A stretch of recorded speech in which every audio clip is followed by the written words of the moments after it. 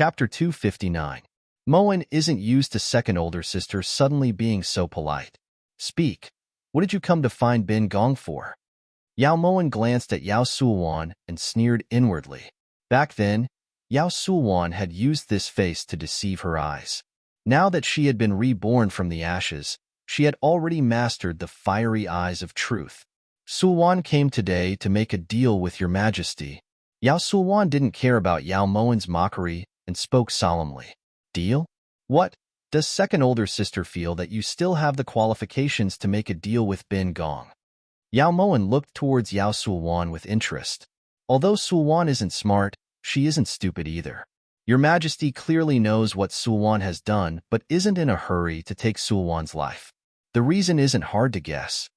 Yao Sulwan's gaze was cold as she stared at Yao Moen's face, as if she was trying to find the slightest change, but to no avail. Oh? Then tell me, why didn't Bin Gong kill you?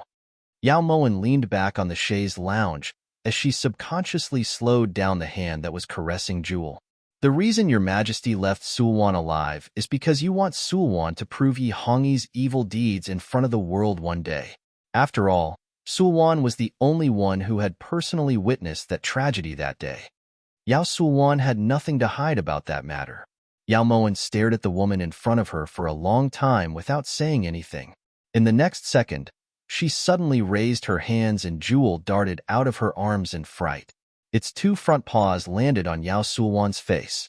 Ah! The cat's sharp claws left 10 long bloody marks on Yao Sulwan's face. Deep within the marks, one could see the flesh curling up. There's a saying that the pupil surpasses the master. It seems that Jewel is much more capable than Fluffy. Yao Moen came to this conclusion as she looked at Yao Sulwan, who was covering her face with both hands and howling in pain. Yao Moen, you're going too far. Yao Sulwan's eyes were bloodshot from the pain as she glared at Yao Moen. You were the one who delivered yourself to me, so there's no reason for Bin Gong not to bully you. All right, you said you wanted to make a deal with Bin Gong. What deal? This consort is all ears. Yao Moen looked towards Yao Sulwan with a harmless expression and smiled like a flower. Scram. Yao Sulwan felt an incomparable pain on her face. She immediately pushed Yao Moen away and rushed out of Guan Osprey Palace. When Yao Moen saw Yao Sulwan run out of Guan Osprey Palace in a sorry state, the smile in Yao Moen's eyes disappeared and she called out to Yin Shui coldly, Master. It was as if Yin Shui had descended from the sky to stand behind Yao Moen. Hurry and find Yi Junqing. Yao Moen's expression was grave and her eyes were cold. These past few days, she had been too preoccupied with Meng Yuan to care about Yao Sulwan. Now that she thought about it, Xia Furong had just gone to look for Yao Sulwan yesterday. For her to come to Guan Osprey Palace to make a fuss today, she was clearly trying to attract her attention. Her goal was most likely to be to cover for Xia Furong. When Yin Shui saw Yao Moen's solemn expression, she didn't dare to ask any more questions and immediately jumped out of Guan Osprey Palace. Inside Harmony Palace, Yi Junqing didn't doubt the tea Xia Furong handed him at all. By now, he had already finished his third cup. From his point of view, Xia Furong was admittedly a bit arrogant and willful, but in the end, she was still a princess of a country. She probably wouldn't do anything out of line. Is Prince feeling very hot? When Xia Furong saw the fine beads of sweat on Yi Junqing's forehead, she pretended to be worried, but inside, she was so happy that she couldn't contain herself. According to Yao Sulwan, the best place to conquer a man was on the bed. Xia Furong admitted that she didn't have much experience, so she just swallowed the other red pill and hoped that it would have a perfect effect. It's a bit hot. It's probably because of the hot and humid weather. Yi Junqing lightly wiped away the sweat on his forehead as he replied, Azi Abai. You two go to the imperial kitchen and bring 2 bowls of mung bean soup over.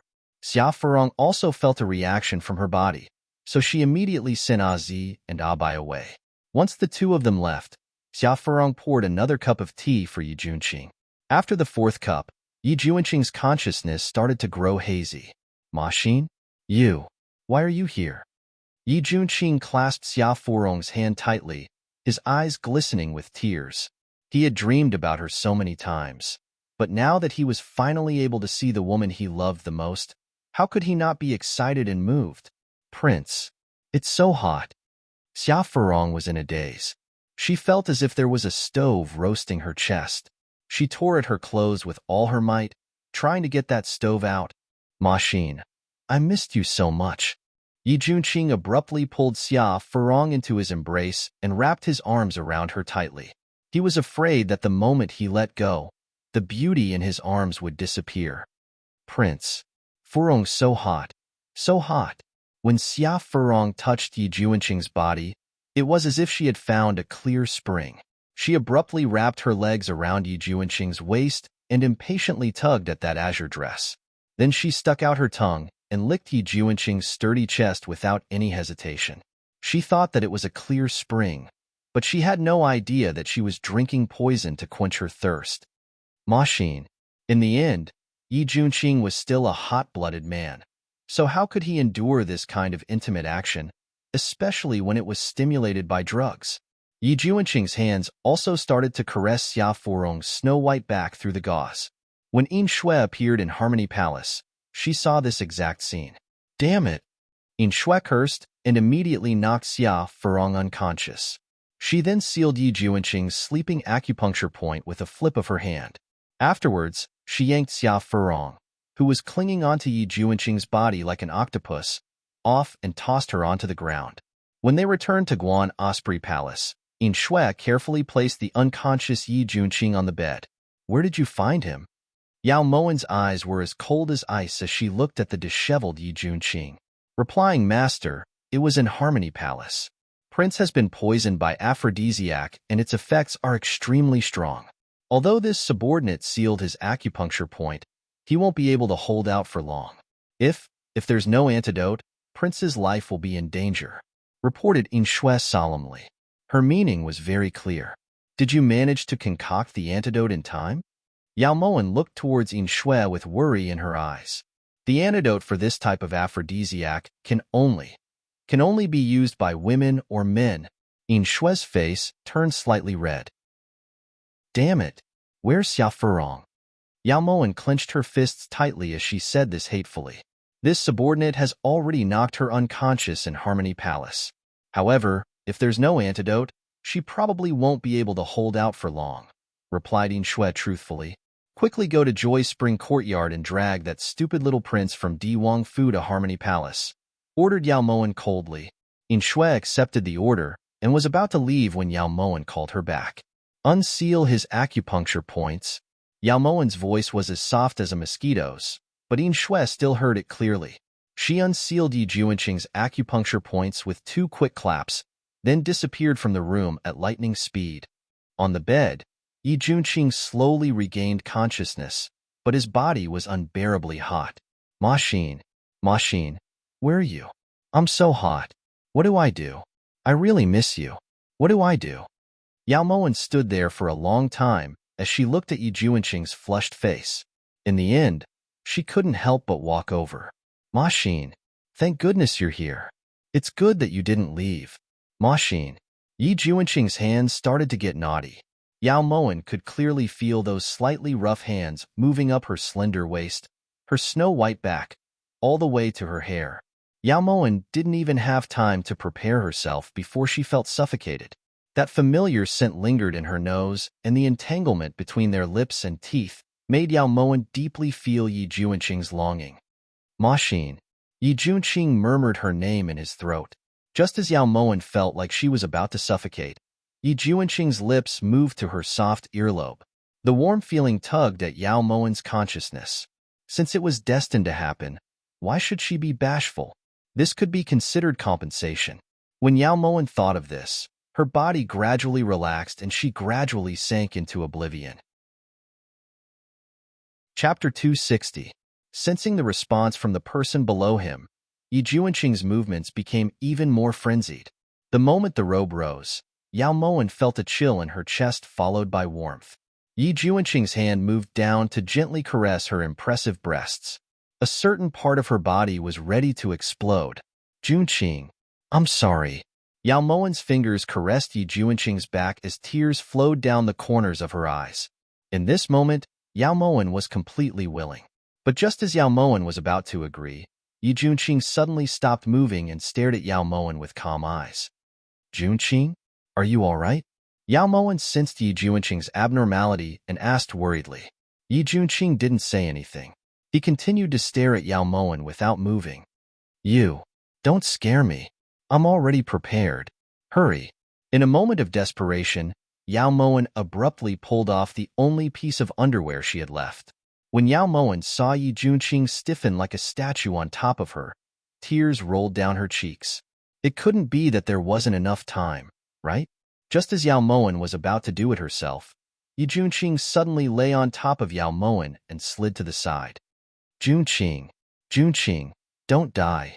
If you die, who did Moen do all this for? Yao Moen's tears flowed like a fountain as she sobbed silently.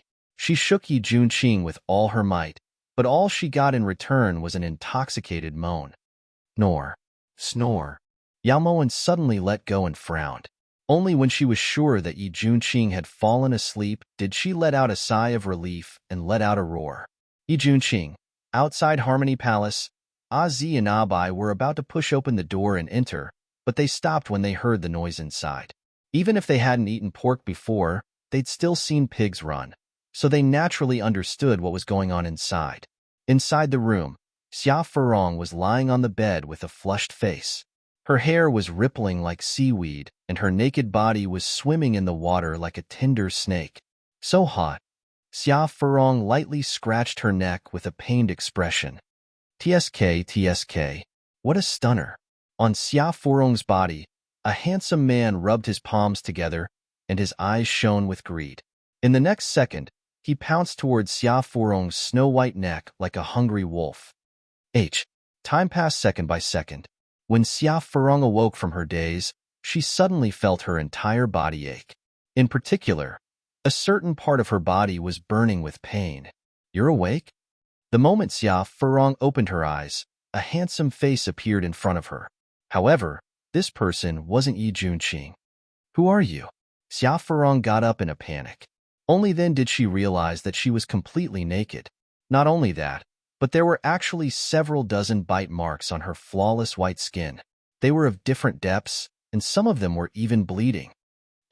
Xia Furong endured the pain and suddenly pulled up the brocade blanket to wrap herself up tightly. Tears gushed out of her eyes. What are you doing? It's not like you haven't seen it before.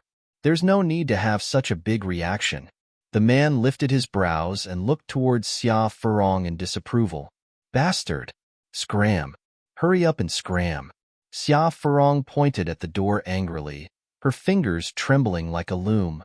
This prince also wants to leave, but it's not good to be seen by the palace maids and eunuchs. Why don't you let that person send this prince away? Said the man with a wronged expression. You? What person? Who exactly are you? Xia Furong roared furiously. Azi and Bai heard her clearly from outside and immediately rushed in. When they saw the unfamiliar man in front of them, the two of them abruptly closed the palace doors, then ran to the bed and looked towards the man at the table. You don't know who this prince is? Then why did you invite this prince here? The man was confused. Kill him. Kill him for this consort. Xia Furong's blood surged as she roared furiously. Abai and Azi exchanged a glance and were about to step forward when they were stopped by the man. This prince is the hereditary Prince Difeng of the D residence. You guys dare to kill me? When Difeng saw that the woman on the bed was serious, he immediately reported his name. So what if you're the D residence? This consort is the Princess of Grand Xia, the honored princess who's going to marry the esteemed prince. You actually dared to do such a beastly thing to this consort? Not to mention killing you, even if I scrape you. It won't be enough to resolve the hatred in this consort's heart. Xia Furong rebuked him with tears streaming down her face. You're the honored princess. Difeng looked towards the woman on the bed in realization. He thought that it was some imperial concubine who couldn't bear the loneliness and wanted to make love with him. He didn't expect that it was actually a princess of Grand Xia. No wonder there were tears on her face. It turned out that she was inexperienced. This consort will definitely report this to King Yu and have you executed. Xia Furong felt even more wronged as tears fell down her cheeks. It's fine if I'm executed, but I'm just afraid that His Majesty will execute this prince if he sees this consort. This prince isn't afraid of death, only pain. Di Feng looked towards Xia Furong with a crying expression. If that's really the case, then scram. This consort will change right now and go find King Yu. Xia Furong roared fiercely. When she looked down and saw the bruise on her snow-white arm, she was immediately filled with anger. All right, this prince is going to die anyway. At that time, this prince will definitely talk about how your highness behaved in bed earlier. TSK. I truly never expected that the princess of Grand Xia would be even more seductive than the girls in the brothels. To tell the truth, this prince doesn't like people with looks like yours. If it weren't for the fact that you know how to show off, this prince wouldn't have touched you, said Di Feng resentfully. You, bastard. Xia Furong was extremely angry. She pointed at Di Feng and couldn't even speak properly. Princess, should this servant still call King Yu over? Asked Abai carefully. However, she didn't expect that a pillow would suddenly fly over her head. Idiot, do you want the entire world to know about this? Roared Xia Furong. When Abai heard this, she immediately knelt on the ground and buried her head between her knees. She didn't even dare to breathe loudly. Look at you. She's currently angry. Why are you provoking her? Does it hurt? When Di Feng saw that Abai's body was trembling like a sieve, he walked over and personally helped her to the side in an extremely gentle manner. Although this Di Feng was honored as King Di, his birth mother was a servant girl. If it wasn't for the fact that the main wife didn't have a son, the hereditary title of nobility wouldn't have fallen to him. As a result, he grew up watching his birth mother being bullied and humiliated by the main wife. As time passed, he began to sympathize with those weak people. Later, because on the first day he inherited the title of nobility, he found an excuse to kill the main wife who caused his mother's death. This infuriated Yi Hongyi. In addition to his dissolute personality, Yi Hongyi ordered him not to enter the palace. Otherwise, he wouldn't be spared. Bastard. You're all bastards. Woo. Xia Furong didn't know what to do for a moment. She could only sit on the bed and curse. Di Feng ignored her and only cared about comforting Abai who was being cursed. If Prince does this kind of thing, how will my family's princess face people in the future? In order to avoid settling accounts later, Abai deliberately kept her distance from Di Feng and spoke in a low voice. Ahem. This is easy to handle. Since your highness has come to make peace, then it doesn't matter who you marry. This prince might as well suffer a bit and marry you. Di Feng once again sized up Xia Furong who was lying on the bed. His voice was filled with unconcealable helplessness. Chapter 261. You, Pa. This consort wants to marry Yi Junqing. Who do you think you are? Xia Furong wiped away her tears and glared at Di Feng resentfully. Your highness, aren't you being too naive? Do you really think that you can still marry Yi Junqing in this situation? Of course, if Yi Junqing doesn't mind this shoe that this prince has worn, then there's nothing to say. Di Feng smiled coldly as he looked towards Xia Furong. Although she was a bit beautiful, he just couldn't bring himself to like her. Scram. How could Xia Furong endure this kind of provocation? She immediately roared. Di Feng shrugged. From the looks of it, he could only think of a way to leave the palace himself. Once Di Feng left, Xia Furong immediately felt wronged and began to cry loudly. The next morning, the thin rays of sunlight shone through the crisscrossed windows into the inner room of Guan Osprey Palace. On the bed, Yi Junqing rubbed his forehead with a deep frown. When he slowly opened his eyes, he froze in place. This prince? Why is this prince here? When he saw the faint purple bedsheet, Yi Junqing jumped up and looked towards Yao Moen, who was sitting in front of the dressing table, combing her ink-black hair, with a terrified expression. What else? Where does Prince want to be? Harmony Palace? Yao Moen leisurely turned around. Her face, which didn't have any makeup on, was as pure as a white lotus. It was so pure that no one could bear to blaspheme it. What exactly happened? Yi Junqing shook his head. He only remembered that he was drinking tea with Xia Furong in Harmony Palace. He had no recollection of what happened after that. If it wasn't for this consort, Prince and Xia Furong would already be done with each other. Yao Moen twirled her wrist and skillfully coiled her hair into a flying bun. How is that possible? This prince only went to drink a cup of tea. Yi Junqing was shocked when he heard this and quickly walked over to Yao Moen. "In Shui, you tell him." Yao Moen ignored him and turned to face the copper mirror. When she finished speaking, In Shui suddenly appeared in front of Yi Junqing. "Replying to your highness, when In Shui sneaked into Harmony Palace, you and Xia Furong were hugging each other with disheveled clothing. Fortunately, In Shui arrived in time, so Xia Furong didn't take too much advantage." In Shui examined the tea and found that there was indeed an aphrodisiac in it. Moreover, the effect of the aphrodisiac is extremely strong and incurable, In Shui said truthfully. How could Xia Furong do such a despicable thing? It was simply, "You said there was no cure? Then this prince?" Yi Junqing looked towards In Shui in shock. In Shui didn't say anything and turned her clear eyes towards Yao Moen. "You can leave." Yao Moen quietly dismissed In Shui, then picked out a pearl hairpin and put it in her hair. At this moment, Yi Junqing felt like all the blood in his body had frozen and his heart had stopped. He desperately tried to recall what had happened last night, but all he could think of were blurry scenes. Last night, this prince. Yi Junqing really wanted to walk over to Yao Moen and ask her about it, but he was so flustered that he didn't know which leg to take first. "Prince, there's no need to take it to heart. Even if some things happened last night, in Moen's eyes, they've already become history. There's no need to look back." Yao Moen's expression was as calm as an ancient well, but a trace of delight flashed through her heart. When In Shui returned, Yao Moen finally found out that the reason Yi Junqing had fallen asleep at such a crucial moment wasn't because she wasn't attractive enough. It was because the aphrodisiac Xia Furong had made had expired too long ago. However, Yao Moen still felt a bit annoyed. She had mulled it over for a long time before finally deciding to indulge herself for once. She hadn't expected that Yi Junqing would fall asleep while she was completely naked. How could she endure this? Then that means, last night, this prince and you? Yi Junqing swallowed hard. His hands that were hanging by his sides couldn't help but tremble. He didn't dare to look Yao Moen in the eye. At this moment, he didn't know what to do. "Prince, there's no need to blame yourself. Just pretend that nothing happened." Yao Moen turned around gracefully. When she saw Yi Junqing's guilty expression, she suddenly couldn't bear it. "It's this prince's fault. This prince shouldn't have. Don't worry, this prince will give you an explanation."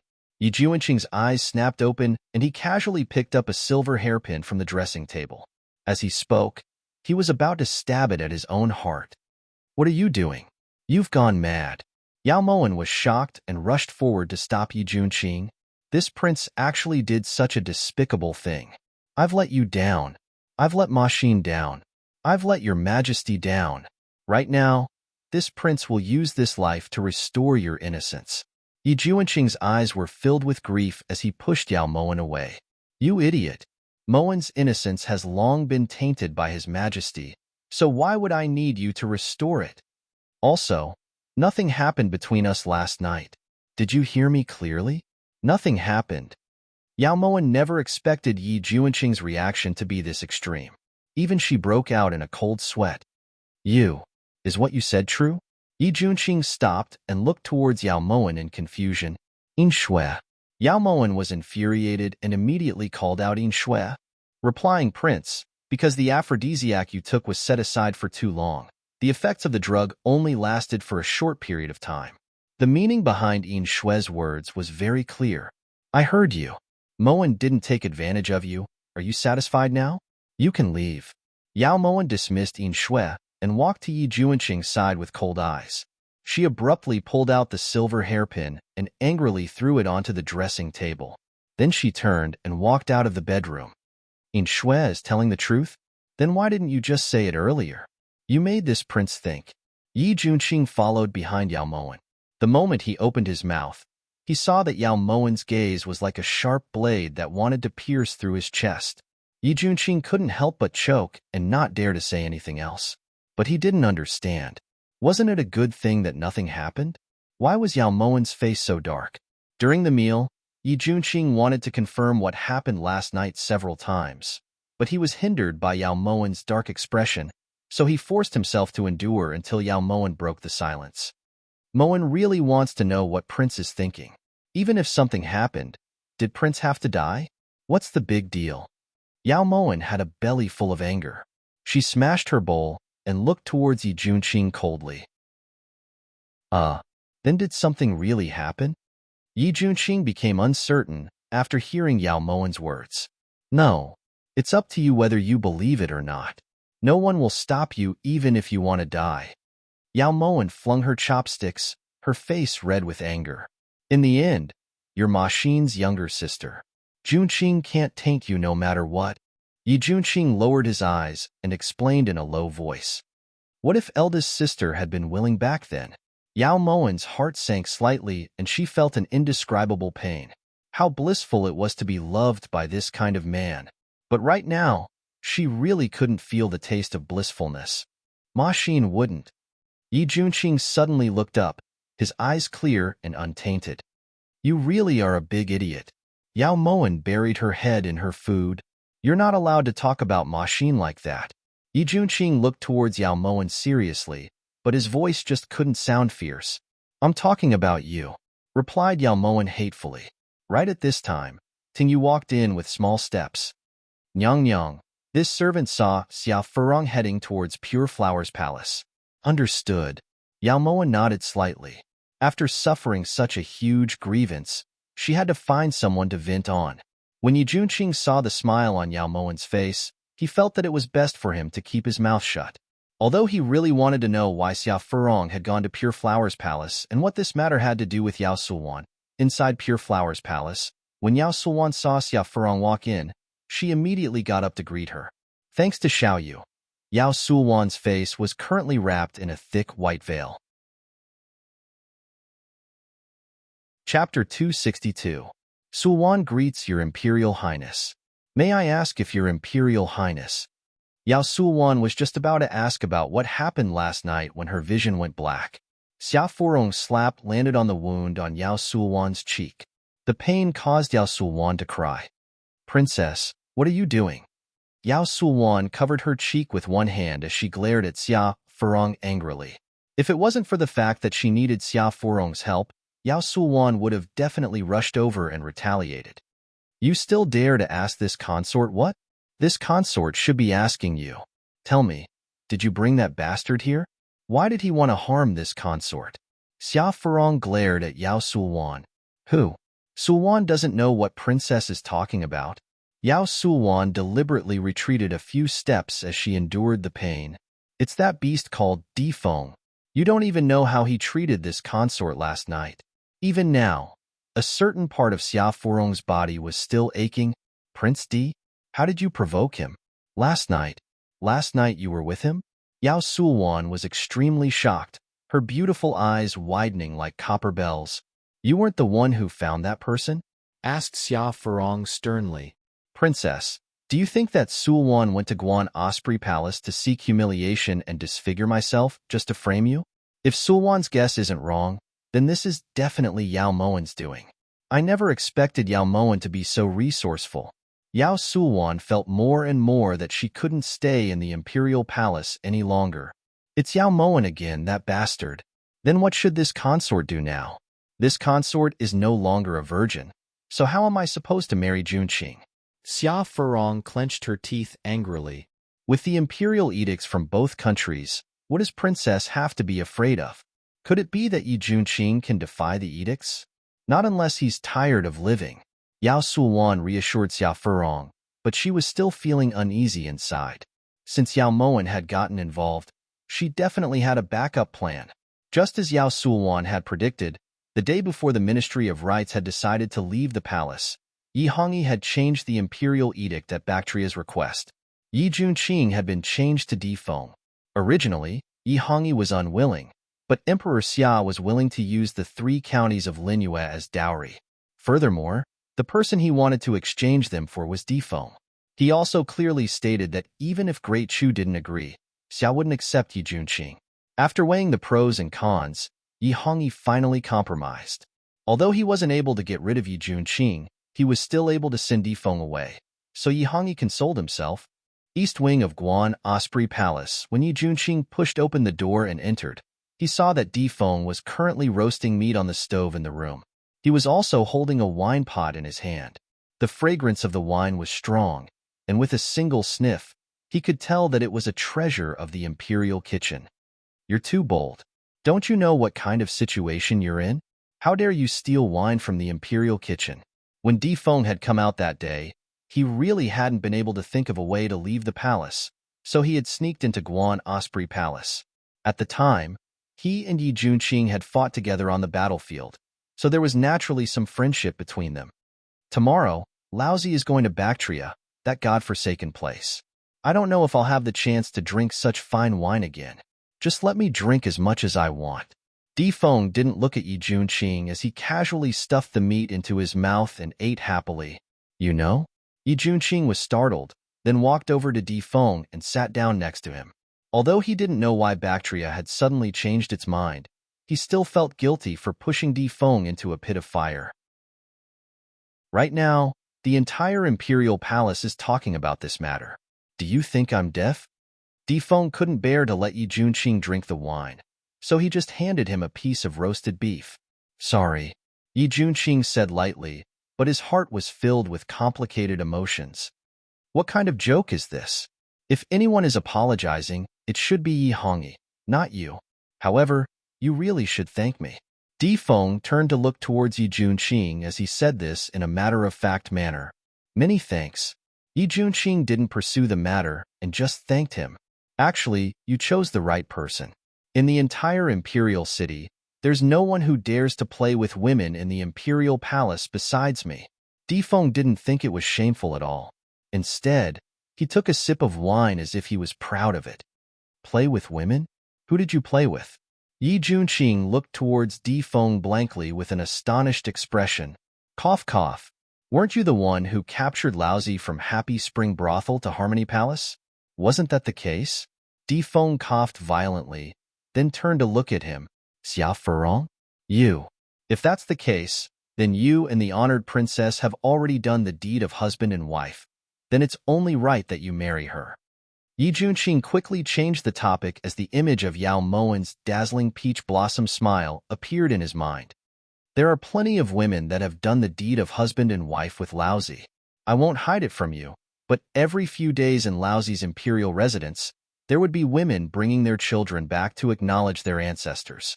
Di Feng raised his hand to take another gulp of wine, then tore off a piece of meat. Yi Junqing was silent for a long time before he finally spoke. Actually, your scholarly and martial arts skills aren't below this prince's, so why bother degrading yourself? Di Feng didn't reply and just continued to drink. After a while, he turned to look towards Yi Junqing.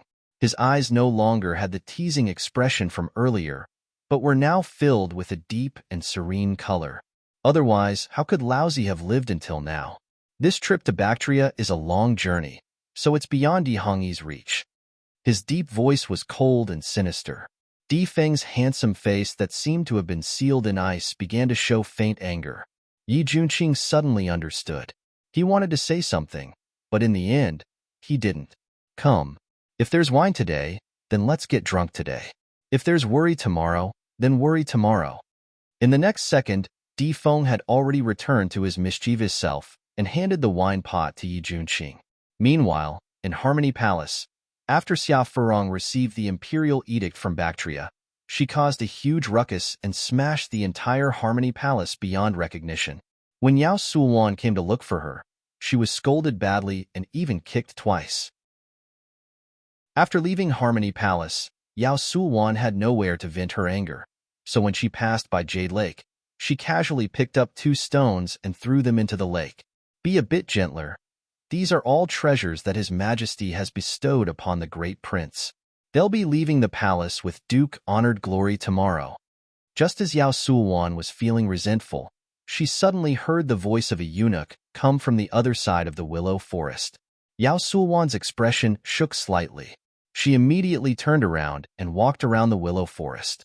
Only then did she see that the eunuchs were currently carrying 4 large chests made of pear wood towards Harmony Palace. Yao Sulwan carefully examined the 4 chests. One of them was about the height of a person, so it was big enough to hold her. When she thought of this, Yao Sulwan immediately turned around and returned to Pure Flower's palace. As of now, this imperial palace was no different from a heavenly prison to her. On the surface, His Majesty was telling her to retreat, but in secret, he was definitely thinking of a way to kill her. There was also Yao Moen's occasional taunts and ridicule. She truly had enough. Other than leaving the palace, Yao Sulwan had no other way out. The next day, under extremely unwilling circumstances, Xia Furong was invited onto an 8-bearer sedan chair. Azi and Bai naturally followed on her left and right. The 4 carriages behind the sedan chair each had 4 wooden chests tied to them. The procession majestically walked out of Harmony Palace and headed towards the eastern gate of the Imperial Palace. At the eastern gate, Di Feng was currently dressed in wedding clothes, waiting there. As for how Di Feng became Emperor Xia after arriving in Great Xia, that was a story for another time. At this moment, Yao Sulwan covered her mouth with both hands. She allowed her body to jolt about in the chest, but she didn't dare to make the slightest sound. The wheels rolled forward, but Yao Sulwan's heart felt like it was being gripped tightly by someone. The pain was indescribable. When she first entered the Imperial Palace, she thought that after Yao Maxin died, she would be the best candidate for the position of Empress. She never expected that she would be reduced to such a state. She was unwilling to leave just like this, but if she stayed, it would be hard to keep her life. With this kind of vexed and conflicted feelings, Yao Sulwan finally left the Imperial Palace. Chapter 263. On the night Yao Sulwan left the palace, Yi Hongyi sensed that something was wrong. After searching several times to no avail, he finally suspected the wooden chests Yao Sulwan had taken away. However, by the time Azure Dragon caught up, Yao Sulwan had already used a sharp blade she had prepared in advance to cut open the wooden chests and escape. That night, Yi Hongyi used strong alcohol to numb himself and drank until he was dead drunk. He was afraid that Yao Sulwan would tell the world about Yao Maxin. He was afraid that the world would look at him strangely, just like when Yao Maxin was still alive. Everyone's gazes were filled with ridicule and disdain. The next morning, Yi Junqing walked into Guan Osprey Palace in a relaxed manner. When he saw the breakfast on the table, his appetite was greatly aroused.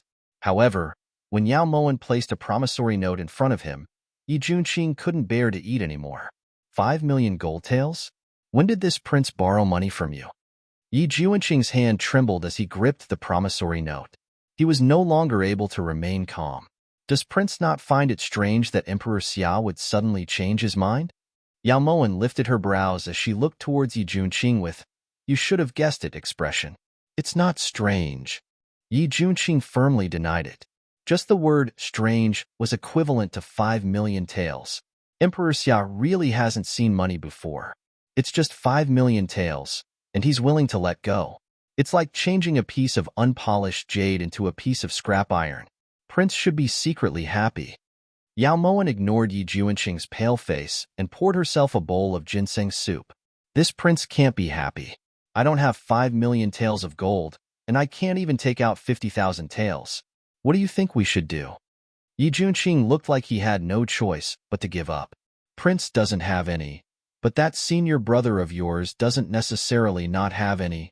Yao Moen tried to guide him. Unless I sell the Phoenix Feather Manor.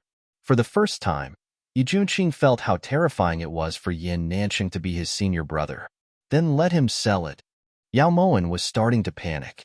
Ever since the business in Mongyuan had closed, the numbers on the account books had been steadily dropping. This was the first time Yao Moen had felt a sense of danger from not being able to make ends meet. Yi Junqing was speechless. 3 black lines instantly appeared on his forehead. When Yao Moen saw Yi Junqing like this, she realized that she had lost her composure. Cough, cough. If your highness doesn't want to trouble Yin Nanqing, then please sign here. At the side, Tingyu eagerly handed over a brush that had been dipped in ink. Yi Junqing didn't look at Yao Moen, nor did he look at Tingyu. He only closed his eyes, showing no intention of signing. Of course, if Prince is willing to pay with your body. Before Yao Moen could finish her sentence, Yi Junqing had already handed over the signed promissory note at lightning speed to Yao Moen. Yao Moen happily put the promissory note away, then picked up the bowl and chopsticks. Every dish tasted especially delicious.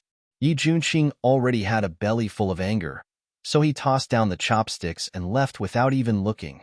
Once Yi Junqing left, Yin Shui silently appeared in the main hall and respectfully handed Bin Lei's secret letter to Yao Moen. "How are things on Yao Suwan's side?" asked Yao Moen as she opened the secret letter. She went in the direction of Meng Yuan. "Master, don't worry. With Lu Sha following her, Yao Suwan won't escape our control," reported Yin Shui. As she looked at the letter in her hand, Yao Moen's eyes abruptly turned cold and a shocking wave surged through them. "Master?" Even if Yin Shui didn't ask, she could guess that something big must have happened in Meng Yuan. This consort was careless. "I didn't expect that Thousand Paths would be able to quickly adjust their prices while Yao Manifest business was closed. They actually managed to earn back all of their losses. Preposterous." Yao Moen destroyed the secret letter in annoyance as her brows furrowed.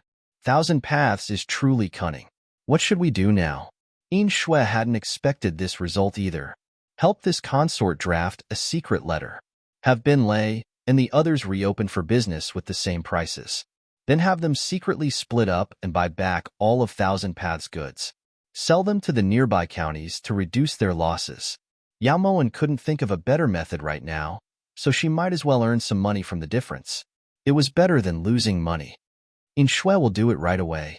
After Yin Shui left, Yao Moen didn't have much interest in this table full of breakfast, so she turned to return to her bedroom. That night, Yi Hongyi, who hadn't appeared for a long time, dragged his tired body in. Without An Bingshan and the new eunuch not to his liking, Yi Hongyi came alone. "Your Majesty has come to see Wan. Yao Moen was full of smiles as usual as she skipped over to support Yi Hongyi's arm. However, she was filled with disgust. "Jin misses Wan. Jin only has Wan." When Yi Hongyi spoke, the strong smell of alcohol drifted over. Yao Moen's brows furrowed. "Your Majesty cannot drink so much. It's harmful to the body." Yao Moen helped Yi Hongyi sit down, then looked towards Tingyu. Just as Tingyu was about to pour tea for him, Yi Hongyi suddenly raised his hand. "You can leave. Zhen wants to have a good chat with Wan." When Tingyu heard this, she could only put down the teapot and respectfully leave Guan Osprey Palace. Seeing Yi Hongyi's drunken expression, Yao Moen's lips flashed with an imperceptible coldness. After her rebirth, everything she had done was finally showing results. The current Yi Hongyi was already on the verge of being abandoned by everyone. The important ministers of the previous dynasty seemed to be united with him, but were actually divided. The concubines in the inner palace were even more scattered. Yao Moen felt more and more that the time was ripe. "Wan, what do you think of Jin?" Yi Hongyi pulled Yao Moen into his embrace and coaxed her like a treasure. His voice was very soft, afraid of scaring the lovely person in his embrace. "Your Majesty is good. Your Majesty is the best person in this world." Yao Moen leaned into Yi Hongyi's embrace, her fingers playing with the jade pendant at his waist. But why did they have to leave Jin one by one? Consort Xian, Consort Da, Consort Shu, Yu Qing, Yi Liu, Yi Zixiao, and Bingshan, Yao Jinting, and Yao Suwan. Jin has never mistreated them, but why did they have to betray Jin? Why? Yi Hongyi's grip on Yao Moen's arm tightened, his gaze sinister. "It hurts." Yao Moen stammered, tears welling up in her eyes. Yao Moen counted on her fingers and realized that she really had done quite a lot of things. Sorry Wan. It's Jin's fault. Jin shouldn't have used so much force. Can you forgive Jin?" Yi Hongyi clutched Yao Moen's shoulders in fear, begging like a child who had done something wrong. His eyes were filled with grief. "Wan knows that your Majesty is upset. Wan doesn't blame your Majesty." "Forgive?" Yao Moen snorted disdainfully. Yi Hongyi, heh, in this world, not everyone who has done wrong has the right to be forgiven. Based on everything you've done in the cold palace, if I forgive you, then I really would have died for nothing. Wan, don't leave Jin. Jin only has you." That night, Yi Hongyi stroked every inch of Yao Mo Wan's skin as gently as he could. Like a clam wrapping around a pearl, he embraced her wholeheartedly. That night, Yao Moan felt nauseous like never before. There were several times when she had to endure it with all her might to suppress the cramps in her stomach. Yao Moan knew that it was because of Yi Junqing. Although nothing happened that night, her heart was lost. The next day, less than 6 hours after Yi Hongyi left Guan Osprey Palace, he received an urgent report from the Imperial Hospital saying that Yao Moan had contracted a serious illness. At this time, Yi Hongyi had just left court and rushed to Guan Osprey Palace when he heard the news. When Yi Hongyi arrived at Guan Osprey Palace, almost all of the imperial physicians were gathered in the room, their expressions heavy. Yao Moan was lying stiffly on the bed. Her face was purple and her eyes were hazy. Her hands would occasionally spasm as if she was about to die. Chapter 264. How could this be? An imperial physician. At this moment, Yi Hongyi felt as if his heart was bleeding, as if it was being bitten by a venomous snake. The pain was indescribable. For the first time, he was afraid of losing a woman. Your Majesty. Her Majesty the Empress has contracted a rare disease called hyposomnia. There is no cure for this illness, and the only way is to send her ladyship to a place called Quiet Spring in Mangyuan to soak in it for 49 days. Imperial physician Li's voice was trembling, his face pale and his body shaking like a leaf. Napping? Wasteland? We have never heard of this kind of illness. Yi Hongyi's sword-like brows were tightly knitted as he questioned in a stern voice. Your Majesty is wise. This old subject has read about the symptoms of hyposomnia in a medical book, and it is no different from the Empress. This old subject will return to the palace to find a medical book for your Majesty. Imperial physician Li's forehead was covered in sweat, but he did not dare to stretch out his hand to wipe it away. What's the use of reading medical books? Can you guarantee that Her Majesty will be safe and sound after soaking in the nether spring in Mangyuan? Yi Hongyi turned to look towards Yao Moan, his hands carefully caressing her cheeks. A tear actually fell from the corner of his eye. Your humble subject is willing to use his life as a guarantee. Imperial physician Li said resolutely. Men, prepare the carriage immediately. We will personally send the Empress to Mangyuan for treatment. All of you, follow me. If anything happens, we will exterminate your 9 generations. Yi Hongyi waved his sleeves and dismissed all the imperial physicians in the room, ordering them to quickly prepare. Just as the imperial physicians were leaving Guan Osprey Palace, Huan Heng suddenly asked for an audience. I won't see anyone. Yi Hongyi held Yao Mo Wan's ice-cold fingers with incomparable heartache, as if he wanted to transfer all of his body's warmth to Yao Mo Wan. But the true feelings on his face couldn't be faked. At the side, Tingyu couldn't help but lament as she cried. It was a pity that the person in Master's heart wasn't the Emperor. Your Majesty, forgive this humble subject for boldly requesting an audience. The South is in chaos and has already sent troops to attack you. They have already taken down 2 cities of Great Chu. Huan Heng reported in grief and indignation. His eyes were filled with worry. What? Why would the South mobilize their troops for no reason? Yi Hongyi was stunned when he heard this and looked towards Huan Heng in disbelief. It's probably because of the issue of territory. The southern Chang covets our Great Chu's Chilean mountain range and refuses to give up. Huan Heng guessed. I'll leave this matter to you.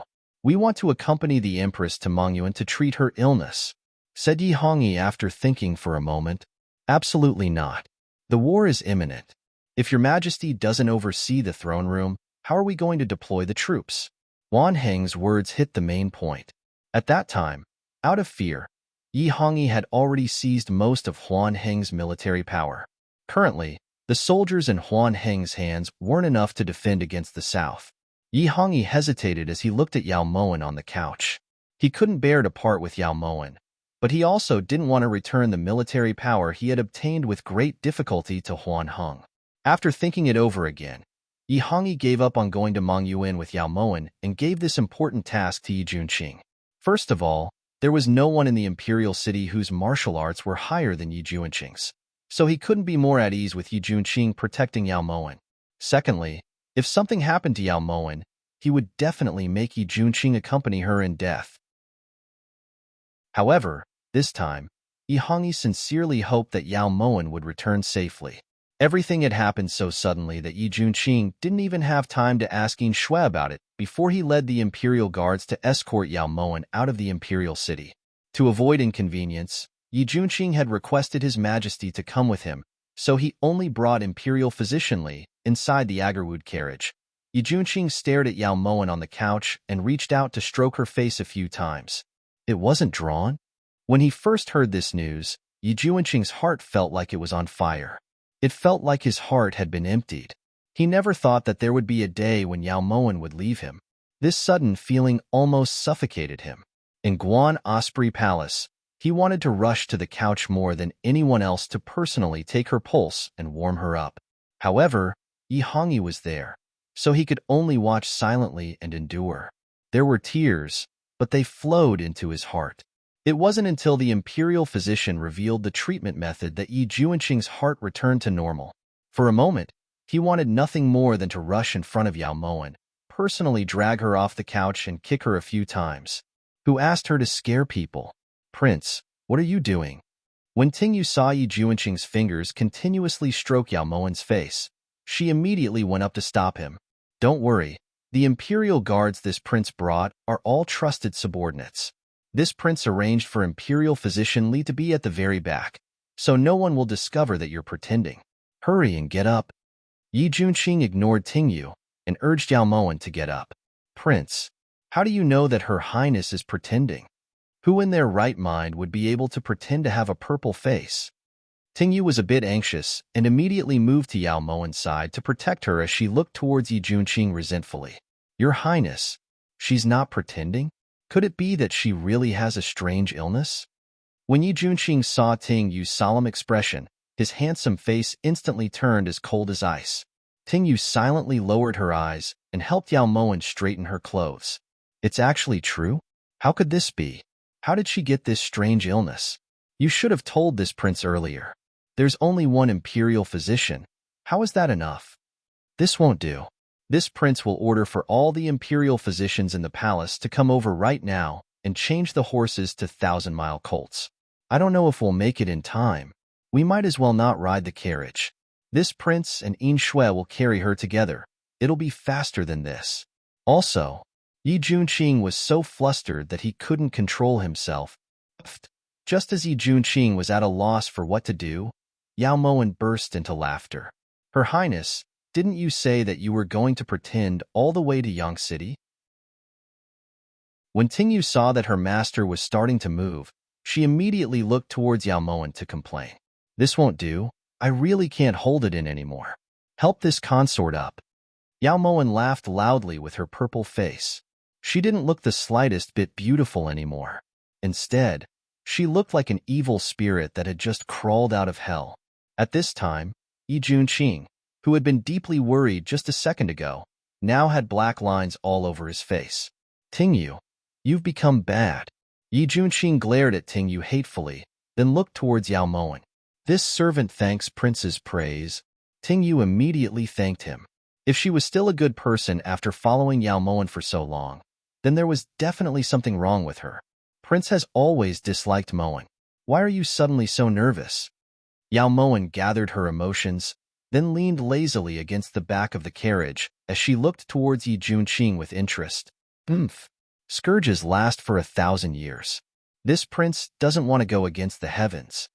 Although Yi Junqing was angry, his heart finally calmed down when he saw that Yao Moen was alive and kicking. Thankfully, Prince only brought Li Zhuan, one imperial physician. If all the imperial physicians had come, who knows how long Moen would have had to pretend for? Yao Moen didn't mind Yi Junqing's ridicule. She only felt warmth in her heart when she heard Yi Junqing's incoherent speech. What's the difference between one imperial physician and a group of imperial physicians? This prince advises you to lie down and not let Li Zhuan find out. Whenever Yi Junqing thought about how Yao Moen had almost tricked him into tears, he felt stifled. Of course Li Zhuan knows. Otherwise, how could he have mentioned Meng Yuan? Yao Moen reflexively lifted the curtains. The rustling autumn wind blew in through the window, ruffling the fine black hair in front of Yao Mowen's forehead. This was supposed to be a beautiful scene, but it was ruined by Yao Mowen's bruised face. You bribe Li Juan? Don't tell this prince that you also bribed Huan Heng, and that the matter of Nanxiang doesn't exist? Yi Junqing looked towards Yao Mowen in shock. Fortunately, Mowen had predicted that your majesty would come along, so she arranged for Huan Heng to enter the palace. As for Nanxiang, that's true. It's just that Duan Shiming's movements are a bit too slow. Mowen's letter was sent 5 days ago before he mobilized his troops, said Yao Mowen absent-mindedly. There was a hint of complaint in her voice. Chapter 265. You know the ruler of the south, Duan Shiming? It can't be. Yi Junqing's eyes lit up and his lips fell open as he looked towards Yao Mowen in disbelief. He knew that Yao Mowen was very resourceful, but he didn't think that she would be so familiar with the distant lord of the south. Does Prince feel that miracles are everywhere? Don't worship Mowen too much. Yao Mowen lifted her brows. Her expression seemed to be telling Yi Junqing, don't worship older sister too much, older sister is only a legend. In reality, when Yao Mowen and Yi Hongyi had gone to Nanxiang, they had helped Nanxiang's ruler, Duan Shiming, greatly. Therefore, when Duan Shiming saw the keepsake Yao Mowen sent over, he agreed to send troops to Great Chu and stall for 10 days in Linyue County. This was to return the favor. As for their relationship, it wasn't that deep. Lift up the curtain. Don't scare the ghost. Yi Junqing appeared calm on the surface, but his heart was in chaos. How could there be ghosts in broad daylight? Asked Ting Yu insensibly. Yi Junqing rolled his eyes in response. The journey from the imperial city to Mongyuan took about a month. During this time, they passed through about 10 counties. Every time they arrived at a county, Yao Mowen would pretend to be sick on the bed and have Li Juan take her pulse. Her goal was to show off to the local officials. This was because Yao Mowen believed that even if Yi Hongyi hadn't come with them, he would still keep an eye on her condition. It was also very hard for him to trust Yi Junqing, so these officials became his eyes. At this time, Yao Mowen was lying on the bed in Ji Province's guest house. Her face was purple and her eyes were closed. Her arms would occasionally spasm and tremble.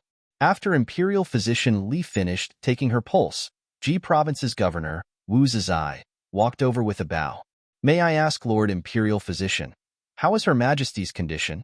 Asked Wu Zizai quietly as he occasionally glanced at Yao Mowen on the bed. Governor, don't worry, Her Majesty is fine for now. Imperial Physician Li put away the medicine box and replied respectfully. Wu Zizai's official rank was 2 ranks higher than Li Juan's. However, Li Juan was an imperial physician of the Imperial Hospital, so Wu Zizai naturally had to curry favor with him. Once Wu Zizai left, Yao Mowen finally relaxed and sat up from the bed. Your Highness, why are you up? When Li Juan saw Yao Mowen get up, he immediately walked to the door. When he saw that Ting Yu was standing guard outside, he finally relaxed. Li Juan, it's right to be cautious, but if you're too cautious, it'll be hard to avoid the feeling of being paranoid. Yao Mowen stretched her arms before getting off the bed. This subject has committed the crime of deceiving the monarch. If I'm not careful, my head could roll at any time. Li Juan humbly walked to Yao Mowen's side and carried the medicine box on his back. Sit down and have a cup of tea with me. When Yao Mowen saw that Li Juan was about to leave, she deliberately made him stay. In the past, she had threatened him, but now it was time to tempt him. I don't dare. Her Majesty, please tell me what to do. Li Juan didn't sit down, but he didn't dare to turn around and leave. Li Juan couldn't hold any hatred towards Yao Mowen, but there was no lack of complaints. If it wasn't for the fact that the lives of his entire family were being threatened, he wouldn't have dared to lie about sleeping sickness or the Wangyuan Nether Spring. As for that medical book, it was even more of a fabrication. Even now, Li Juan was still afraid. If His Majesty had ordered him to go back to the residence to retrieve it, he really wouldn't have known how to explain it to His Majesty. Are you blaming this consort? Yao Mowen got straight to the point. This subject doesn't dare. Li Juan immediately put down the medicine box and knelt in front of Yao Mowen as he replied in fear and trepidation. When he had personally seen that Yao Mowen's mind was clear and her eyes and ears were sharp, Li Juan knew that Yao Mowen wasn't an ordinary person and couldn't be offended. Don't worry. Since this consort dared to have you make up such a story, this consort naturally made all the necessary preparations. That medical book that recorded sleeping sickness is already in your study. Yao Moen knew what Li Juan was worried about, so she spoke bluntly, "Many thanks, Your Highness." While Li Juan was shocked, he felt that the woman in front of him was wise and far-sighted. Out of the 30 or so imperial physicians in the imperial hospital, this consort chose you. Do you know why? Yao Moen lowered her eyes to look towards Li Juan. Her heart felt a bit sour. When she was pregnant with Zhong'er, in the entire imperial hospital, Li Juan was the only one who had done his best for her. Every time the medicine that was sent to Changle Palace for the miscarriage was personally brewed by him, and he had never asked anyone else to do it. After she died, Li Juan was the only one who had secretly burned Joss paper and prayed for her. From this, it could be seen that not only was this person meticulous, he was also kind-hearted. It wasn't easy to find such a kind-hearted person in the imperial palace. If one wanted to use people without suspicion, then one had to be extra careful in choosing people. This subject doesn't know. Li Juan really didn't understand. He believed that there were many people in the imperial hospital who were more skilled than him. It's because you're the most pleasing to the eye.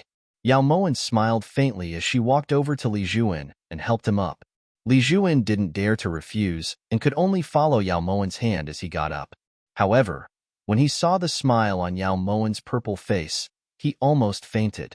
Don't worry, as long as it's someone who follows this consort definitely won't treat them unfairly. You're no exception. From now on, the safety and wealth of your entire family will all be on this consort's shoulders. Here's 1,000 taels of gold. Take it. This consort will now grant you the position of head of the imperial hospital. Once we return to the imperial palace, this consort will immediately honor it. Yao Moen handed over the banknotes that she had prepared earlier to Li Juan with an indescribably solemn and dignified expression on her face.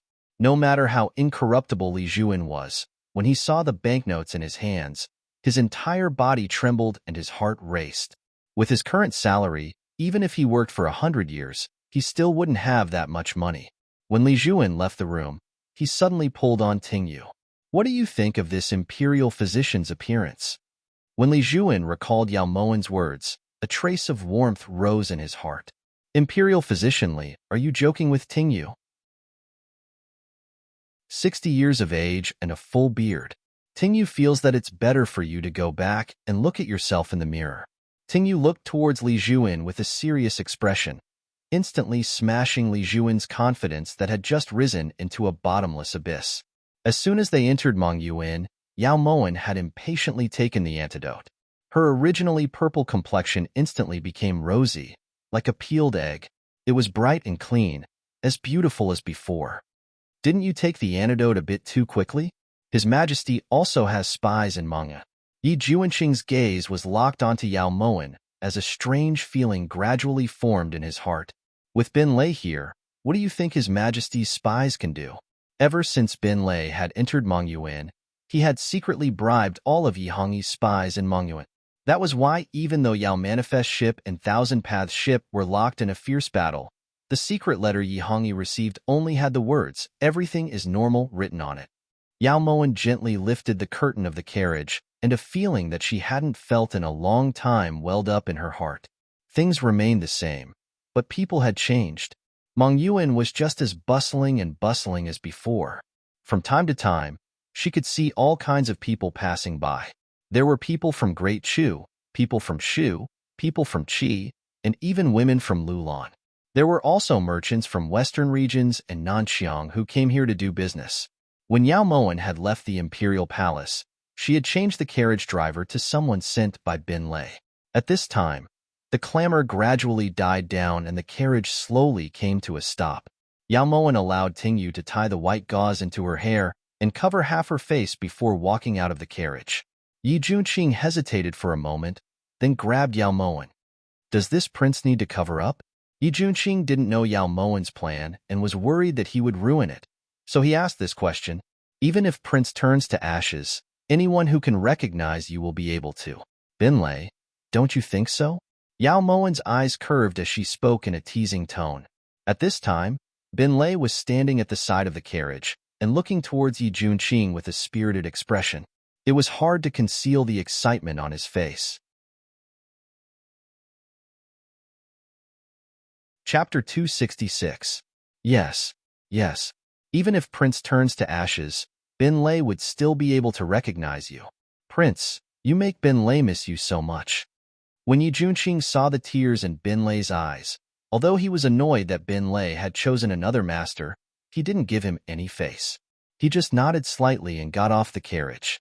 This prince is perfectly fine. Why would I have to turn to ashes for you to recognize me? Said Yi Junqing resentfully as he glared at Yao Moen. Bin Lei didn't care about Yi Junqing's indifference and immediately ordered the servants to pull up a long banner that had been prepared beforehand.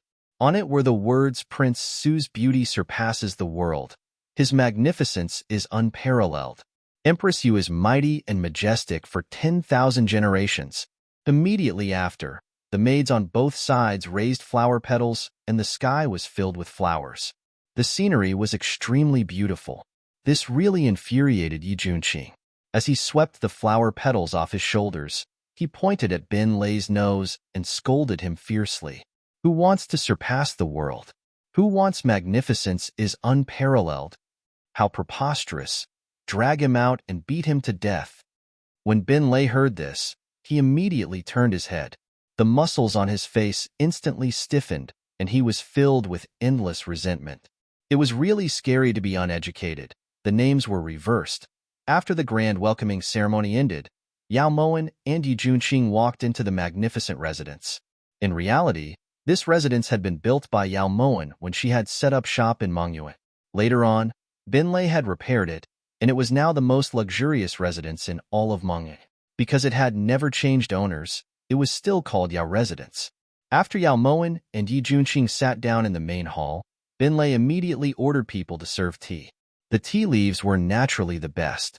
How are the preparations for you, Quan? Yao Moen lifted the teacup and took a small sip. The tea's fragrance lingered in her mouth. Since they had come for you, Quan, they had to put on a show. Reporting to Master, after receiving Master's secret order, Bin Lei bought the entire Phoenix Mountain. Master can enjoy it as you please. No one will disturb you. When Bin Lei cupped his hands and reported, Feng, Yu, Lei, and Dian had already arrived in front of Yao Moen with their respective tents. You guys have worked hard. Yao Moen was sincerely grateful. As hidden guards, we naturally have to work hard for our master. Wind, rain, thunder, and lightning all had their own names. They were Feng Lin, Yu Er, Lei Ting, and Dian Shan. Among the three of them, only Yu Er was a woman. However, in terms of martial arts, Yu Er was the highest. Ting Yu, bring the account book to the room. Yao Moen nodded slightly. Just as Ting Yu was about to take the account book, Steward Uncle Tian suddenly jogged in and handed the item to Bin Lei. Young master, a child left this letter at the door just now. Uncle Tian was in his 60s, and his beard was mostly white. However, he was hale and hearty, and his voice was as loud as a bell. With one look, one could tell that he was a martial artist. For Bin Lei to choose him, he couldn't be bad. Bin Lei took the letter, and his expression turned serious. He immediately walked over to Yao Moen and handed the letter over. Yao Moen lifted her brows as she took the letter. She saw that the words to be personally received by Head Yao were written on it. Master, this is the handwriting of the shopkeeper of Thousand Paths, Bailey Howren. You've only just arrived in Mongyuan, and they've already sent you a letter. Could it be that they've already guessed your identity? Bin Lei looked towards Yao Moen worriedly, his brows tightly knitted together.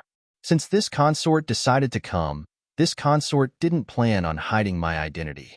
However, they might not have discovered anything. They're just bluffing. Yao Moen absent-mindedly tore open the letter and casually pulled out a land deed. This is Phoenix Mountain's land deed? That's impossible. This subordinate has already bought Phoenix Mountain. The land deed is in this subordinate's hands. Bin Lei's eyes widened in disbelief. Go take out the land deed in your hands. Yao Moen put down the letter and carefully examined the land deed in her hands. She didn't find anything missing.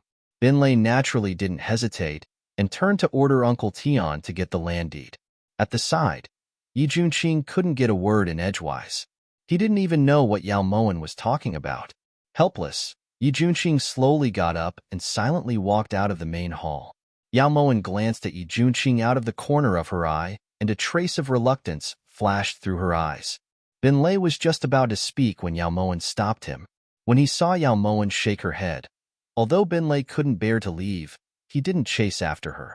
Once Uncle Tian brought over the land deeds, Yao Moen rolled up the 2 land deeds on the jade. When she unrolled them again, one of the land deeds on Bin Lei's had faded while the other one was completely undamaged. This land deed of yours is fake. You must have been tricked by someone. Yao Moen didn't criticize Bin Lei harshly. It wasn't easy for Bin Lei to turn a blade-wielding vanguard into a brush-wielding shopkeeper. It was inevitable that he would occasionally make a few mistakes. This subordinate is slow-witted. Master, please punish me. Although Yao Moen didn't say anything, Bin Lei blamed himself so much that he immediately knelt on the ground and spoke with guilt. The other party's methods are brilliant and their goal is clear. It's reasonable that you were tricked. Get up. Yao Moen looked at the land deed on the table thoughtfully. Master, Bin Lei doesn't understand. Since they wanted to swindle this subordinate's land deed, then why did they send the real land deed over? Bin Lei looked towards Yao Moen in confusion. This consort isn't sure either. Since they're publicly opposing Yao Manifest business, they shouldn't need to ask this consort for this favor. For a moment, Yao Moen also couldn't figure out what trump card the other party was playing. Then should we return the land deed? Suggested Bin Lei worriedly. Are you joking? Isn't this money? They're the ones who sent the land deed over. It's not like we stole it. So why should we return it? Take good care of it and don't lose it. Yao Moen found it very strange that Bin Lei would have this kind of thought. She couldn't help but sigh inwardly. If she was the one who personally managed the business in Mongyuan, then the amount on the account would at least triple. It was just that she couldn't split herself. Also, she didn't have anyone more reliable than Bin Lei by her side, so she could only make do. Only after Bin Lei and the others understood the situation in Mongyuan did Yao Moen walk out of the main hall and find that azure figure in the back garden. Under the sunlight, that figure stood facing the lake. Just the side of his handsome face was enough to turn all living things upside down. The autumn wind blew against the bangs on his forehead, creating a graceful arc in the air. The current Yi Junqing seemed like an immortal who had walked out of an ancient painting. His beauty was illusory and ethereal, enough to topple the heavens and overturn the earth. Why are you here? Bin Lei has been looking for you for a long time. Yao Moen was lying. Bin Lei had wanted to look for him, but she had sent him away. Tell me, is this prince a cripple? Yi Junqing's words were shocking. Yao Moen abruptly turned to look at Yi Junqing in a daze. Her heart ached. Just 2 years ago, she had personally witnessed Yi Junqing sweeping through all obstacles on the battlefield. In that battle, Yi Junqing had used 3,000 elites to bring Yi Hongyi back safe and sound from the hands of 100,000 enemies. This kind of genius was actually calling her a cripple? Why would Prince think this way? Yao Moen restrained the sorrow in her eyes, and her mood suddenly improved. This was a good sign. This meant that Yi Junqing's attention had already shifted from Yao Maxin's death to himself, which was why he was thinking this way. Yao Moen thought this way. It's nothing. I was just feeling emotional for a moment. If you have something to do, then go do it. There's no need to worry about this prince. Yi Junqing seemed to have realized that he was being overly sentimental, so he immediately changed the topic. Yao Moen didn't want Yi Junqing to feel awkward, so she didn't ask anymore and left. Inside Thousand Paths' silk shop, Bailey Howren was currently being tugged at by a god of plague. Speak. Did you deliver the land deed or not? Did you? Chu Maxin grabbed Bailey Howren's collar with one hand while waving his fist with the other, causing Bailey Howren to be dazzled. Chapter 267. How could this humble subject dare to deceive little prince? I sent the deed over 3 days ago. Bailey Howren was filled with regret. He shouldn't have told Chu Maxin his plan without holding anything back. This was great. He'd swindled Phoenix Mountain's land deed with great difficulty into his hands, and he hadn't even warmed up to it when he returned it to Bin Lei. This prince doesn't believe it. If you really sent it over, Yao Moen would definitely return the favor. Why hasn't there been any movement? Do you have anything else valuable that you can send over? Asked Chu Machine seriously. Little Prince, which side are you on? If it was anyone else, Bailey Howren would definitely suspect that they were a traitor. However, this was Chu Machine. He couldn't scold him, beat him, hate him, or hurt him. This prince doesn't care which side you're on. In any case, this prince wants to see Yao Moen. Unless you let this prince out, you can send it over until she steps through this door. How about this? Tell Yao Moen that this prince is here, suggested Chu Machine impatiently as he looked towards Bailey Howren. His Highness the Crown Prince has ordered that I cannot reveal my identity. This humble subject definitely cannot. Forget it. This prince just wants to go out. This prince is bored to death staying here every day. Chu Machine immediately shook off Bailey Howren and was about to rush out when the door was suddenly opened from the outside. Chu Machine stopped in his tracks and saw Huangfu Juanxiu walk in with a wink. Cough, cough. Bailey Howren, you were too careless. How could you lose such an important deed? Chu Machine instantly saw through Huangfu Juanxiu's intentions and turned around to criticize him. This humble subject was negligent. Little Prince, please punish me. Bailey Howren had no choice but to admit his guilt. Otherwise, this little prince would definitely settle the score later. All of you, leave. His clear and melodious voice was like the sounds of nature. Seeing Chu Mabe speak, Bailey Howren left the room as if he had just been pardoned. Huangfu Juanxiu also turned to leave. When he closed the door, he gave Chu Machine a meaningful look. Imperial brother, when did you get here? Chu Machine took a deep breath and turned around to look towards Chu Mabe. Training is fake. You really want to see Yao Moen, right? Chu Mabe slowly walked over to Chu Machine's side and gently caressed his shoulder. Unknowingly, his little brother had already grown so tall. Machine, you're innocent. How could I have known that Yao Moen would also come? Chu Machine refused to admit it. Imperial brother can agree to let you see her, but I'll decide the time. How about it? His charming eyes flickered with a gentle light. Only in front of Chu Machine would Chu Mabe display a rare gentleness. Who wants to see her? Chu Machine's voice was as soft as a mosquito, but his eyes were filled with anticipation. Chu Mabe didn't expose him. His lips curled into a smile, but he didn't say anything. Yao Moen, this time, this prince won't let you take advantage of me so easily. In order to ease Yi Junqing's gloomy mood, Yao Moen had specially arranged for Bin Lei to take Yi Junqing around. Meanwhile, in her free time while she was checking accounts, she would take a sedan chair to Phoenix Mountain to soak in the serene spring. This so-called serene spring was just a hot spring. It didn't have any healing effects. On the main street, there was a sea of people. Yi Junqing walked aimlessly, occasionally stopping for one or two new and interesting weapons. Bin Lei, on the other hand, kept rambling in Yi Junqing's ears, telling him everything he knew about Mongyuan. On the left side of the street, a peddler selling circular fans looked at the woman in front of his stall and impatiently urged her. This miss, are you going to buy it or not? If you're not going to buy it, then don't just stand here, you're blocking my business, said the peddler resentfully. He reached out to push the woman away, but unexpectedly, he was stopped by an ingot of gold. It's enough to buy your stall. If you dare say any more, I'll tear your mouth apart. She threw the gold ingot at the peddler in disgust, then turned to look towards her master. Miss, what are you looking at? When she saw that Yu Funing's eyes were misty and her body was trembling, she took a step forward to steady Yu Funing. It's him. Shi, the day I've been waiting for has finally come. Yu Funing's tears silently slid down her face as she chased after him as if she had lost her soul. She didn't dare tarry and immediately pushed aside the pedestrians for Yu Funing. Esteemed prince? Why is he here? After about 10 steps, she finally saw the person her young miss had been dreaming about. Miss, it's not convenient to talk here.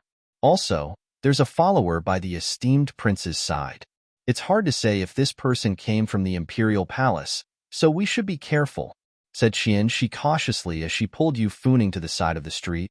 Shi, let go of me. I want to see him. I want to ask him clearly why he didn't come that night. He said that he wouldn't leave until he saw me, said Yu Funing. choked with sobs as her tears fell uncontrollably. Yu Funing's words attracted the attention of the pedestrians on the street. Qianxi panicked and forcefully dragged Yu Funing to a secluded corner. "Miss, wait here. Qianxi will definitely bring the esteemed prince over. You mustn't leave." Qianxi knew that Master's resentment towards Yi Junqing ran too deep. If she didn't see him, Master wouldn't give up. "All right, Qianxi, I'll have Feilwan go with you. You definitely have to bring him over, all right?" Yu Funing grabbed Qianxi tightly, her eyes pleading, "Miss, please wait." Qianxi didn't dare to stay any longer and immediately chased after Yi Junqing. Qianxi had Feilwan draw Bin Lei away first before rushing in front of Yi Junqing. Does Prince still remember this servant? Qianxi stood respectfully with a humble expression. "You are." Yi Junqing found her familiar, but he couldn't remember where he'd seen her before. Prince truly is forgetful. Does Prince still remember Fragrant Steps Pavilion's consort Xian Yangyang? Reminded Qianxi. "You're called Qianxi?" Yi Junqing suddenly understood, but when he heard the words consort Xian Yangyang, he felt a bit guilty. Yao Moen had told him about Yu Funing, and had even pretended to be him to reply to Yu Funing's letter. Although this had nothing to do with him, Yu Funing didn't know about it. "Prince, please. My family's missus waiting." Qianxi made an inviting gesture, but Yi Junqing hesitated. If they really met, what should he say? Ahem. Just pretend that this prince has never seen you. You can leave. Yi Junqing was implying to let Qianxi off. After all, they had secretly escaped from the Chu Palace and were criminals of the imperial court. Qianxi truly doesn't dare to accept Prince's great kindness. Qianxi has already disregarded life and death to dare to meet Prince. If Prince still has any conscience, then you should meet my family's Mississippi. If it wasn't for Prince, my family's Miss would still be Great Chu's noble consort. She wouldn't have ended up in a foreign land. Right now, Miss, isn't living well. Qianxi was determined to lead Yi Junqing to see Yu Funing. Yi Junqing could see Qianxi's determination. He thought about it for a moment, then followed Qianxi out of the bustling city. If life is only as it was when we first met, why does the autumn wind grieve the painting fan? When Yu Funing saw Yi Junqing walking towards her in his azure robe, her tears flowed even more fiercely. That night, she had escaped the imperial palace in joy. She had thought that the world was vast and the road was long. She would finally be able to compose a song of love for the rest of her life with the man she loved. However, she hadn't expected that everything was just an illusion. "Miss," Qianxi brought Yi Junqing to Yu Funing, then tactfully retreated. When Yi Junqing saw Yu Funing's tears fall like rain, he choked and didn't know how to console her. However, he had to say something, so Yi Junqing spoke.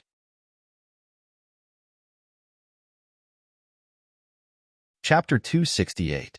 Guan Osprey Palace's fluffy, even Mrs. Fragrant Steps Pavilion's food.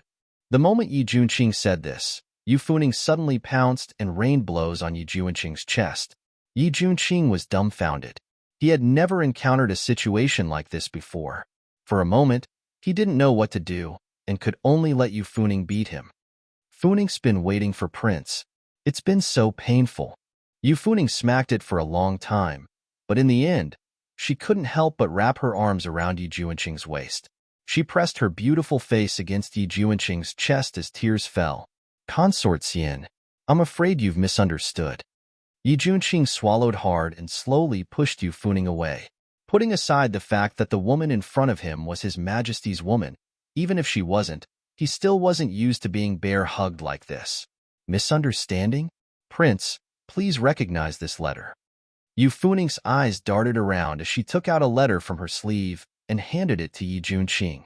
Not leaving without seeing, Junqing realization dawned on Yi Junqing as he looked at the letter in front of him. Back then, Yao Moen had shown him the letter that Yu Funing had sent him to the western suburbs of the imperial city. There was no doubt that Yao Moen had copied his handwriting to Yu Funing. However, Yi Junqing hadn't expected that Yu Funing had kept this letter. He naturally hadn't expected that Yu Funing had already considered this letter to be her everything. Every night, before she went to sleep, she would read it countless times. This letter was written by this prince. Yi Junqing's mind heated up and he unhesitatingly took the blame. He knew that if he didn't admit it, Yu Funing would investigate to the end. If she found out that it was Yao Moen, then things would get out of hand. However, Yi Junqing had never expected that his admission would cause things to get out of hand. Prince wrote it? That Funing asked Prince, "Do you know what not leaving without seeing means?" Funing has been waiting in the western suburbs for so long. So why hasn't Prince appeared? Why? The moment Yi Junqing admitted it, Yu Funing's tears fell like pearls from a broken necklace, scattering all over the floor. This prince was confused for a moment. Yi Junqing was speechless. He looked towards Yu Funing awkwardly, not knowing how to explain. A moment of confusion? Does your highness know that your moment of confusion has ruined Funing's life? Even though she's in a different place, Funing still has to live in fear of being recognized. She's like a mouse hiding in the dark, unable to see the light of day. But that's not important. What's important is where did your highness throw Funing's heart to? Who did Funing wash her face with tears all day long? Yu Funing staggered backward, her body powerlessly leaning against the wall. Tears blurred her vision, and her voice was mournful, like a cuckoo crying blood. "I'm sorry." Yi Junqing was moved as he looked at the woman in front of him. He never expected that there would be someone in this world who would love him so wholeheartedly. "Your Highness, what can an apology change? What could it be exchanged for?" "Huh?" Funing dares to ask Prince, has Funing ever existed in Prince's heart? Yu Funing's teary eyes flickered with hope. Her body trembled as she waited for Yi Junqing's reply. This king is not worthy of concubine Xian's love. Yi Junqing wouldn't lie about this. Other than Yao Ma Xin, there was no room for any other woman in his heart. Huh? What a great love. It's Funing's love. Wrong love. Yu Funing slumped to the ground, her tears falling like a flood.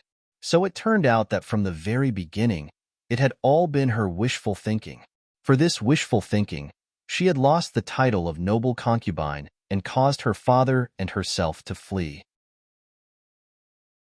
But in the end, all she got in return was Yi Junqing's love. Young miss, when she saw that Yu Funing had fallen to the ground, she immediately rushed over to help her up. "Shi, help me back." Yu Funing leaned against Shi in despair, her eyes lifeless as she turned her back to Yi Junqing and staggered away. As Yi Junqing looked at Yu Funing's back, he felt like there was a rock weighing down on his heart. He didn't kill Boren, but Boren died because of him. In the end, he was the one who implicated Yu Funing. "Your Highness, why did you run over here? It took Bin Lei a long time to find you." Just as Yu Funing disappeared into the crowd, Bin Lei ran over while panting heavily. "Stop pretending.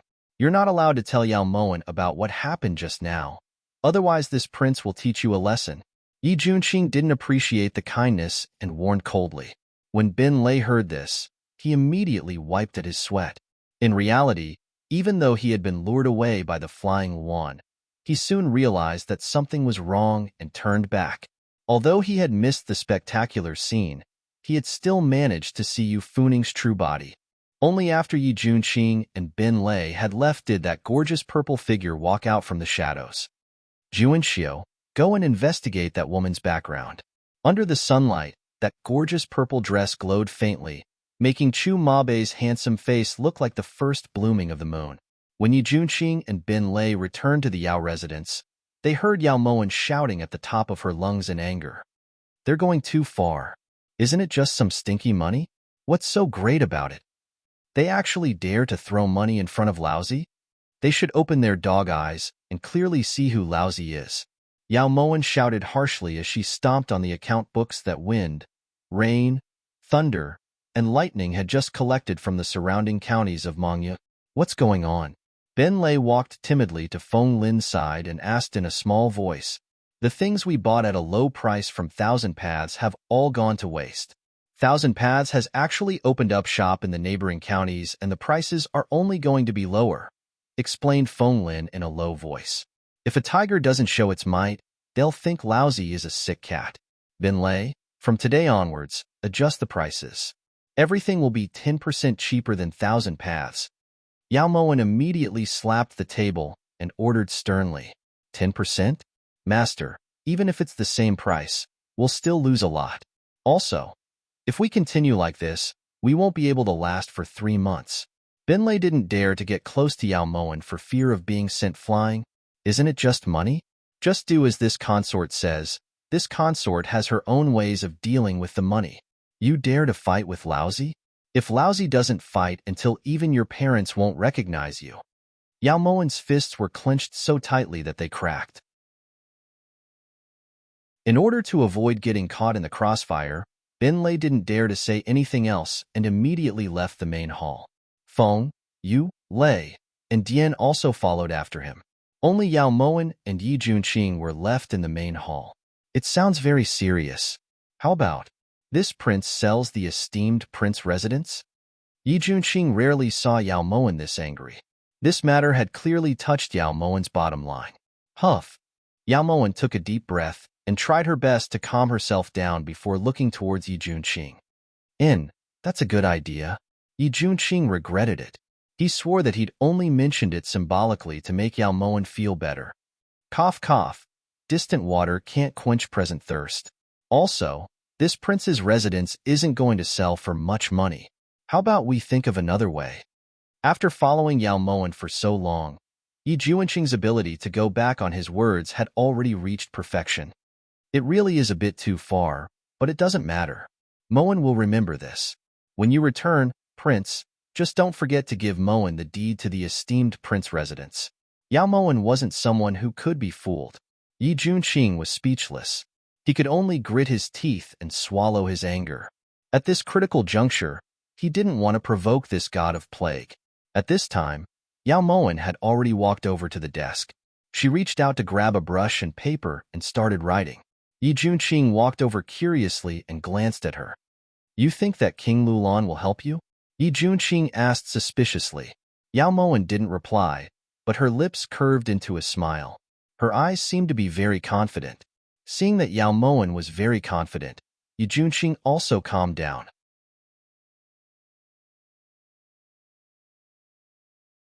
Chapter 269. With King Lalan's support, Yao Moen naturally had nothing to fear. Every time Thousand Paths adjusted the price, she would lower the price by 1/10 of Thousand Paths' price without any hesitation or leniency.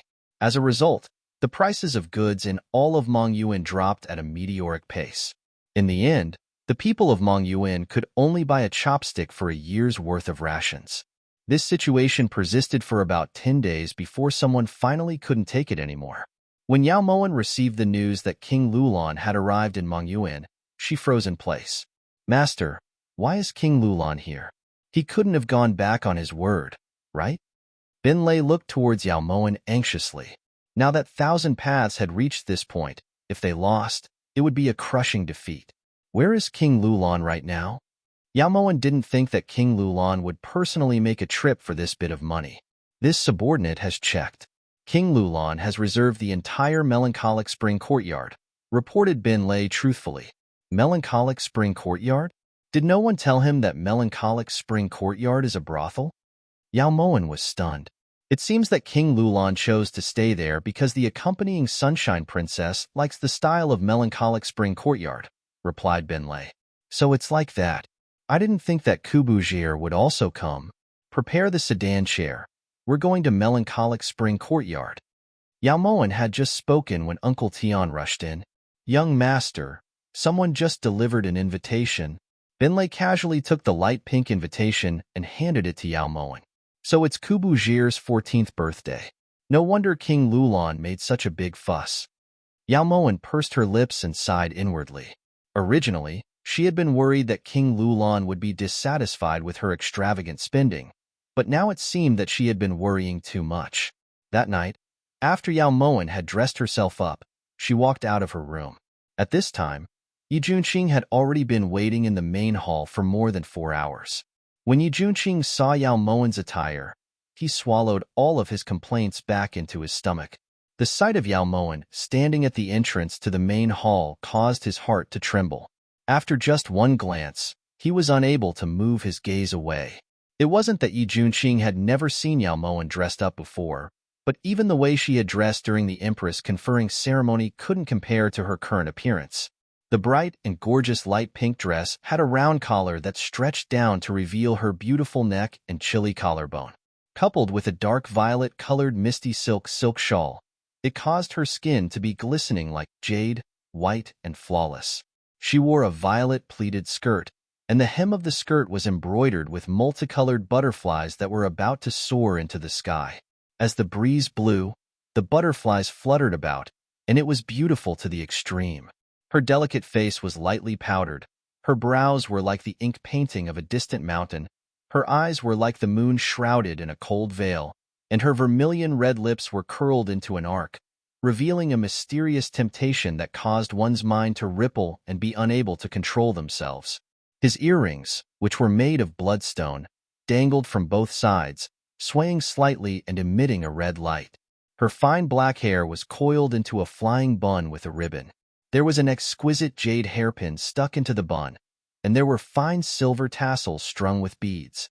It was extremely gorgeous. Just as Yi Juanqing's gaze moved up, his expression instantly froze. He saw that the immortal phoenix tail hairpin was stuck in Yao Mowen's hair, glistening and dazzling. "Prince, is Manyang beautiful tonight?"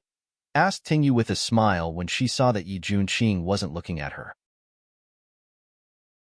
"I can't comment on her looks, but her attire is just terrible."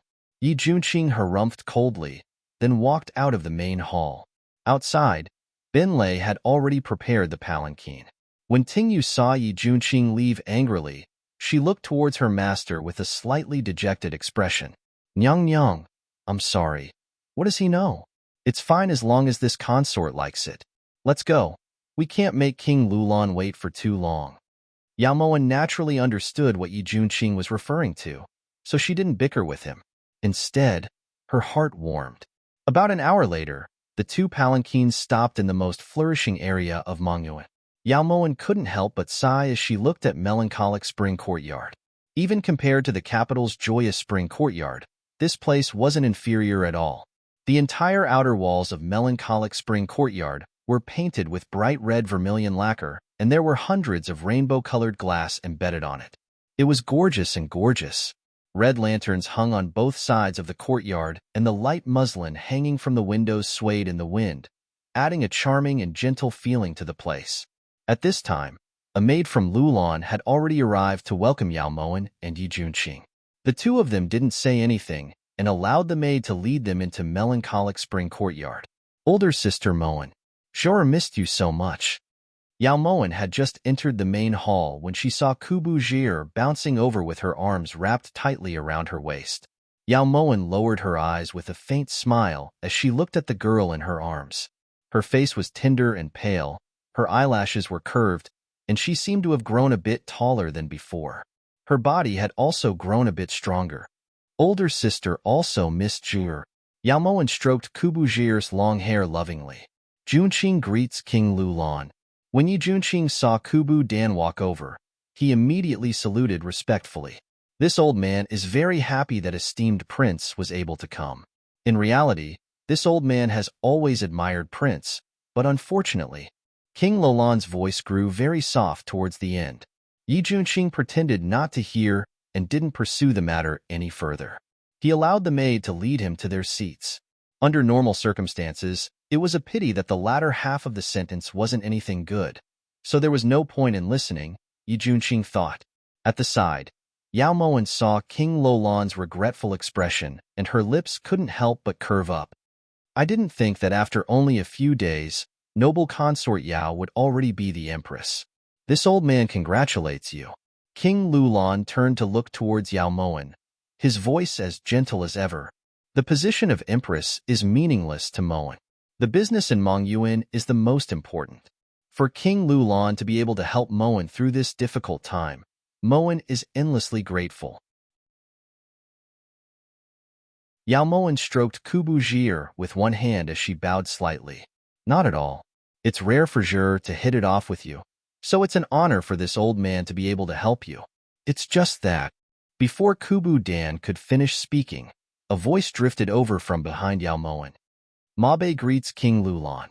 When Yao Mowen heard this, she felt a gust of cold wind enter her body and a large drop of cold sweat appeared on the back of her head.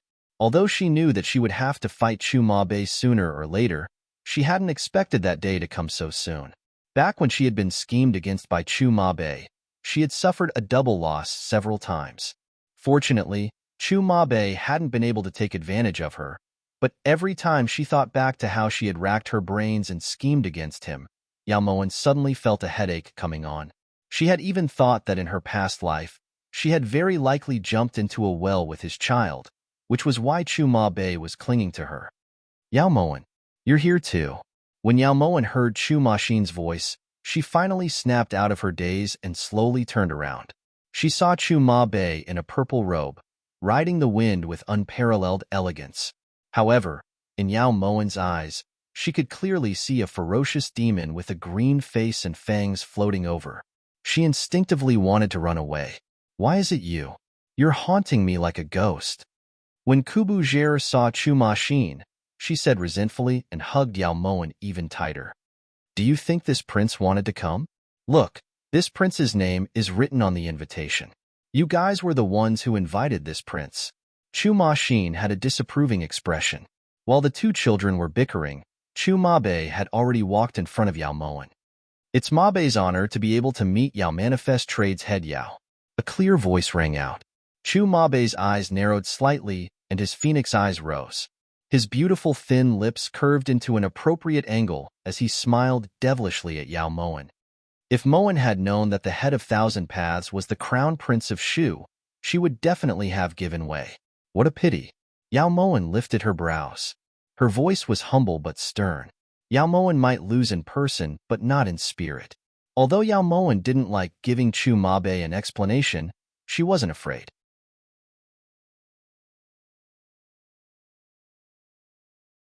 Chapter 270. Ahem. Both of you, please take a seat. Kabuden sensed the tension in the air, so he immediately tried to smooth things over. During the meal, Yao Moen finally understood why Chu Ma Bei had so much money to resist her. She hadn't expected him to have already found King Lulan, which was why he was so fearless.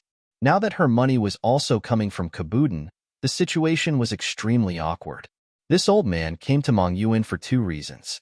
1. It's Zhi's 14th birthday, so this old man wanted to take her out for a walk and meet some old friends.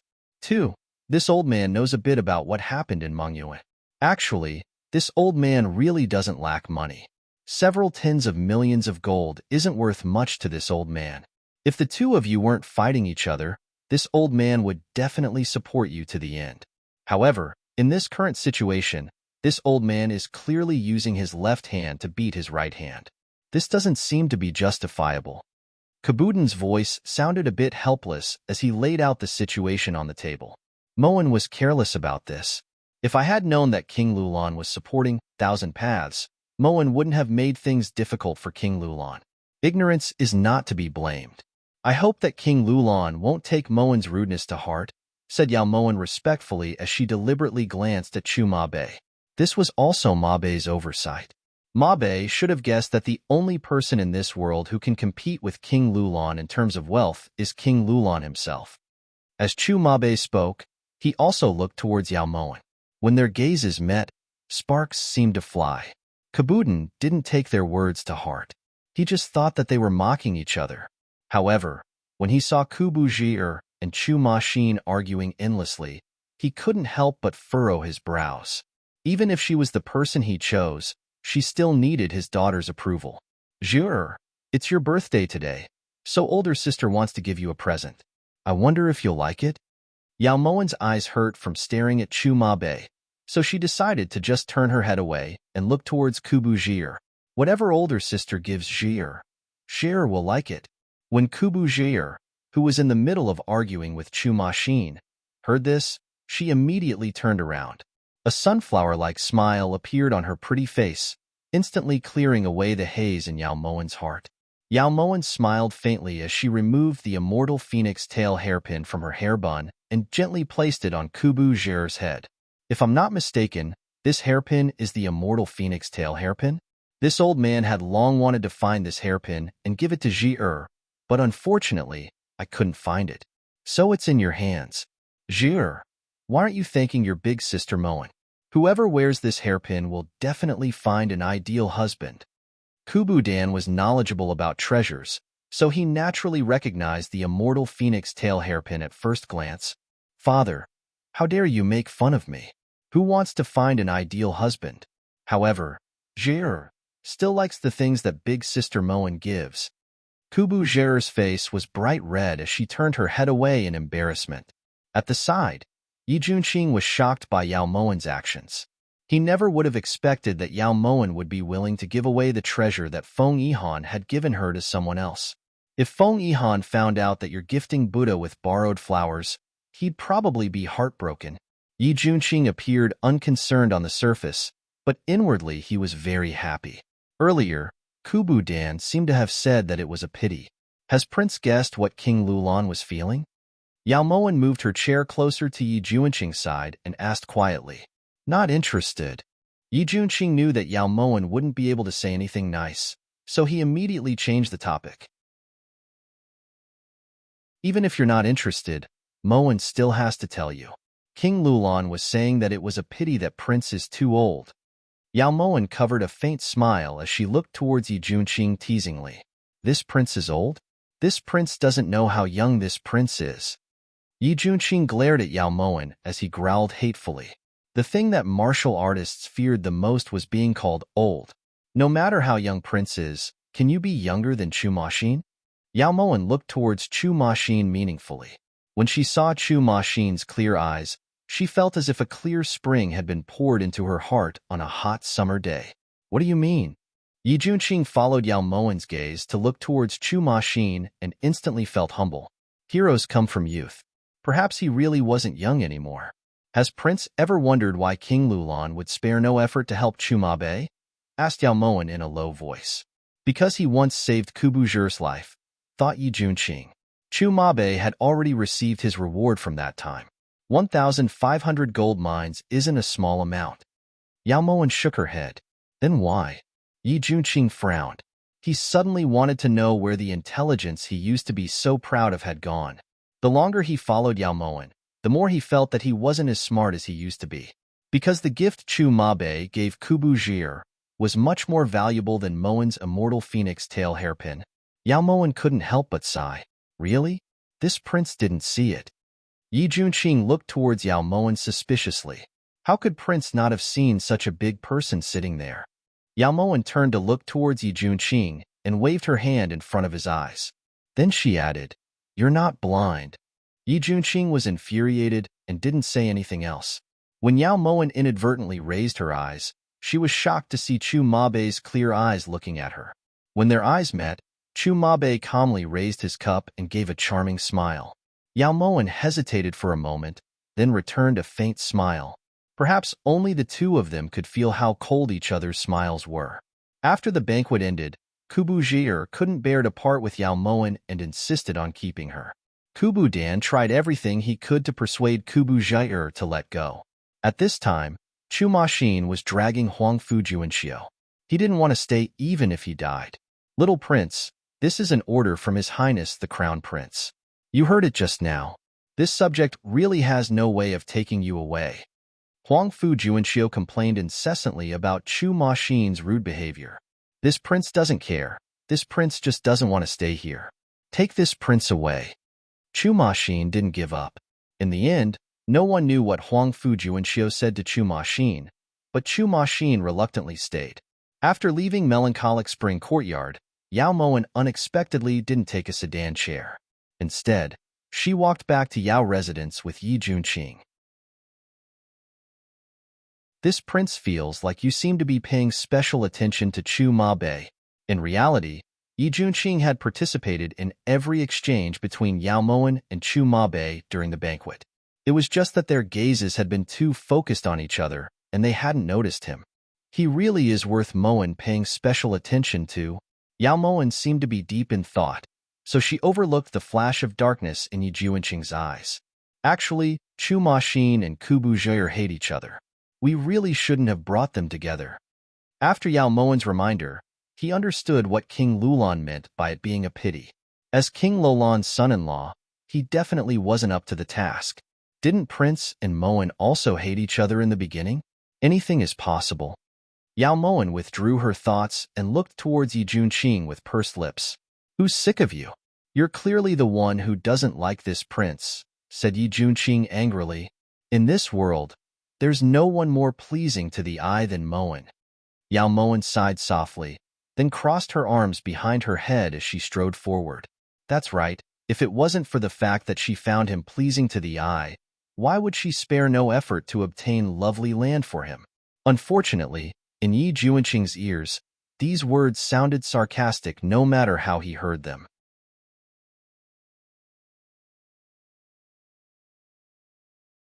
Chapter 271. What astonished Yao Moen was that in the following 2 days, 1,000 paths disappeared from Mongyuan as quickly as the autumn wind swept away the fallen leaves. It was as if it had never appeared before. Yao Moen couldn't understand Chu Mabei's actions. Even without King Lolan's help, he could have competed fairly with her. After all, Mongyuan was a fertile land. Anyone would want a piece of the pie. There was no reason for 1,000 paths to retreat. Bailey Manor's study, reporting to Your Highness. All of 1,000 Paths stores have been removed from Mongyuan and the surrounding counties. All of their goods have been shipped back to Shu. Bailey Howren placed an account book that was half the height of a person in front of Chu Mabei.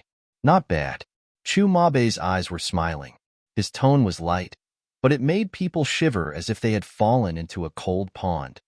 Forgive this subject for speaking too much, but Howren really doesn't understand why Your Highness would suddenly remove all of the stores. Yao Manifest Company also can't get any outside help.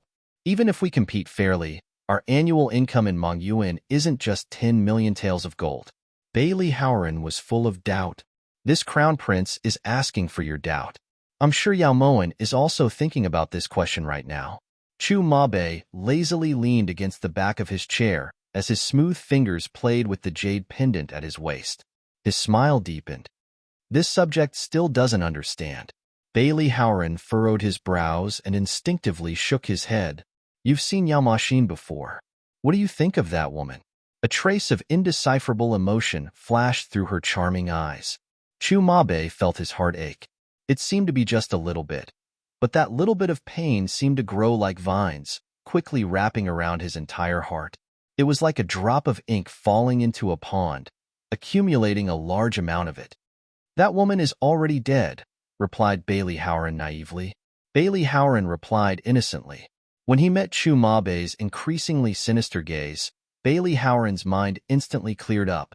It's not an exaggeration to say that Yao Maxin is more powerful than an entire army. Based on this subject's previous understanding of her, if it wasn't for Yao Maxin, Yi Hongyi wouldn't have been able to sit on the dragon throne, nor would he have been able to quell Yi's rebellion. That woman isn't simple. It's a pity that she died. Otherwise, Great Shu's current strength would definitely surpass our Great Shu. Bailey Howren correctly interpreted Yao Maxin's life at that time. That's right, she's dead. But now, Great Shu has produced a Yao Mo Wan. Since there are precedents, how could this crown prince allow Yao Mo Wan to grow stronger? At this moment, his heart ached as if it had been pierced by a sharp knife. He regretted it. From the start, he shouldn't have allowed Yao Maxin to return to Great Shu. He hated Yi Hongyi for being loved by a woman who wasn't inferior to a man, yet he actually knew how to cherish her. He was also angry at Yao Maxin. Aren't you very smart? How did he die? Get up and fight with me. Your Highness Crown Prince's meaning is to get rid of Yao Mo Wan?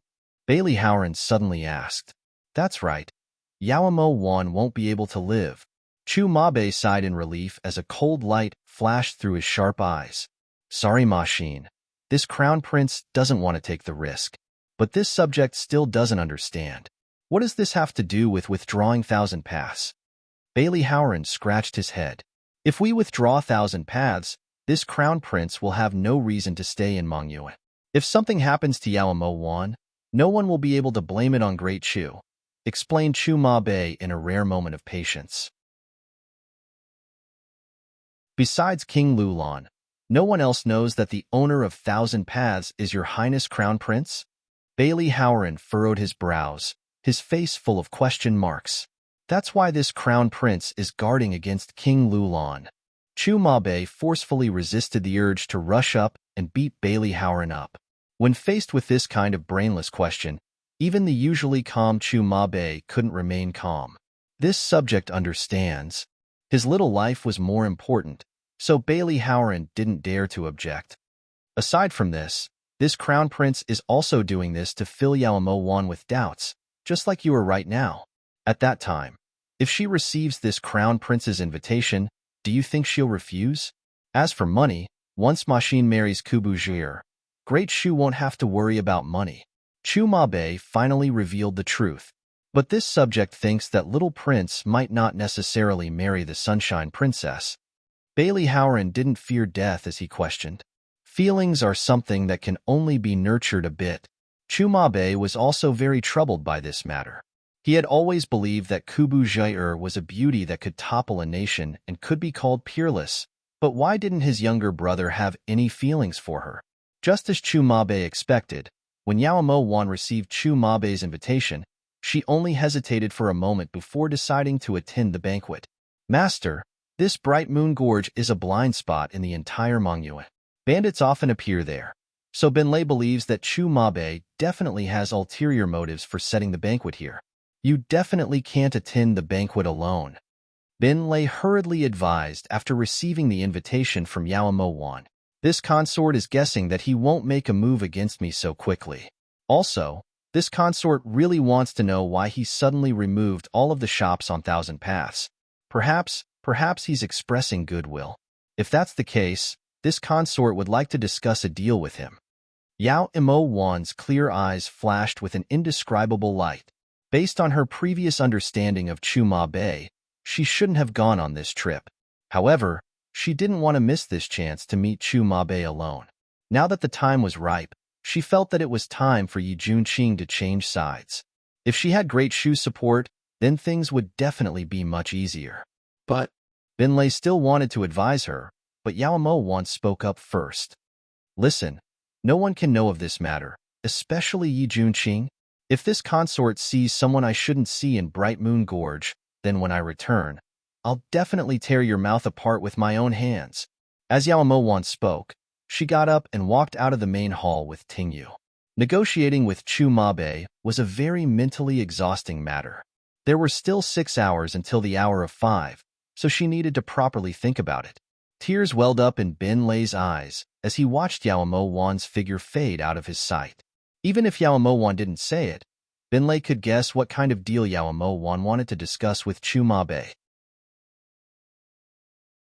For Prince, Yaomo Wan had truly done everything she could. He would always remember this kindness. Don't worry. With Yin Shui here, nothing could possibly happen to Master, comforted Yu Er who had just walked in. You heard? Benlei wiped his tears and cleared his throat awkwardly. Don't forget, Yu Er is also a hidden guard. Just now, there was a young lady at the door who wanted to see the esteemed prince. She said that she wanted to give this item along with this letter to Prince. As Yu Er spoke, she handed over the hairpin and letter. A woman's hairpin? Benlei accepted the hairpin with a doubtful expression. Actually, there's something that Yu Er shouldn't be saying, but you and I have both seen everything Master has done for the esteemed prince. If the esteemed prince fails to live up to Master, you used to be Prince's trusted aide, so there are some things that are more suitable for you to say. Yu Er gave the hairpin a meaningful glance before turning to leave. Benlei naturally understood what Yu Er meant, but he knew that Prince wouldn't have another woman because there was only Yao Moxin in Prince's heart. However, when he saw the hairpin in his hands, Benlei still hesitated. It wasn't until around midnight that Benlei handed the hairpin and letter to Yi Junqing. At this time, Yaomo Wan had already left Yaofu and was heading straight for Bright Moon Gorge. Even though it was night, the streets of Mongyuan were still bustling with activity. The stalls on both sides of the street were lit with lanterns. From a distance, it looked like 2 long dragons crouching on the ground. Inside the palanquin, Yaomo Wan suddenly thought of something and immediately lifted the curtains. Tingyu, go to Melancholy Spring Courtyard and see if Chu Maxin is there. If he is, tell him that this consort went to Bright Moon Gorge. Yaomo Wan had made this decision with great difficulty. As soon as Tingyu left, she regretted it.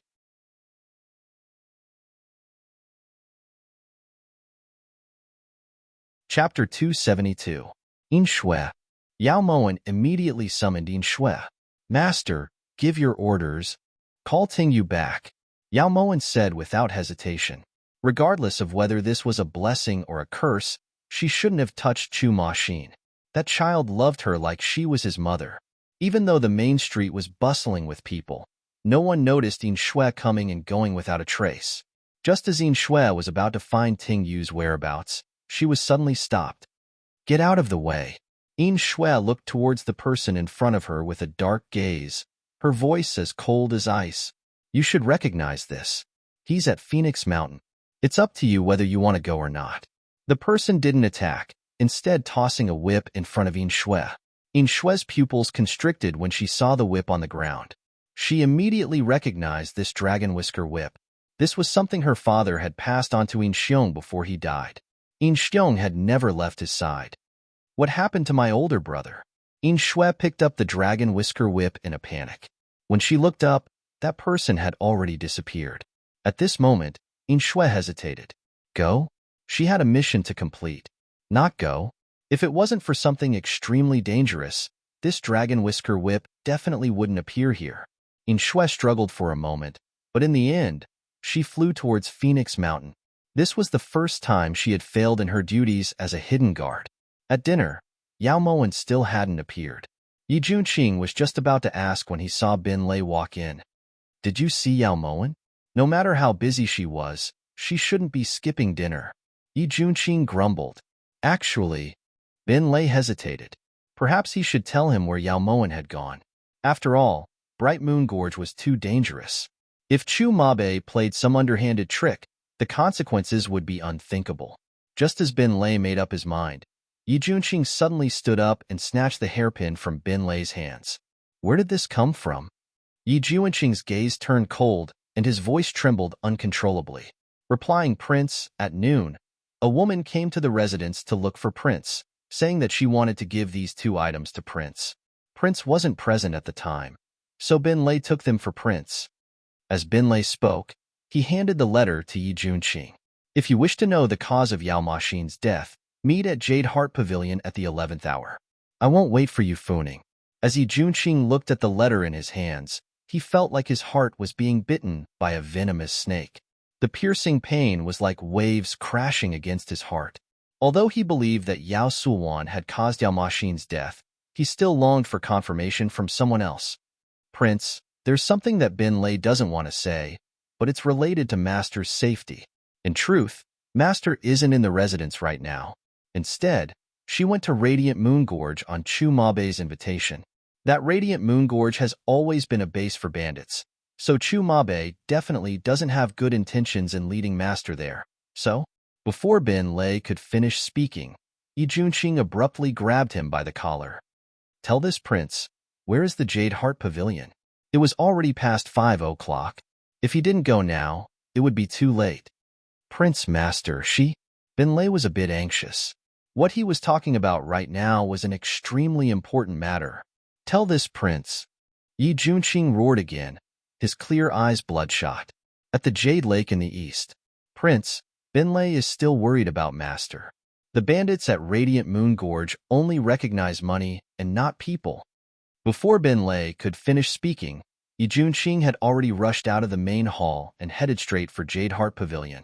As he watched Yi Junqing leave, Bin Lei felt a bit disappointed. He didn't understand. Could it be that Prince didn't know who was more important in this situation? The clamor gradually disappeared, and the surroundings became silent.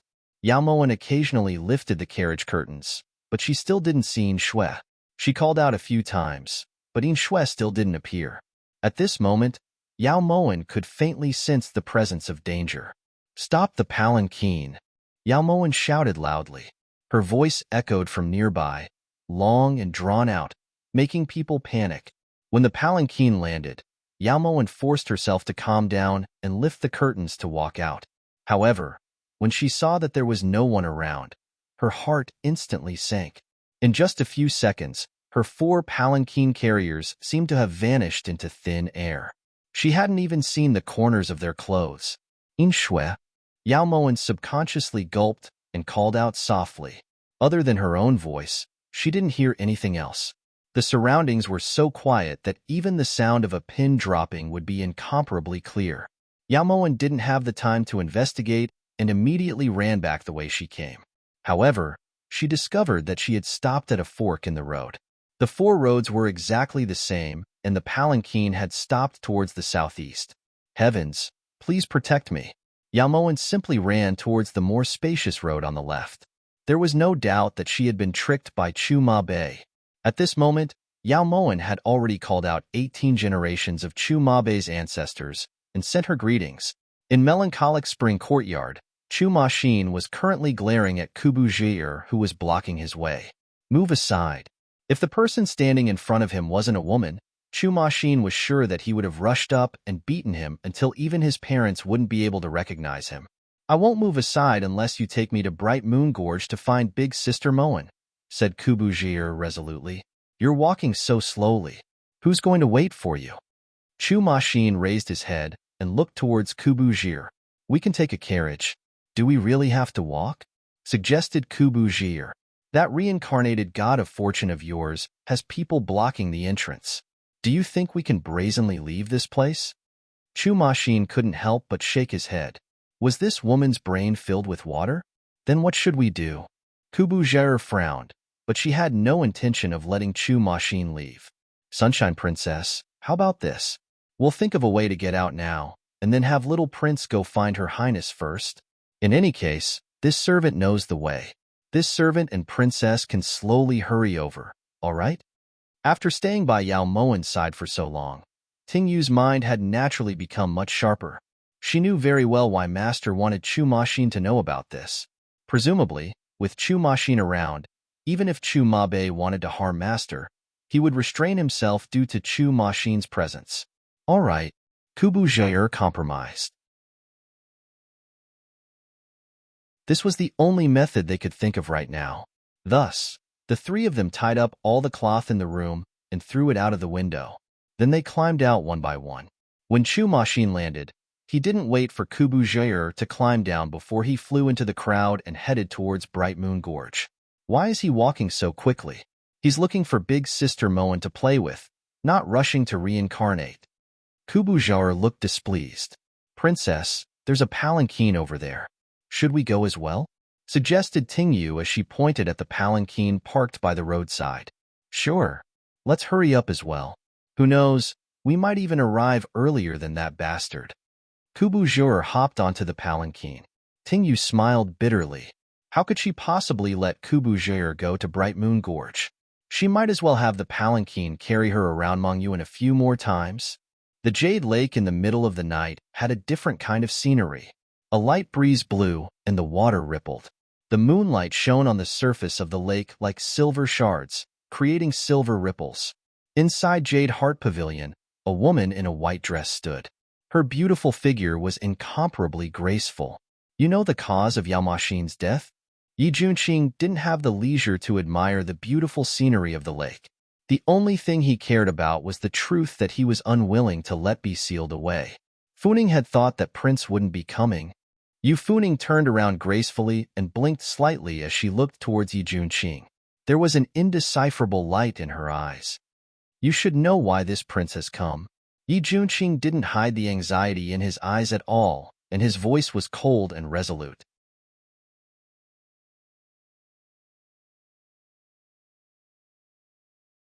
Chapter 273. Of course Funing knows. Funing was the one who wrote that letter.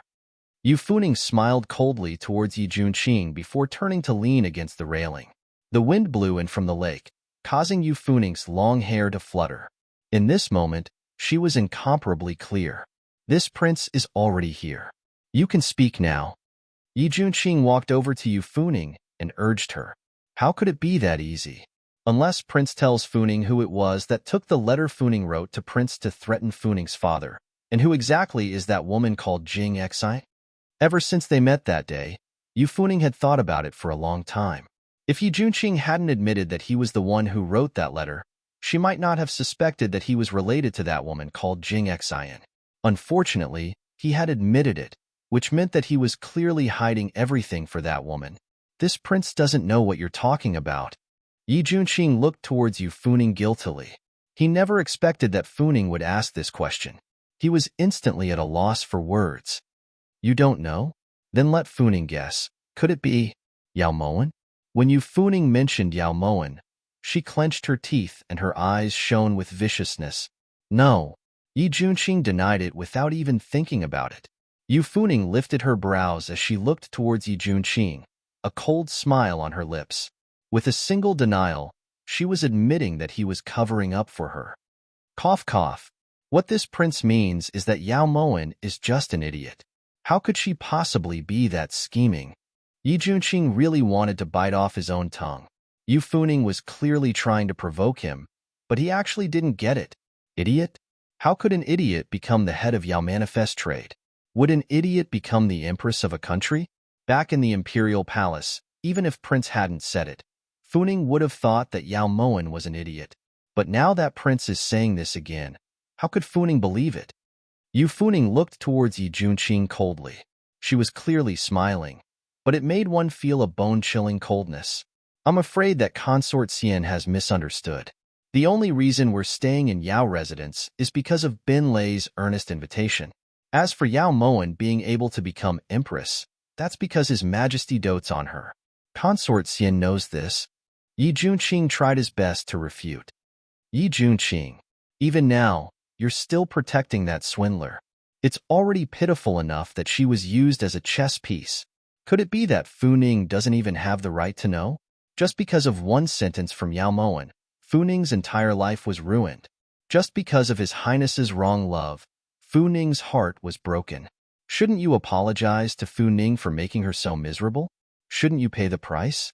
Yu Funing's expression suddenly changed, and her sinister eyes emitted a cold, dark green light. You can just place all the blame on Junqing. As for Yao Moen, she really doesn't know anything. Yi Junqing didn't explain any further. He felt guilty towards Yu Funing first. Oh, Prince is really a romantic, but he's a little too unromantic. Originally, Yu Funing thought that Prince cared a lot about Yao Maxin. Who would have thought that not even a year after Yao Maxin's death, Prince had already hooked up with her younger sister? Yu Funing harshly ridiculed, her eyes like frost. Consort Xian, pay attention to your status. How could Yi Junqing allow Yu Funing to insult him like this? Identity? Funing really didn't know what her current identity was. If it wasn't for Yao Moen's scheme, even if Funing had no fate with Prince, she would still be Great Chu's virtuous consort. Yu Funing hated Yao Moen to the extreme. As she spoke, her fists were clenched so tightly that they made cracking sounds.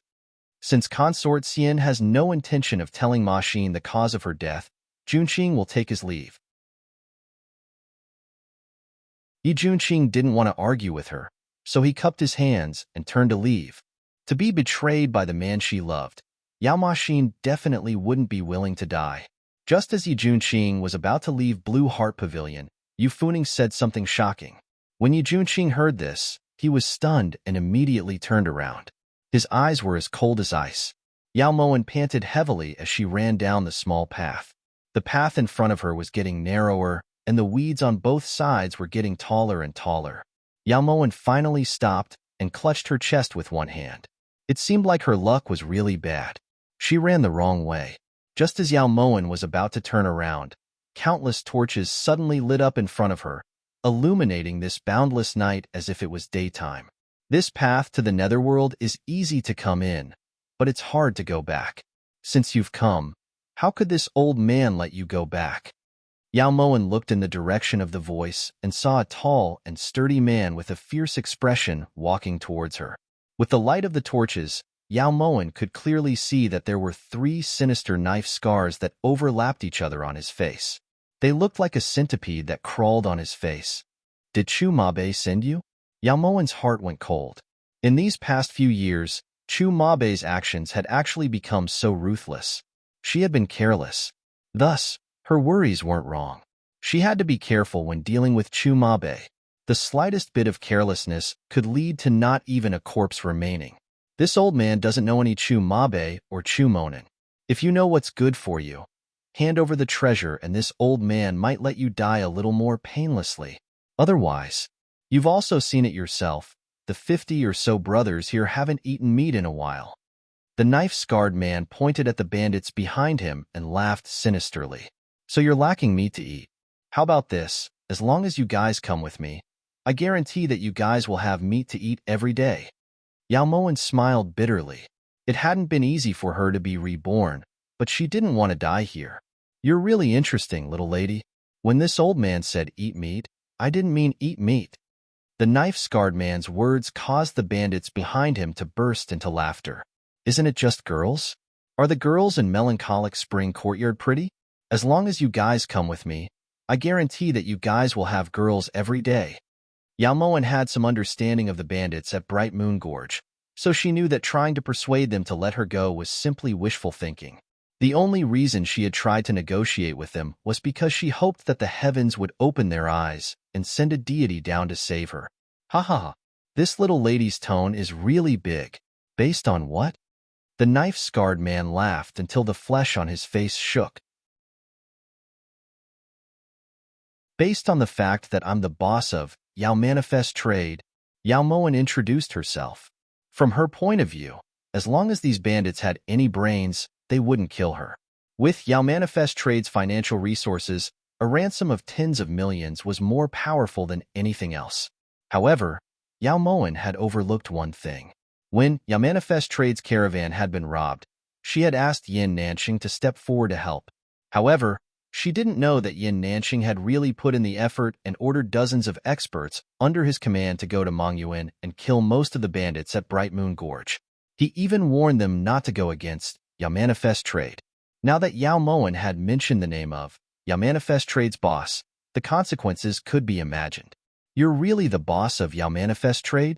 The knife-scarred man withdrew the smile on his face, and his voice was as cold as ice. The 50 people behind him were also completely silent. All of them looked towards Yao Moen. Ah, that's right. Yao Moen's reply was very direct. This is truly wearing out iron shoes in fruitless searching, only to find it by chance. Brothers, Laozi will take revenge for you today. The knife-scarred man suddenly roared towards the sky. The bandits behind him also echoed in grief and indignation. For a moment, only the word revenge reverberated through the entire valley, causing Yao Moen's eardrums to hurt. Cough cough. If I said that I was lying to you guys, would you guys believe me? Although Yao Moen didn't know the inside story, she knew that she had said the wrong thing when she saw their fiendish expressions filled with righteous indignation. Brothers, let's attack together. Chop her into mincemeat and feed her to the dogs. How could the knife-scarred man allow Yao Moen to explain? He immediately grabbed his knife and charged towards Yao Moen. The 50 people behind him also surged forward like a flood. Yao Moen let out a long sigh and finally closed her eyes. At least she didn't rape first and then kill, Yao Moen thought.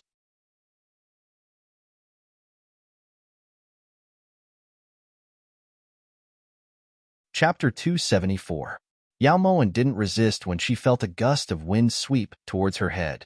She quickly cursed Chu Mabe 49 times in her heart.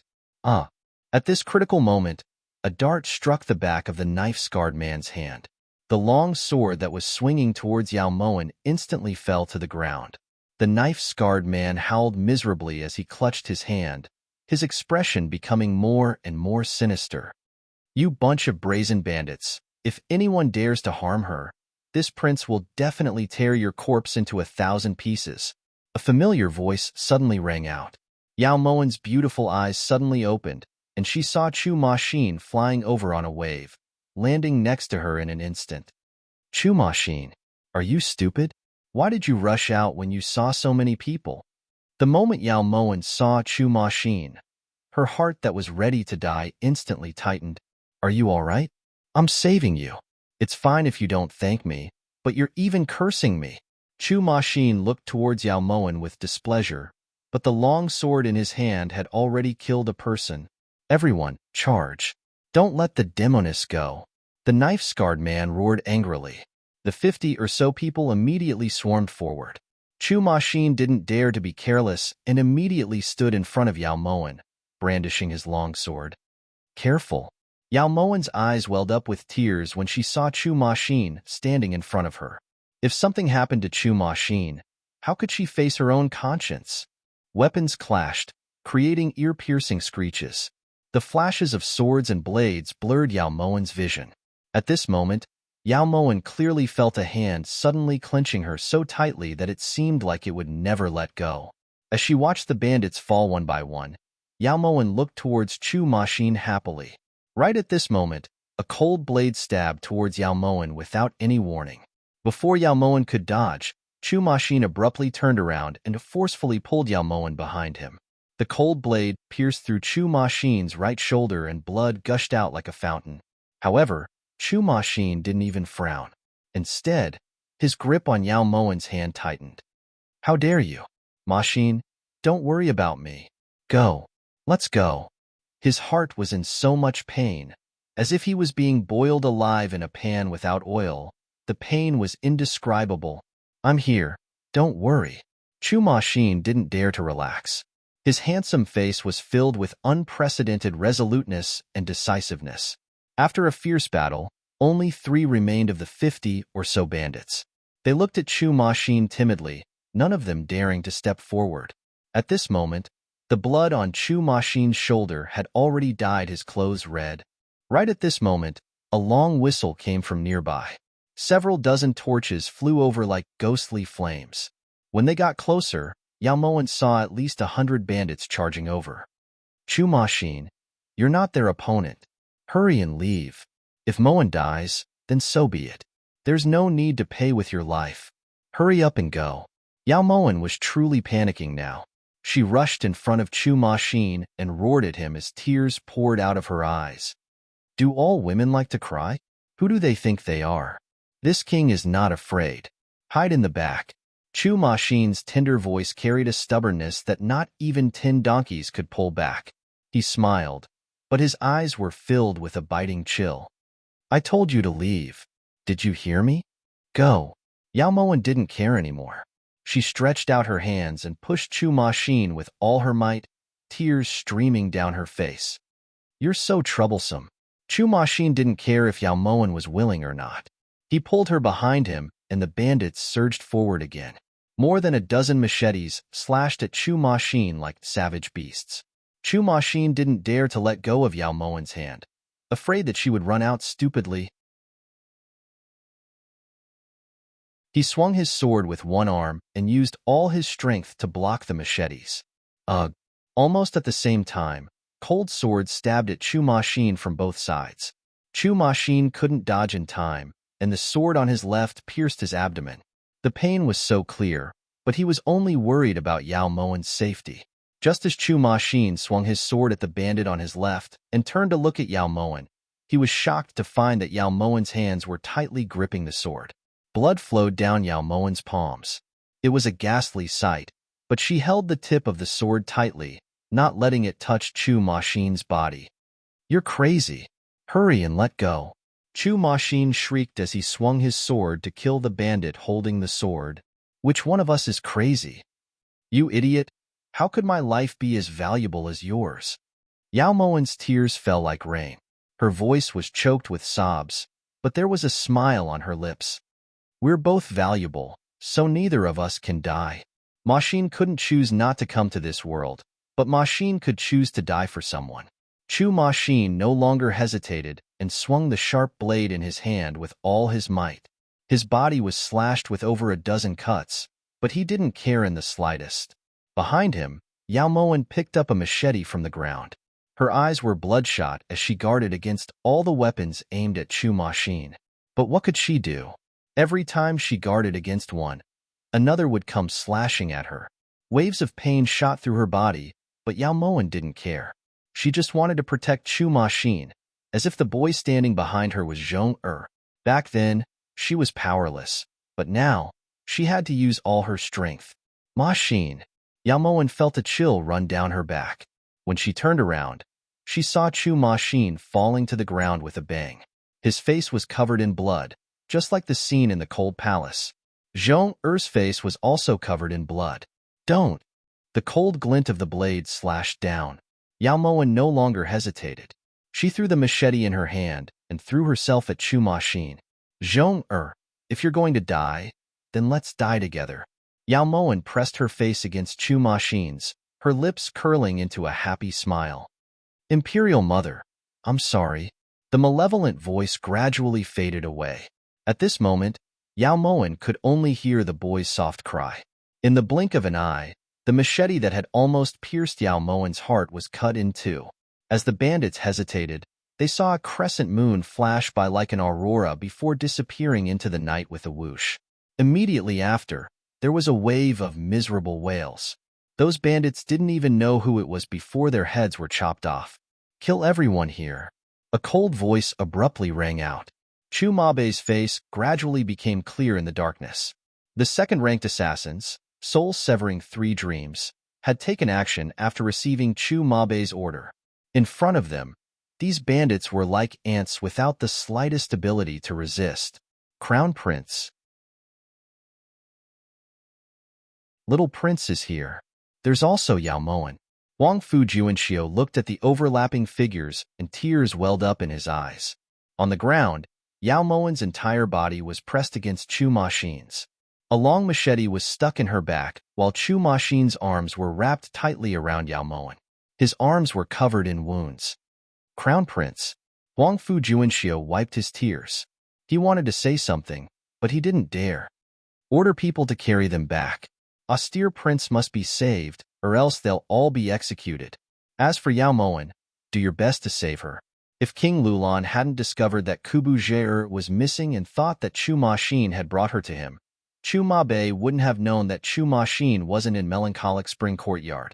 Fortunately, he had arrived in time, so Chu Mabe didn't dare to think any further.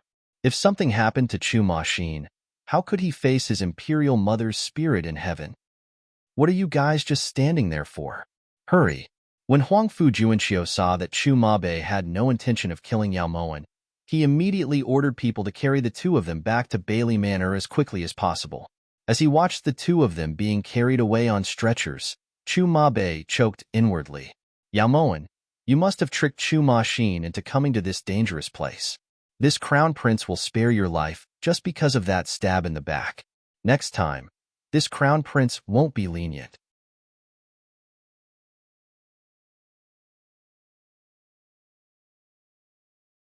Chapter 275. Kill all the bandits in Radiant Moon Gorge, ordered Chu Mabe coldly when the 3 soul-shattering dreams returned to his side. On Phoenix Mountain, Yin Shue's face was flushed and the veins on her forehead were about to burst. At this critical moment, Yin Xiong suddenly unsealed her acupuncture points. Where are you going? When he saw that Yin Shue was about to jump up, Yin Xiong grabbed her arm. Let go. The cold voice was like an icicle piercing into Yin Xiong's heart. It's too late for you to go, Yin Xiong said bitterly, and a trace of guilt flashed in his eyes. He deserved to be a secret guard, but as an elder brother, he owed this younger sister of his. A gust of wind whistled past. Yin Xiong didn't dodge and took Yin Shue's full force attack head-on. Blood sprayed everywhere, but he had no reason to blame her. Not being able to protect Master is Yin Shue's negligence.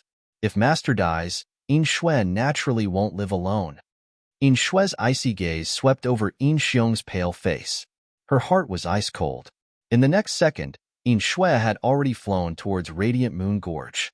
Moving as fast as the wind had used up everything Yin Shue had learned in her life. When she stood in the gorge and saw the corpses on the ground, Yin Shue's blood froze and her heart sank. Without any hesitation, Yin Shue tossed aside the corpses at her feet as if she had gone mad. Her tears flowed out like a spring, blurring her vision and chilling her heart. In Jade Heart Pavilion, Yi Junqing angrily pinched Yu Funing's snow-white neck. There's a limit to this prince's patience. Tell me, how did Ma Xin die? This was the first time Yi Junqing had made a move against a woman after being forced into a corner by Yu Funing. As long as Prince personally tells Funing that the woman called Jing Xian is Yao Moen, Funing will tell Prince the truth behind Yao Moen's death. Yu Funing's flushed face looked somewhat sinister under the moonlight, even terrifying. Good. Even if you don't say it, this prince knows. Ma Xin was forced to die by Yao Sulwan in the Cold Palace. Also, Ma Xin's child was also killed by Yao Sulwan. Am I right? Yi Junqing lost his patience and roared angrily. Heh, Yao Mo told you this? Your Highness believes it? Yu Funing's lips curled into a mocking smile. There were too many meanings hidden in that smile. This prince believes. He had never doubted Yao Mo's words. Sure. Then Prince should go ask Yao Mo why His Majesty wasn't at Changle Palace when the Empress gave birth. Yao Suwan was only an imperial concubine. What ability did she have to bring the mother of the country into the cold palace? Where was His Majesty at that time? Yu Funing stared at Yi Junqing, but the sorrow in her eyes were something that Yi Junqing would never be able to sense. This prince doesn't want to see you again. Yi Junqing angrily threw Yu Funing against the railing of the pavilion before turning to leave. As Yu Funing watched Yi Junqing disappear into the night, her tears fell like rain. How could the pain in her body compare to the pain in her heart? Yi Junqing, if Yao Mo isn't in your heart, then why aren't you willing to say those words? Just one word and you'll know the truth behind Yao Maxin's death. But why are you unwilling? Since your heart can accommodate another woman, why can't that woman be Fu Ning? Why? On the way, Yi Junqing's heart was filled with anxiety and helplessness. He didn't dare to think about Yu Funing's suspicions, but those questions kept flashing through his mind, forcing him into a corner. Did Yao Mo lie to him? Lied to him again. He had to find Yao Mo and get to the bottom of this.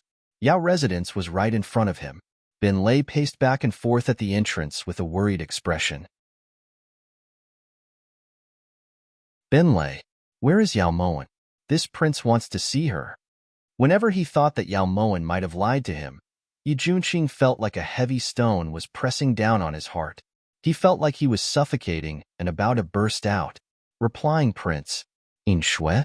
Just as Bin Lei was about to go over, he discovered that In Shui had fallen from the sky, her entire body covered in blood. Has Master returned yet? Has she? Before Yi Junqing could turn around, In Shui had already shot towards Bin Lei like an arrow. She grabbed Bin Lei's shoulders tightly, her eyes filled with terror. The smell of blood that filled the air caused Yi Junqing's heart to turn cold. All of his questions instantly turned to dust. He abruptly rushed in front of In Shui and looked towards her in panic. What happened? Yi Junqing choked. He didn't dare imagine who in this world could injure In Shui to this extent, nor could he imagine Yao Mo's situation. Master fell into Chu Mabei's ambush. Bright Moon Gorge is filled with corpses, but In Shui can't find Master. What should I do? It's In Shui who let Master down. In Shui shouldn't have left. What should I do? Ever since the day the clan had chosen her to be a hidden guard, In Shui hadn't shed a single tear.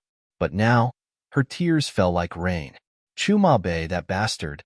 I knew he didn't have any good intentions, but Master just wouldn't listen and insisted on going to Bright Moon Gorge.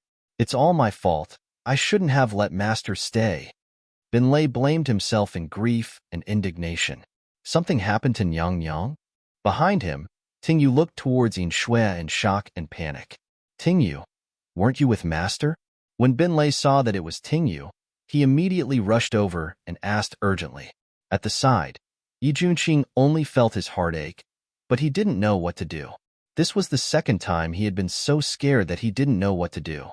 The first time was when he heard the news of Yao Maxin's death. Tingyu went to find Chu Maxin on Nyang Nyang's orders. Nyang Nyang disappeared? Could she be with Chu Maxin? Chu Maxin headed towards Bright Moon Gorge after leaving Melancholic Spring Courtyard. Tingyu's tears fell uncontrollably, and her body trembled uncontrollably.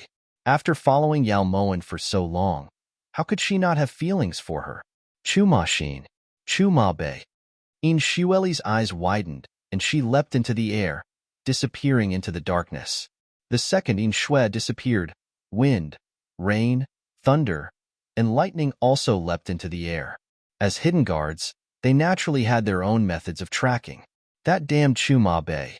If something happens to Master, then Bin Lei will fight him to the death. Bin Lei roared fiercely and was about to run out when he was pulled back by Yi Junqing. What exactly happened? How did Yao Mo fall into Chu Mabei's ambush? How did this happen? Yi Junqing pulled Bin Lei back with both hands as he asked anxiously. Isn't it too late for Prince to ask now? Binlei had told Prince that Master went to Bright Moon Gorge to attend Chu Mabe's invitation, but Prince didn't even listen and only cared about that lousy hairpin. If something happens to Master, Prince will definitely regret it. Binlei didn't care about his status and complained loudly. Binlei. Yi Junqing was stunned. Binlei had always respected him and had never rebelled like this before. Binlei's tone hit the nail on the head, and every word came from the bottom of his heart.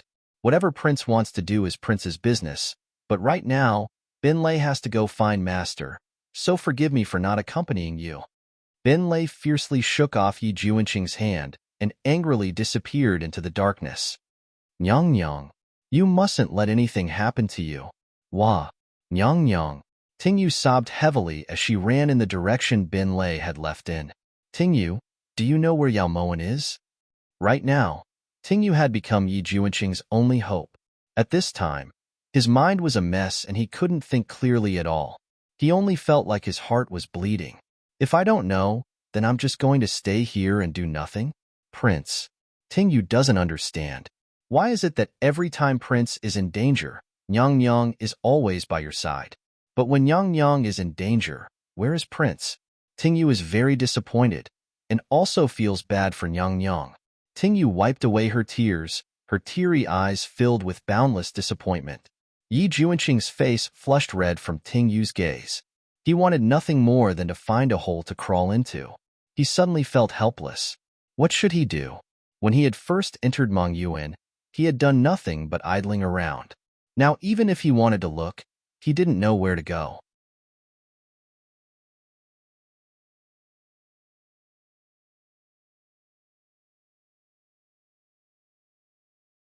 Ever since Yao Moen had sent them here, they hadn't used force in a long time. In Shui, leave the 3 soul-severing dreams to us. Just go and save Master. Feng Lin looked coldly at the 3 soul-severing dreams and smiled confidently. All right. In Shui saw that reinforcements had arrived and immediately raised the Phoenix Wing chain. Just as In Xiong was about to rush forward, Chu Mabe suddenly stopped him. Wait. Come. Bring Yao Moen out. Chu Mabe had no choice. Right now, Chu Maxin was heavily injured and unconscious. He really couldn't endure the friction between the Phoenix Wing Chain and the Dragon Whisker Whip. Moreover, he knew that the 3 soul-severing dreams might not be able to defeat the 4 people behind In Shui. It was naturally not worth it to suffer unnecessary losses for the sake of fighting. When Chu Mabe stopped speaking, someone carried the heavily injured and unconscious Yao Moen into the courtyard. Master! Seeing that it was Yao Moen, In Shui immediately rushed over. Wind, rain, thunder, and lightning also spread out to surround Yao Moen. Most of them are superficial wounds, but there was a sword that pierced through the back of her heart and injured her lungs. Whether or not she can survive will depend on her luck, said Chu Mabe indifferently. If Master dies, In Shui swears to personally cut off your head for Master to comfort Master's soul in heaven. In Shui immediately threatened fiercely. In Shui. In Xiong scolded coldly, but in his heart, he was doing it for her own good. With Chu Mabe's personality, he definitely wouldn't let someone who threatened him live for too long. Yao Moen was an example. I'm ashamed to have you as my older brother. From today onwards, In Shui has nothing to do with you. Let's go. In Shui looked towards In Xiong resolutely and gave the order. Wind, rain, thunder, and lightning spread out to carry Yao Moen, then leapt up. Once Yao Moen and the others left, Huangfu Juanxiu rushed out of the inner room. Your Highness, the little prince has woken up. When Chu Mabe heard this, he immediately turned and walked back into the room. In the courtyard, In Xiong's eyes were filled with sorrow and his heart was filled with endless regret. Perhaps he really had been wrong. When everyone returned to Yao Manor, In Shui quickly called Li Juan over to treat Yao Moen while Feng Lin went out to find Yi Junqing, Binlei, and Tingyu. Under the moonlight, Yi Junqing stood far away in a corner, his eyes fixed on Yao Moen's room. Inside, Li Juan was applying medicine for Yao Moen with Tingyu and Yuer's help. Binlei and the others were also standing guard. Imperial Physician Li, why hasn't Her Highness woken up yet? When Tingyu saw that Li Juan had put away the medicine box, she became anxious. There are over 30 wounds on Her Highness's body. Fortunately, I managed to stop the bleeding in time, so she's fine. It's just that the stab to the back. This old man has already used all of my skills. As long as Her Highness can wake up tomorrow, she'll be fine.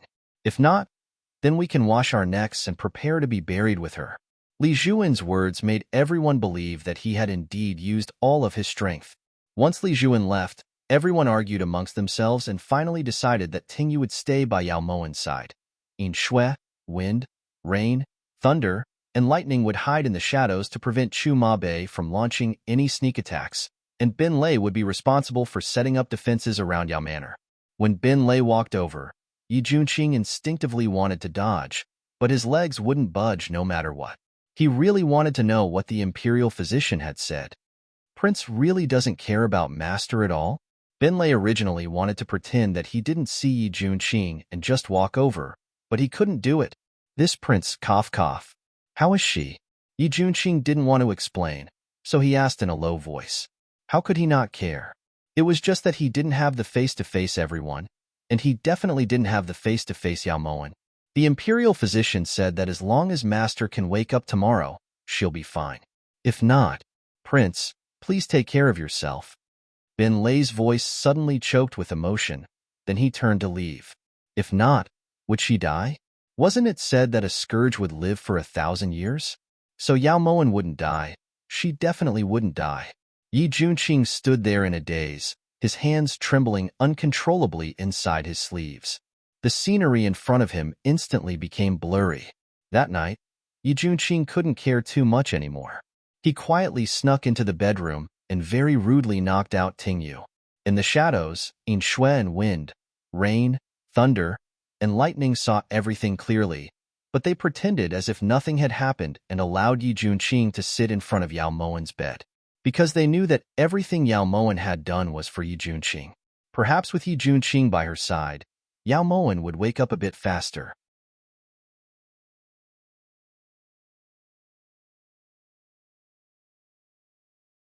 Chapter 277. Sorry, said Yi Junqing awkwardly as he looked at Yao Mowen. Even though Yao Mowen couldn't hear or see him, he still felt uneasy. Actually, this prince feels that, if you don't wake up, the losses will be severe.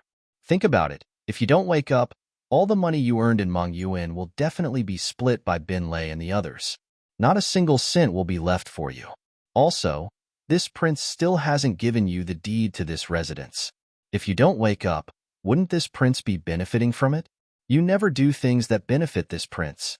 There's one more thing this prince hasn't told you. There's a treasure in Phoenix Feather Manor called the 9 Crystal Crown. The 9 crystals on it are priceless. If you're willing to wake up, this prince promises to get it from Yin Nanxing. Also, Yi Junqing muttered to himself. In the darkness, Shui, wind, rain, thunder, and lightning had their shoulders pressed against each other as if they were afraid of accidentally falling down. Was this how they comforted people? Did their master become greedy for money? Don't. Just as Yi Junqing was muttering to himself, Yao Mowen suddenly shouted, scaring him so much that he almost jumped up. Mowen? You don't want any of this? Yi Junqing panicked and looked towards Yao Mowen. Ma Xin, how dare you? Ma Xin, don't be afraid. I won't let you die. I won't. Tears flowed out of the corners of Yao Mowen's eyes and into her temples. Mowen, this prince also doesn't want you to die. Yi Junqing lifted his hand to caress the corners of Yao Mowen's eyes. The hot tears seeped through his fingertips and burned his heart. As he looked at the white gauze wrapped around Yao Mowen's body, Yi Junqing felt like a knife was being twisted in his heart. Despite his martial arts, he didn't stay when Yao Mowen needed him the most. Zhong'er, sorry. I wasn't able to protect you. Zhong'er, don't leave, all right? Stay. Sorry. Yao Mowen suddenly raised her hands as if she was grabbing something in the air. Her tears flowed out. Mowen? Mowen. Yi Junqing abruptly grabbed Yao Mowen's hand. As he looked at the crying Yao Mowen, his heart ached to the extreme. Zhong'er was Ma Xin's child. It didn't matter if Yao Mowen had lied to him or not. In Yao Mowen's heart, Yao Ma Xin and Zhou definitely weren't any less important than him. No matter how they died, Yao Mowen would take revenge for them. Since that was the case, why should he force Yao Moen to tell him the truth? Since you don't want to tell Junqing, then Junqing won't ask anymore, all right? Please wake up. Don't scare me. Yao Moen's face gradually paled, and her hands became as cold as water. Yi Junqing choked with sobs as he begged, tightly clasping Yao Moen's hands in his own. I want revenge. I want to make you all wish you were dead. I want you all to kneel in front of Zhong-er. I want you all to pay this debt of blood with blood. Yao Moen shouted emotionally. She abruptly sat up, but didn't open her eyes. Moen. Yi Junqing sensed that Yao Moen was acting strangely, so he placed his palms on the middle of Yao Moen's back and slowly poured in his internal energy. Yi Junqing. Yao Moen called out Yi Junqing's name in a daze. I'm here. I've been here the entire time. Yi Junqing looked towards Yao Moen in terror, tears brimming in his eyes. You idiot. Yao Moen gradually calmed down, and her lips slowly curved up. Her body collapsed weakly into Yi Junqing's embrace. Tears rolled down uncontrollably. Wasn't Yi Junqing an idiot? He clearly knew that you were in danger, so why did he still go to Blue Heart Pavilion? The room was completely silent. Yi Junqing allowed Yao Moen to lean against his chest, not daring to move in the slightest for fear that it would pull on her wounds. He sat there for the entire night. In the darkness, Inshue's tears silently fell. It seems that secret guards shouldn't cry, said Yuer to Inshue. Then what did you drop? At this moment, Inshue didn't feel that crying was a very shameful thing. Salt water. At dawn the next day, when Li Juan walked into the room, he saw that Tingyu was snoring away on the table. On the bed, Yi Junqing was holding Yao Moen protectively in his arms. His bloodshot eyes were fixated on the face of the person in his arms, not moving away for even a moment. Prince? Tingyu, quickly wake up. You servant girl is too outrageous. Her ladyship's fate is unknown, yet you're still in the mood to sleep. Li Juan fiercely pushed Tingyu, and only then did Tingyu wake up from her coma. Imperial physician Li, what time is it now? Your Highness. Tingyu felt a sharp pain on the back of her neck and immediately rubbed it. However, when she saw Li Juan, she abruptly turned to look at the bed. Prince? Why are you here? Tingyu's eyes were filled with astonishment. Li Juan, hurry and come and treat Moen. Are you tired of living? Yi Junqing ignored the doubt in Tingyu's eyes and called for Li Juan. Tingyu didn't pursue the matter and also went to the bed. At this time, Inshue and the others had already appeared. After Li Juan checked Yao Moen's pulse, he sighed in relief. He couldn't help but touch his own neck. His head was saved. Don't worry. Although Her Highness hasn't woken up, her breathing is smooth and her pulse is stable. She's fine. However, she still needs to rest for the next few days. She can't be too tired, said Li Juan cautiously. That's great. Her Highness is finally fine. Tingyu happily squeezed to where Yi Junqing had been standing. Meanwhile, Yi Junqing had been pushed to the most inconspicuous corner. When Yi Junqing saw the expressions of everyone in the room, the stone that had been pressing down on his chest finally fell to the ground. He turned around and silently left. The next day, when Bin Lei passed by the study, he was called in by Yi Junqing. Prince, did you need me for something? Asked Bin Lei timidly. Back then, because of Yao Moen, he knew that he had said a lot of treasonous things. Looking at Yi Junqing's expression now, it seemed like he wanted to settle the score. Bring this prince the silk shop's account book, said Yi Junqing with a serious expression. What? Bring what to you? Bin Lei suddenly raised his eyes, his bell-like eyeballs almost popping out of his eye sockets. Account book, the silk shop's account book, repeated Yi Junqing. Forgive Bin Lei for being so bold as to ask, but what does Prince need the account book for? Asked Bin Lei suspiciously. To reconcile the accounts, of course. Are you going or not? If you're not going, this prince will find someone else. Yi Junqing knew that his way of doing things was a bit too shocking, because everyone in Great Chu knew that the esteemed Prince Yi Junqing was skilled in both politics and martial arts. However, he wasn't good at accounting, and he was very bad at it. Prince, can you do this sort of accounting? Bin Lei expressed his doubts. If you can, then why can't this prince? If you keep talking nonsense, You'll be punished according to military law, Yi Junqing said fiercely. Binlei naturally didn't dare to tarry and immediately left the study. Afterwards, he placed the account books of the 46 silk shops in Mongyuan and the 72 silk shops in Linjun in front of Yi Junqing. The result was that Yi Junqing didn't eat for an entire day, yet he couldn't even reconcile a single account book. After being unconscious for 3 days, Yao Moen finally woke up. At this time, Yin Shui was kneeling on the edge of the bed with both hands holding up a dagger. Her expression was filled with unconcealable guilt. Are you joking with this consort? In this consort's current state, it would take even a lot of effort to stomp an ant to death. How could this consort possibly hold up a dagger? Yao Moen looked towards Yin Shui in amusement. Yin Shui knows that her crime is unforgivable and originally wanted to commit suicide that day. However, before Master woke up, Yin Shui was worried. Now that Master has woken up, Yin Shui naturally has to accept punishment. As Yin Shui spoke, she lifted the dagger with one hand. However, when she was about to raise it, Yao Moen stopped her.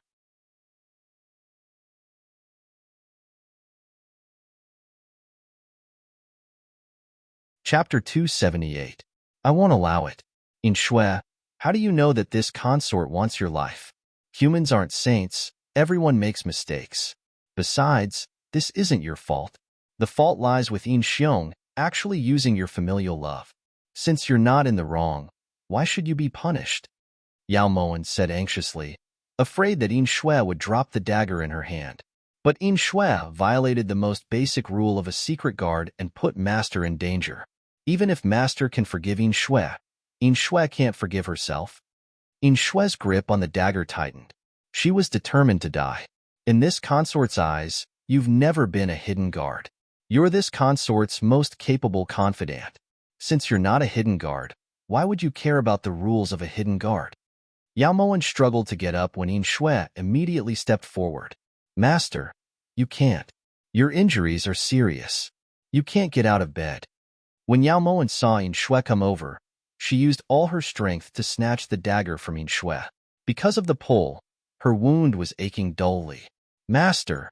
Yin Shui's eyes reddened as she choked with sobs. Don't do anything stupid. This consort can't bear to see you die. Yao Moen patted Yin Shui's hand as her lips curved slightly. Yin Shui thanks Master for his forgiveness. I swear to follow you until death. Yin Shui was moved to tears and immediately kowtowed. Yin Shui obeys. Yao Moen sighed in relief when she saw that Yin Shui had given up on committing suicide. Understood. Yin Shui wiped the tears from the corners of her eyes and spoke in a firm voice. Investigate Chu Maxin's injuries for this consort. You must be thorough. Every time she thought about how Chu Maxin had used his tender shoulders to block all the danger for her, her heart would ache. When she woke up and found out that Chu Maxin hadn't died, she was so moved that she couldn't speak and started crying.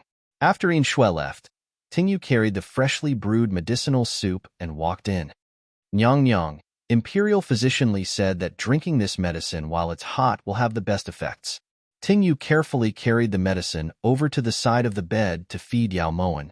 There's no need to be so unreasonable. This consort can do it myself. As Yao Moen spoke, she took the porcelain bowl. Then she suddenly thought of something and looked towards Tingyu. Yi Junqing is still in the study? Yao Moen had already woken up for 2 days, but Yi Junqing still hadn't come to see her. This made Yao Moen feel a little uncomfortable. Replying to your ladyship, when this servant brought the medicine over, I took a glance. His Highness is still here. Seriously, esteemed prince, who did you get injured for? He didn't even take a look at you, only studying the accounts all day. Binlei has already told this servant that your Highness needs an hour to think about 1 + 1. How could he possibly check the accounts? It's obvious that he has a guilty conscience and doesn't dare to see her Highness. Tingyu muttered hatefully. Guilty? What do you mean? Yao Moen drank a mouthful of medicine, her elegant brows inadvertently twitching a couple of times, but she didn't say anything. On the day that Nyang Yang met with the accident, Binlei had already told Wang Yi where Nyang Yang had gone and also told Wang Yi that Nyang Yang might be in danger, but Wang Yi acted as if he didn't hear anything and just ran out with a broken hairpin, not caring about Nyang Yang's life or death. The more Tingyu spoke, the angrier she became. Is that so? Yao Moen lowered her eyes and continued to drink the medicine. When Yang Yang was carried back, she was covered in blood. We were all scared to death, but there wasn't even a trace of your highness. There's more. Just as Tingyu was getting excited, a cough suddenly came from behind her. Ahem. When Tingyu heard this, she turned to see that Yi Junqing was right behind her. He was holding the account book with both hands and his face was completely red. This servant forgot that there's ginseng soup in the kitchen. This servant has to go take a look. Tingyu was incomparably embarrassed.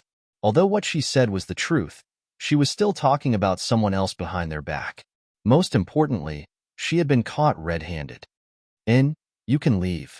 When you come back, this consort will listen to what you have to say after that. Yao Moen looked towards Tingyu with a faint smile, then lowered her eyes and continued to drink the medicine. The room fell silent. Sorry. In these past few days, Yi Junqing felt like he had said all the sorry he could ever say in his life, but he still felt that it wasn't enough. There's no need to be sorry. Moen is still waiting for Wang Yi to deliver Phoenix Feather Manor's 9 crystal crown to Moen. Yao Moen finished the medicine, then turned to place the porcelain bowl on the wooden stool. However, Yi Junqing caught it in the next second. Don't worry, besides the 9 crystal crown, there's also a hanging thorn pearl. Junqing is confident that he'll be able to swindle them all, said Yi Junqing confidently. When Yao Moen heard this, she raised her eyes slightly and looked towards Yi Junqing in surprise. Wasn't this attitude a bit too good? These are the account books of the 46 silk shops in Mongyuan. This prince has already finished checking them. Do you want to take a look? If there's no problem, this prince plans to start checking the 72 accounts of the neighboring commandery. Yi Junqing placed the account book on the side of the bed and picked up a random one. He flipped it open and placed it in front of Yao Moen. Yao Moen looked towards Yi Junqing in confusion. She couldn't understand what he was doing at all. If you feel that this angle is suitable. When Yi Junqing saw that Yao Moen's gaze was on his face, he hesitated for a moment before placing the account book in front of that handsome face. Yao Moen was speechless. She'd only been unconscious for 5 days. Just what had happened in those 5 days? How had Yi Junqing become so docile and obedient? Yao Moen really wanted to grab someone and ask if the person sitting in front of her was a sheep. Really? Ahem. Yao Moen forcefully suppressed the doubts in her heart as her gaze landed on the account book. From the vigorous and forceful handwriting, she could tell that Yi Junqing had personally written it. The entire account book was neat and tidy, and the numbers were exactly the same. Yao Moen found it very hard to imagine how someone who had never touched an abacus had managed to learn how to check accounts in such a short amount of time. Later, when she saw Bin Lei's red and swollen fingers, Yao Moen understood the truth. However, at this moment, Yao Moen was truly moved. Not bad. There's nothing that needs to be corrected. Yao Moen nodded slightly as her lips curved in praise. When Yi Junqing heard this, he subconsciously sighed in relief. Then he moved to get another account book for Yao Moen to check. If the rest are the same as the previous one, Moen doesn't need to check them, said Yao Moen. That's fine. Then this prince won't disturb your rest. Yi Junqing hesitated for a moment, then put down the account book in his hands. He slowly got up, but didn't show any signs of leaving. Prince, is there something else? Yao Moen lifted her brows when she saw that Yi Junqing wanted to say something. Yi Junqing didn't say anything. After a moment's hesitation, he sat back down. Then he put the account book to his side and took out a hairpin from his sleeve. Yao Moen had the vague feeling that this hairpin was hers and that she had gifted it to some palace maid. On the night of your accident, this prince received Yu Funing's letter and this hairpin. In the letter, Yu Funing said that she knew the truth behind Ma Xin's death. At the time, Bin Lei had indeed told this prince that you were in danger. However, when this prince saw this hairpin, this prince completely panicked. So this prince didn't even wait for Bin Lei to finish before running to Jade Heart Pavilion to see Yu Funing, said Yi Junqing indifferently as he held the letter. On the bed, Yao Moen was very surprised. She had originally wanted Yin Shui to investigate the person Yi Junqing had met with, but she hadn't expected that Yi Junqing would reveal everything without holding anything back. So it was Yu Funing. Moen should have guessed long ago. Yao Moen smiled bitterly. It hadn't been a day or two since Yi Junqing had arrived in Mongyuan. That Yu Funing didn't look for him earlier or later, but just had to look for Yi Junqing when she was in trouble. It was clear that she had been bribed by Chu Ma Bei.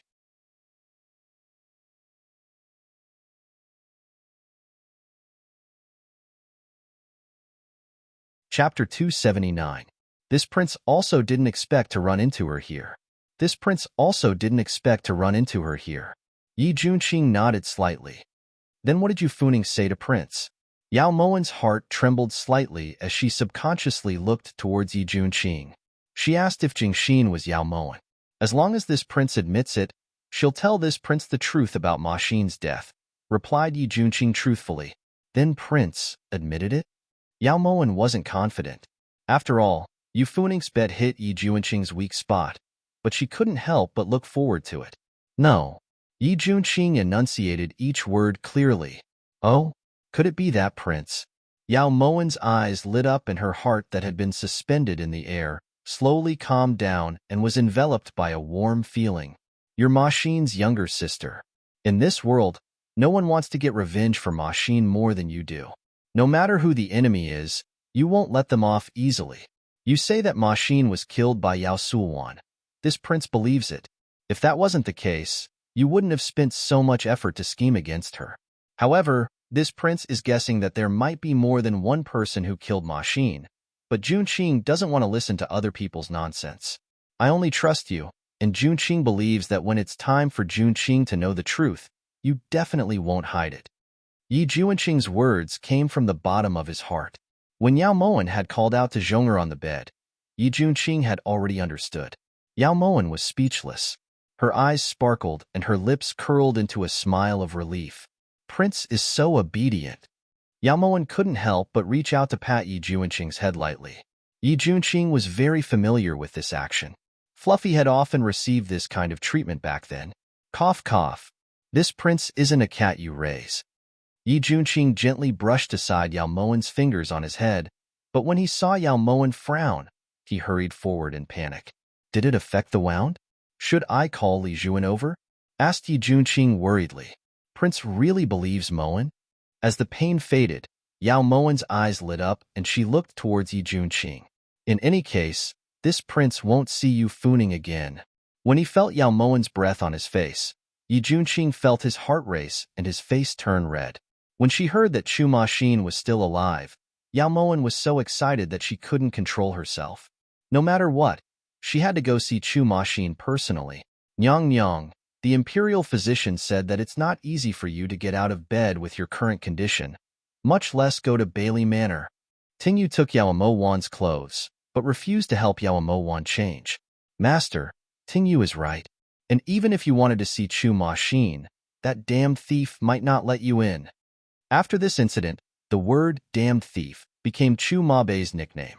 If it weren't for Chu Ma Xin, this consort would have been torn to shreds by those bandits long ago. This consort should go and see him. As for whether or not to let him see him, that's not up to Chu Ma Bei to decide. When everyone saw that Yao Moen had already made up her mind, they no longer tried to dissuade her and started to prepare everything for her. Inside Bailey Manor, Chu Ma Bei had been sneezing all morning. Your Highness, are you all right? Asked Huang Fu Juanxiu worriedly. I'm fine. How is Ma Xin? Chu Ma Bei put down the porcelain bowl and walked out of the main hall. The imperial physician said that he's fine. It's just that his body is too weak and he won't be able to get out of bed for a while, reported Huang Fu Juanxiu truthfully. As long as his body is fine, it's fine if he can't get out of bed. That way, he won't be clamoring to see Yao Moen all the time. I really don't know what kind of medicine Yao Moen gave him to actually make Ma Xin take a blow for her. It looks like this crown prince can't let them see each other anymore. Go and make arrangements. Once Ma Xin can walk again, immediately send him back to Shu. Ever since Chu Ma Xin had woken up, he had been begging Chu Ma Bei to take him to see Yao Moen. The more Chu Ma Bei acted this way, the more Chu Ma Bei regretted his momentary soft-heartedness. I'm afraid it won't be that easy, said Huang Fu Juanxiu in a low voice, as his eyes subconsciously swept towards the manor gates. Chu Mabe turned around when he heard this and saw the uninvited guest at the gates. Mabe didn't know that King Lulan was coming and didn't go out to welcome you. King Lulan shouldn't blame me. Chu Mabe restrained the coldness in his eyes and walked over with a smile. There's no need for your highness to be so polite. This old man heard that something happened to Ma Xin and couldn't stop worrying. So I came with Moen. Your highness wouldn't find it inconvenient, right? As Kubu Dan spoke, Yao Moen had already stepped into the manor with the help of Ting Yu and Kubu Jir. Of course not. Mabe is endlessly grateful that King Lulan is concerned about Ma Xin. Juanxiu, bring King Lulan and Sunshine Princess to Ma Xin's room, said Chu Mabe respectfully before glancing meaningfully at the pale Yao Moen. King Lulan, Sunshine Princess, this way please. Huangfu Juanxiu naturally understood Chu Mabe's intentions. At the side, Yao Moen didn't speak. In reality, she also wanted to use this opportunity to talk to Chu Mabe alone. Big Sister Moen, you're not going? Asked Kubu Jir doubtfully as she carefully supported Yao Moen. You go first. Big Sister Moen has something to discuss with His Highness. She'll come find you in a bit. Yao Moen's wound ached, but she forced herself to remain calm and smiled faintly. Once Kubu Jir left, Yao Moen finally turned her gaze to Chu Mabe. Your Highness wouldn't be letting Moen stand here to talk, right? Yao Moen looked towards Chu Mabe. His peerlessly enchanting face, demonic eyes, and heaven-shaking appearance didn't make Yao Moen feel any sense of beauty. How hateful. Empress Chu, please. Chu Mabe's eyes flickered as his lips curved slightly. He walked into the main hall first. After the two of them sat down, Chu Mabe ordered a servant to brew a pot of top quality by Luo Chun tea. In reality, this crown prince doesn't agree to let Empress Chu see Ma Xin again. Chu Mabe got straight to the point. There was no need to beat around the bush when talking to smart people. That's why Moen brought King Lulan along, said Yao Moen lightly. Her action of raising her brows was extremely arrogant. Do you think that this crown prince won't be able to do anything to you just like that? Chu Mabe stared coldly at the woman in front of him. The fire in his heart had been easily ignited by Yao Moen.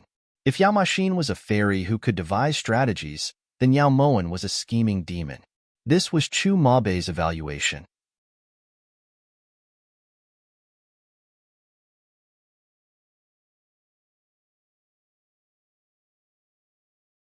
Chapter 280. It wasn't that he wasn't willing, he just didn't understand.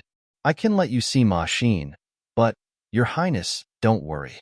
As for what happened at Bright Moon Gorge, Moen only knows that it was those blind bandits who dared to rob Your Highness' guest. Furthermore, they were careless enough to injure Your Highness' precious younger brother, which is why they ended up in a bloodbath. Before Chu Mabe could speak, Yao Moen had already thought of an excuse. You're willing to say that? Chu Mabe expressed his doubts about Yao Moen's character. Of course there are conditions. As expected, Yao Moen didn't disappoint Chu Mabe. Tell me. Chu Mabe took a deep breath. He felt very uncomfortable being led around by the nose. Yao Moen turned to look towards Ting Yu. Ting Yu understood tacitly, so she took out a silk scroll and respectfully handed it to Chu Mabe. Chu Mabe looked at the silk scroll and thought for a moment before having Bailey Howren take it and place it on the table. After the time it took to make a cup of tea, Chu Mabe was still staring at the silk scroll with a conflicted expression. Your Highness is unwilling? Yao Moen had run out of patience. It's not that I'm unwilling, it's that I don't understand. Chu Mabe finally moved his gaze from the silk scroll to Yao Moen's face. His charming face was filled with doubt. That shouldn't be the case. There aren't any mistakes and the sentences are very smooth. Moen checked it several times after writing it. Yao Moen clearly knew that Chu Mabe didn't mean it this way, but she still pretended to be surprised. You're currently the Empress of Great Chu, the master of a palace and wield the Phoenix Seal.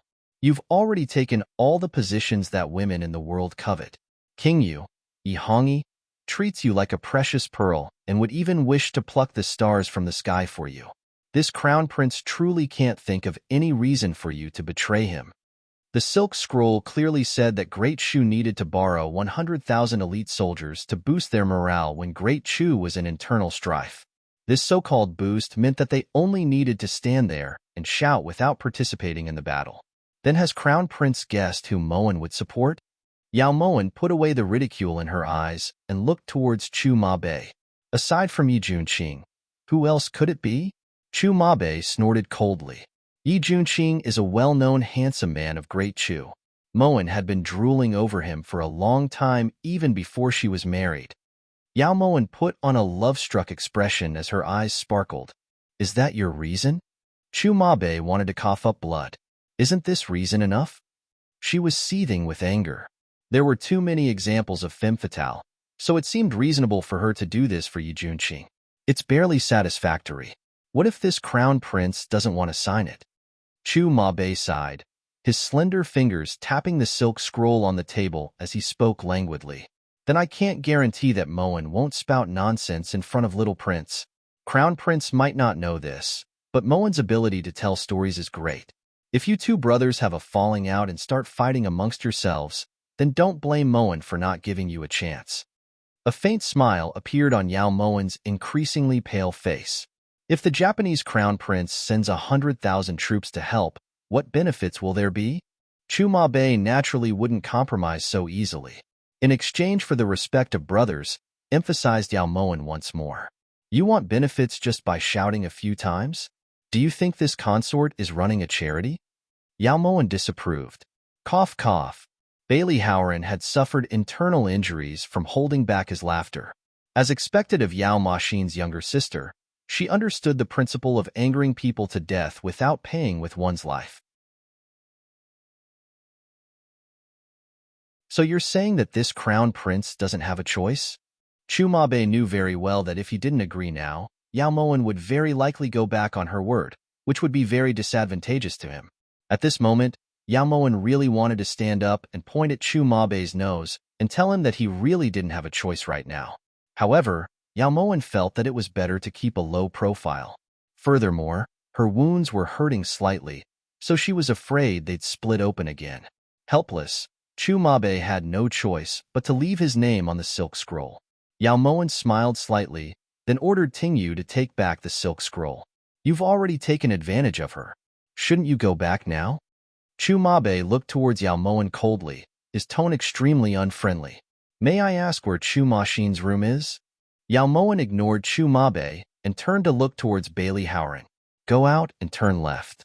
It's the third room, replied Bailey Howren timidly. When Yao Moen heard this, she revealed a smile as bright as a spring flower and left the main hall with Tingyu's support. Will you die if you don't say anything? Why are you telling her? After Yao Moen left, Chu Mabe glared at Bailey Howren, replying, Your Highness, if she doesn't see the little prince, she probably won't give up. Bailey Howren revealed the truth.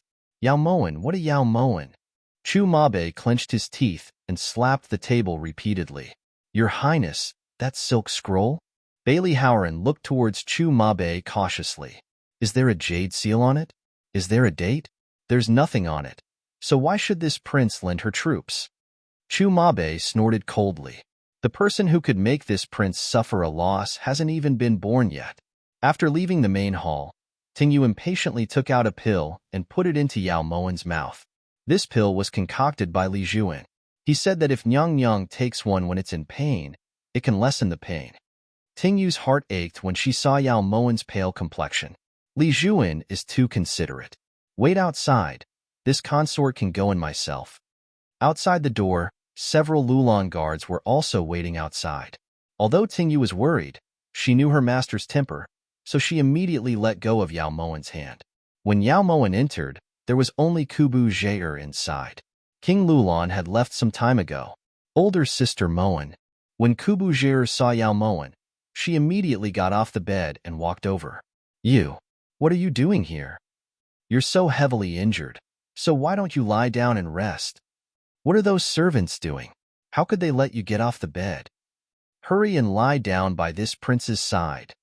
The moment Chu Maxin saw Yao Moen, he couldn't care less about his injuries anymore. He immediately got up. Fortunately, Yao Moen stopped him, so he didn't get off the bed. You little idiot, why were you so impulsive? If you died, what would I do?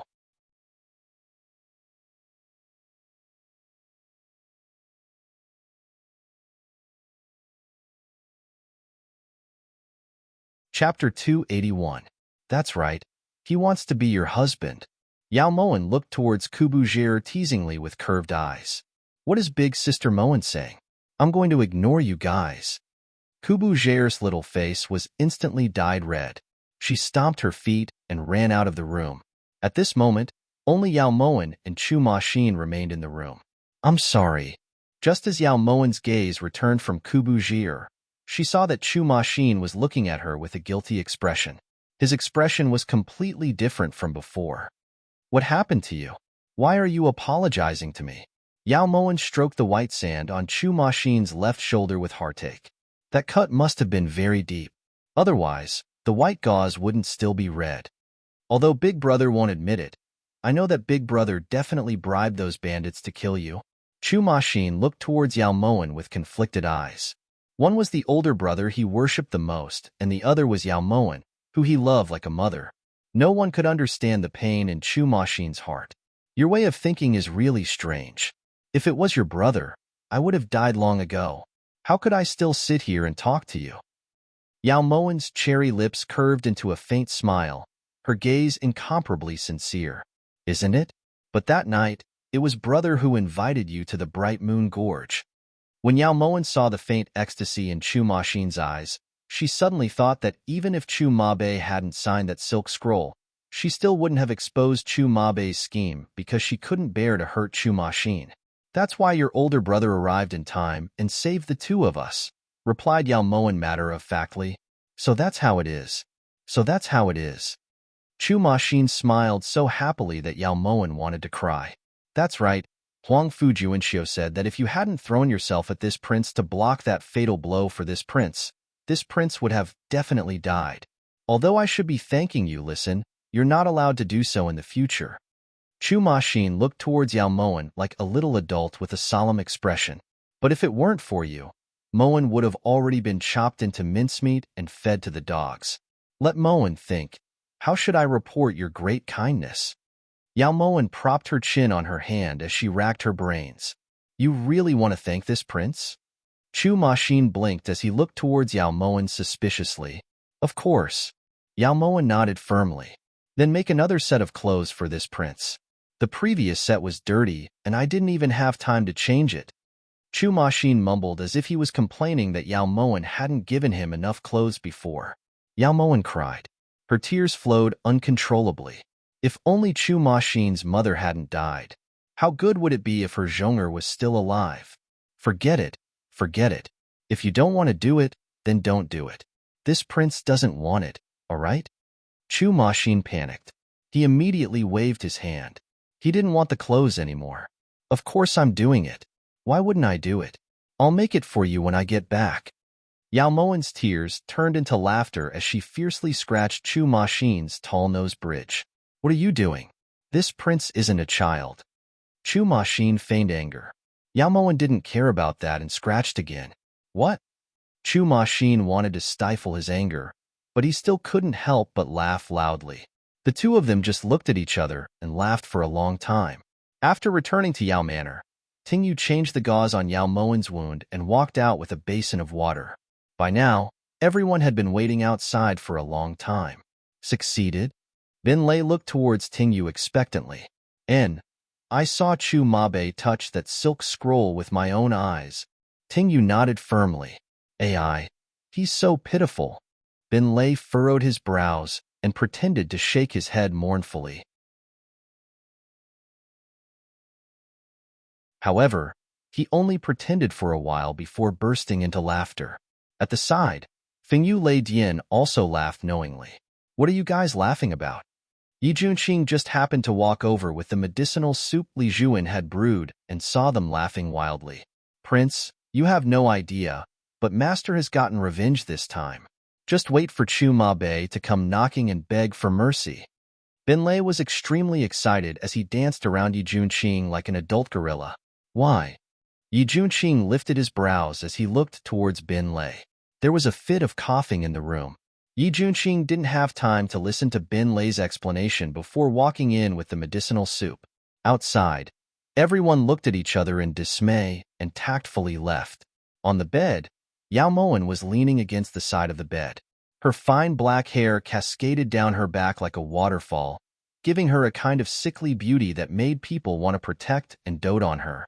You're already this injured. Why are you still doing embroidery? When Yi Junqing saw that there was an extra basket and satin on the table, he couldn't bear it anymore. I promised Ma Xin that I would make clothes for him, so I can't go back on my word. Yao Moen looked at the cloth bin Lei had brought from the satin shop and carefully picked through it. Drink the medicine. It's the same when your injuries are healed. There's no rush. Yi Junqing handed the medicinal soup to Yao Moen as a trace of loneliness flashed through his eyes. He had found out about Chu Ma Xin's injuries from Yin Shui, so even if he hadn't seen it with his own eyes, he could imagine how terrible it had been. Chu Ma Xin had risked his life to save her, so he naturally deserved Yao Moen's special treatment. At this moment, Yi Junqing was extremely vexed. If he hadn't been possessed, the person who would have gone through life and death with Yao Moen wouldn't have been Chu Ma Xin. How could I make it in time? It's going to be winter soon. Winter clothes will take a lot of effort. Yao Moen took the medicinal soup from Yi Junqing's hands and poured it down her mouth without caring if it was bitter or not. She then handed the porcelain bowl to Yi Junqing. However, before Yi Junqing could place the candied plum in his hands into Yao Moen's hands, Yao Moen had already pulled her hand back and was busy choosing the cloth. Yi Junqing hesitated for a moment, but in the end, he didn't mention the candied plum. Binlei said earlier that you took revenge. What did that mean? Yi Junqing didn't want to disturb Yao Moen while she was choosing the cloth, but he also didn't want to just leave like this. It's nothing. Moen wrote a silk letter and tricked Chu Ma Bei into signing it. Yao Moen chose 3 colors, water blue, dark purple, and dark green. She used a brush to mark them. Silk letter? What's the content? Yi Junqing looked towards Yao Moen with a frown. The content isn't important. What's important is that Moen put medicine on the silk letter, and it was personally made by Yin Shui. Yao Moen handed the cloth she chose to Yi Junqing with a resplendent smile in her eyes. You want to return a tooth for a tooth and take Chu Ma Bei's life? Yi Junqing looked towards Yao Moen in realization. Chu Ma Bei had almost caused Yao Moen's death, so even if he took his life, it would be perfectly justified. He's the crown prince of Shu. It's fine to tease him a little, but if he angered the king of Shu and caused war, it wouldn't be Moen's intention. However, Chu Ma Bei caused Yin Shui and Yin Xiong to sever their sibling relationship, so Yin Shui won't let him off easily. Yao Moen's lips curved into a sinister smile. It wouldn't be too tragic, right?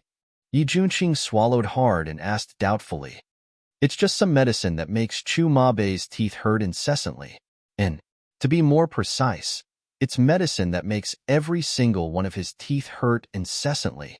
Chu Ma Bei is probably feeling unwell right now, explained Yao Moen and the others. When Yi Junqing heard this, the image of Chu Ma Bei's swollen cheeks suddenly appeared in his mind. He subconsciously rubbed his chin. There was a saying that a toothache wasn't an illness, but when it hurt, it was fatal. It seemed that Chu Ma Bei was going to suffer. Prince seems to be sympathizing with Chu Ma Bei. Yao Moen found it funny when she saw Yi Junqing rubbing his chin.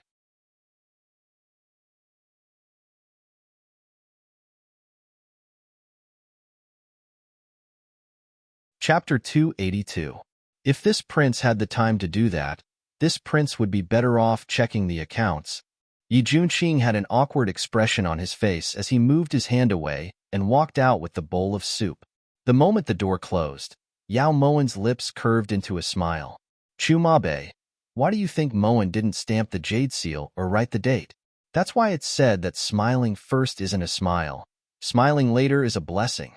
Just as Yao Moen predicted, during dinner that night, Chu Ma Bei suddenly felt a dull pain in his teeth.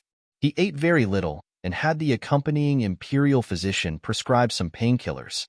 He originally thought that he would be fine after a good night's sleep, but he never expected that in the middle of the night, Bailey Howren would be the first to roar and break the silence of the night.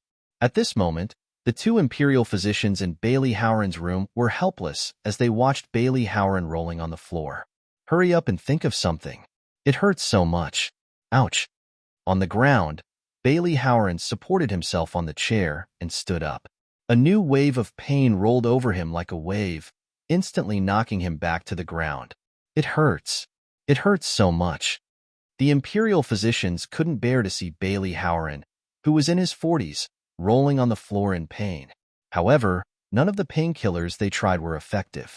Right at this moment, Huangfu Juanxiu rushed over and was stunned when he saw Bailey Howren's miserable state. Howren, what happened to you? At this moment, Bailey Howren's cheeks were swollen and his expression was conflicted. Toothache, toothache. This old man is dying of pain. Every tooth hurts. Bailey Howren held his chin with both hands, his voice carrying a heavy sobbing tone. What should we do? Imperial physicians, you should go check on His Highness first. Juanxiu is here. Huangfu Juanxiu had just run over from Chu Mabei's room when he didn't expect Bailey Howren's condition to be this bad. When they heard that something had happened to the crown prince, the two imperial physicians didn't dare tarry and immediately left the room. Something happened to His Highness? On the floor, Bailey Howren crawled up with sweat and worry in his eyes. Juanxiu heard that you were in trouble, so he wanted to come over and take a look. However, when he passed by the crown prince's bedroom, he heard a low groan coming from inside. When he went in to take a look, he saw the crown prince leaning against the bed with his hands covering his cheeks and shaking his head in pain. This is strange. How could you and His Highness have toothaches at the same time? Huangfu Juanxiu strode forward to help Bailey Howren up with a belly full of questions. Help this old man to see His Highness the Crown Prince. Bailey Howren was worried, so he endured the pain and followed Huangfu Juanxiu to Chu Mabei's room. When he entered, Huangfu Juanxiu saw two imperial physicians trembling with fear as they rummaged through their medicine chests. The entire table was a mess. Your Highness the Crown Prince. Ugh. That heart-wrenching pain assaulted him again. Before Bailey Howren could finish speaking, he was squatting on the ground in pain. Did you guys find any painkillers or not? Chu Mabei finally couldn't take it anymore and urged sternly, replying, Your Highness the Crown Prince, this humble subject has already used the best painkillers, but it didn't have any effect. Right now, this humble subject is also at our wits' end. Please punish us, Your Highness the Crown Prince. The two imperial physicians immediately knelt on the ground, their bodies trembling like fallen leaves. What's the use of punishing someone? Hurry up and think of a solution. Huangfu Juanxiu was truly anxious when he saw Chu Mabei and Bailey Howren's miserable state. Scram! Chu Mabei waved his hand furiously, and the two imperial physicians immediately left the room. At this moment, Chu Mabei's clothes were already drenched in sweat. His hands were clutching his lower jaw. The heart-wrenching pain coming from every tooth in his mouth made him want to pull out all his teeth. Your Highness the Crown Prince, this humble subject feels that the pain in your and Lord Bailey's teeth is very strange. Forgive this humble subject for making a bold guess, but this matter, could it be related to Yao Moen? Did Your Highness touch anything of Yao Moen's? Huangfu Juanxiu's words woke him up from his daydream. Chu Mabei's eyes instantly lit up, but it was quickly followed by a torrential rage. It must be Yao Moen. Today, when she presented a silk scroll to Your Highness the Crown Prince, this old man also handled it. Aya, this god of plague. This old man is going to die from the pain. Bailey Howren also came to a realization and immediately growled through gritted teeth. It really is her. This humble subject will go to Yao Manor right now to request medicine. Huangfu Juanxiu knew that with Yao Moen's vengeful personality, she would definitely seek revenge after suffering such a huge loss. Fortunately, this bastard still had some sense and didn't poison him. Wait, order the imperial physicians to quickly prepare the antidote. This crown prince won't beg her no matter what. Chu Mabei was furious. His hands clenched into fists, but in the next second, he covered his face again. His face had turned purple. It was his carelessness. How had he fallen for Yao Moen's tricks? Your Highness the Crown Prince, since that Yao Moen was confident in drugging you, then that medicine must be extremely rare. If Huangfu Juanxiu couldn't bear to see Chu Mabei suffer, nor did he want to see Bailey Howren die from the pain. He was about to say something when Chu Mabei waved his hand to stop him. There's no need to say anything. No matter how poisonous her medicine is, there will still be a time when its effects are over. Once the effects are over, watch how this crown prince will make her pay back with interest. Chu Mabe's words were like ice. At the side, the hope in Bailey Howren's eyes instantly turned to ash, and he felt even more pain. Juanxiu, knock him out. Chu Mabe slowly closed his eyes as he looked at Bailey Howren, who was in so much pain that he was hovering between life and death. Following that, he heard a miserable cry. When he looked up again, Huangfu Juanxiu had already dragged Bailey Howren out of the room like a dead dog. Yao Moen, this crown prince has underestimated you. While Chu Mabe was sinking into the abyss of suffering, Yao Moen was having a very satisfying and fulfilling time. Your Highness, it's time to drink the medicine. Tingyu brought the medicine over to Yao Moen. When she glanced sideways, she saw 2 sets of clothes on the couch. Your Highness, Imperial Physician Li said that you've just recovered from a serious illness, so you should pay attention to rest. If Your Highness doesn't mind Tingyu being clumsy, why don't you let Tingyu make these clothes for you? Suggested Tingyu, who really felt bad for Yao Moen. There are some things that when you're happy, you won't feel tired. Don't worry, Bin Gong knows what to do. Yao Moen held the medicine as she subconsciously glanced towards Huashang. Her lips curved into a warm smile. Tingyu understood Yao Moen's feelings for Chu Ma Xin, so she didn't force it. Once Yao Moen finished drinking the medicine, Tingyu handed the candied plum in her hands to Yao Moen. You're quite thoughtful. Yao Moen wasn't afraid of bitterness, but a little sweetness was always good. The one who's thoughtful isn't Tingyu. It's the esteemed prince. This candied plum was given to Tingyu by the esteemed prince. He said that it would be for Your Highness to eat after you finished drinking the medicine. Tingyu smiled mischievously. Ha, after spending so much on him, I finally saw the return of the money. Yao Moen's eyes curved as she looked at the candied plum in her hands. Tingyu was petrified. Once Tingyu left, Yao Moen calmly called for Yin Shui. Has Yu Funing been well-behaved these past 2 days? Yao Moen picked up the needle again and began to sew carefully without the slightest carelessness. Replying, Master, Yu Funing has been secretly sending her hidden guard to deliver a letter to Prince for the past 2 days. However, Prince destroyed the letter without even looking at it. Yin Shui was very approving of Yi Juanqing's actions. Oh, have you read the contents of the letter? The killing intent in Yao Moen's heart gradually faded and the smile on her lips deepened. I've read it. The contents are mostly about using Yao Ma Xin's death to lure Prince into a meeting. If it was in the past, Yin Shui wouldn't have done something so superfluous. However, after staying by Yao Moen's side for so long, she had to admit that her abilities had improved. It seems that Bin Gong must meet her. Go make the arrangements. Yao Moen bent over and bit off the thread.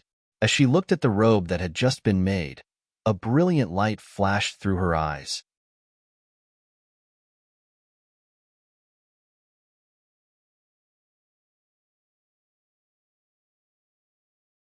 Chapter 283. When she received Yi Juanqing's reply, Yu Funing dressed herself up meticulously. She was dressed beautifully in embroidered clothes. Inside Jade Heart Pavilion, she looked towards her master worriedly. Miss, are you really going to tell Yi Juanqing the truth? Aren't you afraid that he'll do something stupid in a moment of impulse? With Yao Moen here, even if he stabs the heavens, what can he do? The anticipation in Yu Funing's eyes turned cold, causing Qian Shi's heart to shiver. Miss, you mean Yao Moen will protect Yi Juanqing? She likes Yi Juanqing? Qian Shi looked towards Yu Funing. I'm not surprised that Yao Moen likes Yi Juanqing. What I can't accept is that Yi Juanqing actually likes Yao Moen as well. I wonder if those Yao sisters are reincarnated foxes. Their ability to charm people is getting better and better, said Yu Funing hatefully. Just as Yu Funing found it hard to calm her anger, Yao Moen, who was wearing a white veil and a crescent moon white robe, gracefully arrived. Actually, Consort Xian can say it even more harshly, but next time, don't let Moen hear it. Otherwise, Moen's hands will itch. Yao Mo Wan gracefully walked over. A light breeze blew against her veil, causing it to ripple. That half-veiled feeling of holding a pipa and playing a pipa made her even more beautiful. How could it be you? Why didn't Yi Juanqing come? Yu Funing asked in a stern voice. Moen saw Consort Xian's note, so I came. As for the esteemed prince, he didn't see the note, so of course he wouldn't be here, explained Yao Moen. Yao Moen, how malicious of you. What right do you have to stop Yi Junqing from seeing me? What right do you have to change Funing's life? If it wasn't for you, Funing wouldn't have ended up like this. When enemies met, their eyes reddened. When Yu Funing saw Yao Moen, she really wanted to eat her flesh and drink her blood. Do you believe Consort Xian? If it wasn't for Moen, your current situation might not be any better. Yao Moen's gaze was calm and her voice was calm. If it wasn't for your mischief, even if Funing hadn't obtained Yi Junqing's favor, she would still be Great Chu's noble consort right now. Yu Funing's bloodshot eyes were filled with boundless hatred. She was filled with so much rage that she wanted to die. So what if she's an imperial concubine? Do you think that Yi Hongyi has ever placed you in his eyes? In a year, the number of times he has gone to Fragrant Steps Pavilion can be counted on one hand. How is that any different from being a widow? Compared to being a canary with broken wings in the ice-cold palace walls, how could it be better to live a carefree life in Mongyuan? It's true that you won't be able to obtain Yi Junqing's favor, but there are countless men with both ability and virtue in this world. Yu Funing, do you really want to hang yourself to death on a single tree? Yao Moen tried to persuade her with reason and emotion. How would you know Funing's feelings for Yi Junqing? If she could obtain Yi Junqing's favor in this life, Funing would be willing to die. But it was your existence that destroyed all of Funing's hopes. It was you who stole Yi Junqing away. Yao Moen, you really deserve to die. Yu Funing's eyes welled up with tears. Even if Moen wasn't here, Yi Junqing wouldn't even spare you a glance. You and I both know that in Yi Junqing's heart, eldest sister is the only one. If Yi Junqing feels any pity for Moen, it's because of eldest sister. As for deserving to die, Moen really does have a slim chance of survival. According to Moen's personality, the first thing she would do after waking up would be to send someone to teach you a lesson. Moen didn't do that because Moen respects Consort Xian's true personality of daring to love and hate. Of course, there's only one chance. If Consort Xian insists on becoming Moen's enemy, Moen doesn't mind making another enemy. Even if Consort Xian has the Crown Prince of Shu backing her up, Moen still doesn't place him in her eyes. Her cold voice was like rain pattering on porcelain, each word a gem. Even though Yu Funing was furious, she still managed to hear some of it. You came to get even with me? Yu Funing forcefully suppressed the hatred in her heart as she spoke coldly. Not really. I just wanted Consort Xian to understand one thing. You can't force anything. Buddha says to let go and be at ease. If Consort Xian insists on clinging to that empty hope to live, the only one who will suffer is yourself. Yao Moen's eyes were as deep as an ancient well. Let go? That's easy for you to say, but how many people can do that? Isn't Yi Junqing also clinging to that empty hope to live? Yu Funing smiled bitterly. The traces of blood in her eyes gradually disappeared, replaced by a trace of worry. That's why his life isn't going well. Yao Moen sighed inwardly as a faint sourness welled up in her heart. Since you've seen the letter, don't you want to know the cause of Yao Maxin's death? Yu Funing withdrew the sorrow in her eyes and looked towards Yao Moen coldly. Consort Xian only knows that it was His Majesty's personal bodyguard who pushed eldest sister, who had just given birth to the little prince, into the cold palace. How much does she know about what happened after that? Yao Moen looked towards Yu Funing solemnly. Her clear and cold eyes were like two boundless stars in the night sky, mysterious and sad. You, how did you know? Yu Funing looked towards Yao Moen in shock. There are no walls in this world that don't have a crack. If Moen wants to know, I naturally have my ways. How could she not know when she had personally experienced it? So you pretended to be a fool in front of others and schemed behind their backs, forcing father to betray Great Chu. All of this was for the sake of revenge. Yu Funing looked towards Yao Moen in shock. In reality, Moen doesn't have the qualifications to persuade Consort Xian to let go, because even Moen herself can't let go of this blood feud. However, Moen's words come from the bottom of her heart. Consort Xian, take care. Yao Moen took a deep breath as a trace of darkness flashed through her eyes. Aren't you afraid that I'll tell others about this? Asked Yu Funing cautiously when she saw that Yao Moen was about to turn and leave. Of course, you have to. At the very least, you have to let Chu Mabe know that Moen really wasn't lying to him. Yao Moen's cherry lips curved into a smile, the charm in her eyes moving one's soul. Yu Funing was stunned as she watched Yao Moen leave. At this moment, she finally understood why Yao Moen had been the one playing chess. Yu Funing felt ashamed of her inferiority to someone as far-sighted and quick-witted as she was. Yao Moen's goal was achieved. On the second day, after Yao Moen met Yu Funing, Huangfu Juanxiu arrived as scheduled. Juanxiu greets Empress Chu. Inside the bedroom, Huangfu Juanxiu stood in front of the couch with two ginsengs that had turned into human shapes. The great master of Yao Manifest Trade can't even afford ginsengs, asked Bin Lei resentfully as he looked at Huangfu Juanxiu coldly. Ahem. Juanxiu knows that this meager gift isn't worthy of your highness's attention, but it's still Juanxiu's kind intentions.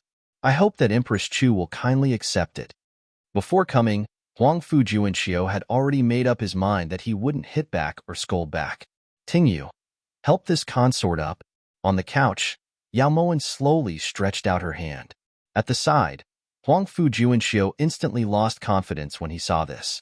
That day, Yao Moen was already able to move freely. It had only been 2 days since they last saw each other, so why was she like this? Bin Lei, anyone who passes through the residence is a guest, so how can you let Lord Huangfu stand? Hurry and bring a chair for Lord Huangfu. As for the ginsengs, although Yao residence doesn't lack them, don't make Lord Huangfu lose face and accept them. Yao Moen's voice was weak and she leaned against the bed frame weakly. Although Bin Lei was unwilling, he could only go forward and bring a chair for Huangfu Juanxiu. Then he took the ginsengs from Huangfu Juanxiu's hands and brought them into the bedroom. Lord Huangfu, is there something else? Asked Yao Moen suspiciously when she saw that Huangfu Juanxiu had no intention of leaving.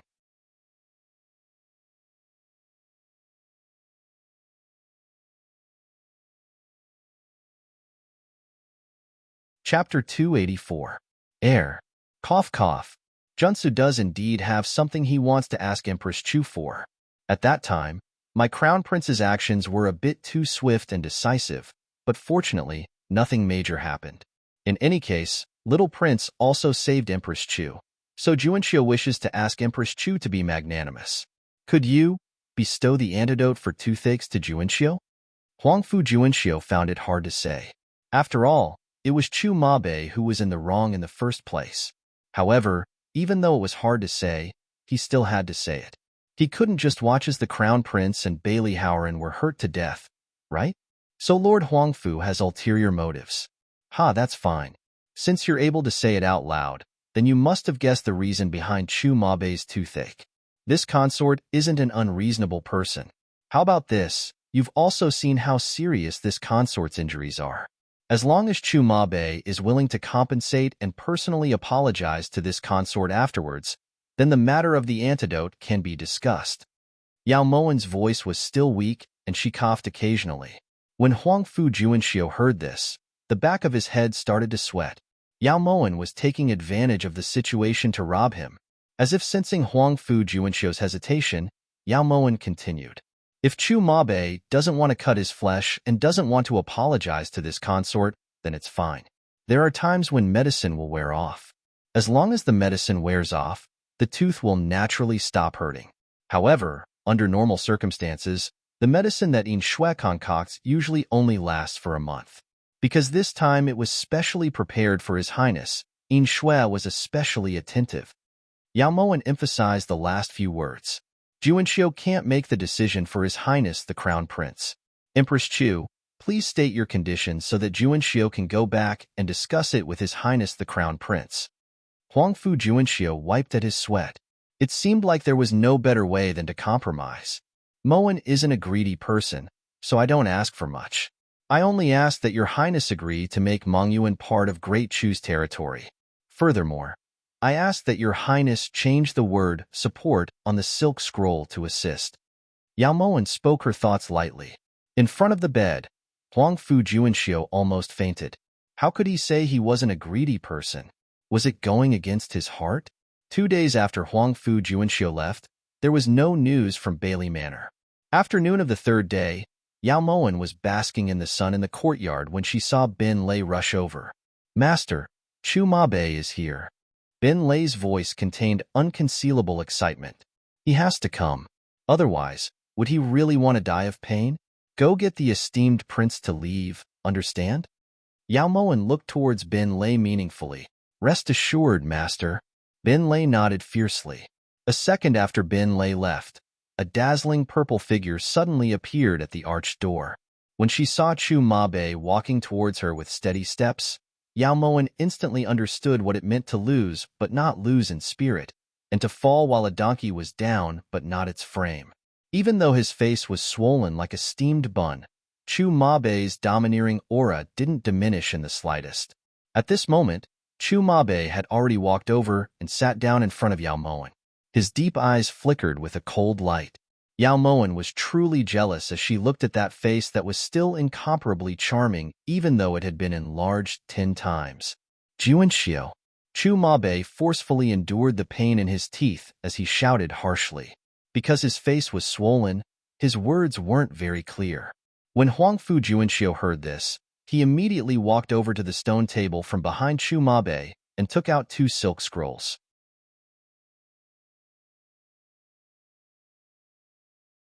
Written on them were the contents of ceding Mengyuan to Yao Moen and Great Chu's internal strife, Chu's willingness to send 100,000 troops to assist. Furthermore, Chu Mabe had personally signed both scrolls. Is Empress Chu satisfied? Huang Fu Juanxiu was humble and polite with a smile on his face. He was extremely attentive. According to what this consort knows, His Highness the Crown Prince carries a personal seal with him at all times. If your Highness is willing to take it out and stamp these 2 scrolls, then this consort will be very satisfied. When Yao Moen stopped speaking, Tingyu had already placed the prepared ink on the stone table. It was clear that Yao Moen had prepared this beforehand. Speechless, Chu Mabe had to take deep breaths to prevent himself from going berserk. At the side, Huang Fu Juanxiu looked towards Chu Mabe with a troubled expression. After struggling for a while, Chu Mabe finally took out the seal and stamped it on the scrolls with extreme reluctance. "Does Empress Chu have any other requests?" Huang Fu Juanxiu folded the 2 scrolls and presented them to Yao Moen with both hands. "In Shui." After Yao Moen ordered Tingyu to put away the scrolls, she quietly called out to In Shui. In Shui naturally understood Yao Moen's intentions and immediately placed the porcelain jar with the 2 meatworms in front of the stone table. What is this?" Huang Fu Juanxiu felt all the hairs on his body stand on end as he watched the meatworms wriggle around in the jar. He felt goosebumps all over his body. "This is the antidote. Crown Prince and Lord Bailey only need to eat it, and the toothache will definitely disappear." In Shui's expression was frozen. Every time she thought about how Chu Mabe had caused the siblings to turn against each other, she would feel hatred from the bottom of her heart. Fortunately, her master had given her a chance to take revenge, so she naturally wouldn't waste it. How are we supposed to eat this? It still has fur on its body." Huang Fu Juanxiu almost jumped up, but inwardly, he was glad that he wasn't the one poisoned. "Of course you have to eat it with your mouth. The antidote is right here. It's up to your Highness whether you want to eat it or not," said In Shui coldly. Just as Huang Fu Juanxiu was about to argue, Chu Mabe suddenly reached out, grabbed one of the worms, and put it into his mouth. Huang Fu Juanxiu's heart instantly sank as he watched Chu Mabe chew it with difficulty. When had His Highness ever suffered such humiliation?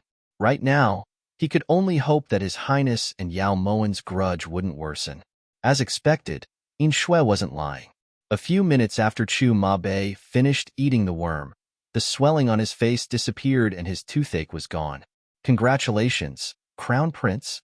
Yao Moen smiled sincerely, but Chu Mabe was unable to restrain his anger. "Yao Moen, this prince will remember this day." After saying this, Chu Mabe instantly went berserk. Huang Fu Juanxiu hastily followed behind him with the porcelain jar.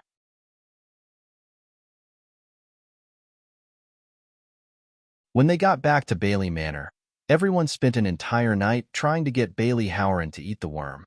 In the end, Huang Fujuanxiu had to use the old method to knock him out to complete this difficult task. 3 days later, King Lulan wanted to take Kubu Zhair back to Lulan. In order to send him off, Yao Moan held a banquet in Melancholic Spring Courtyard.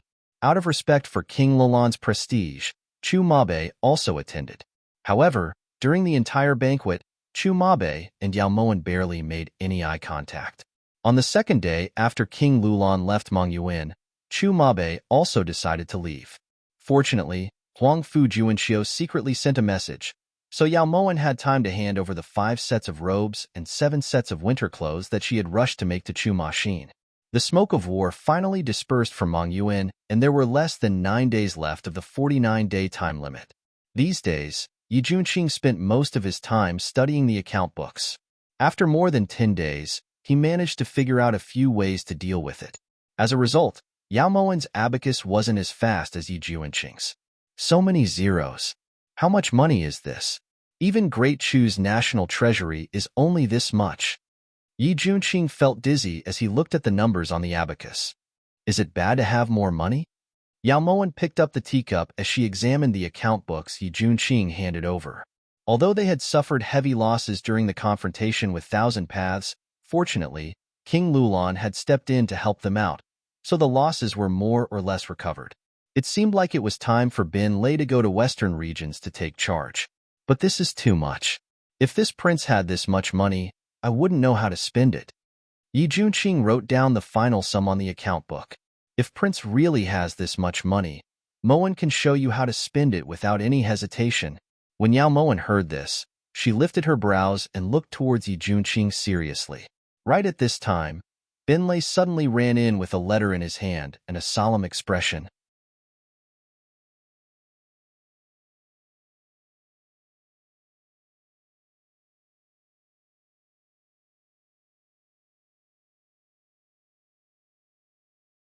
Although she's jealous of this consort, it hasn't reached the point where she would take such a risk.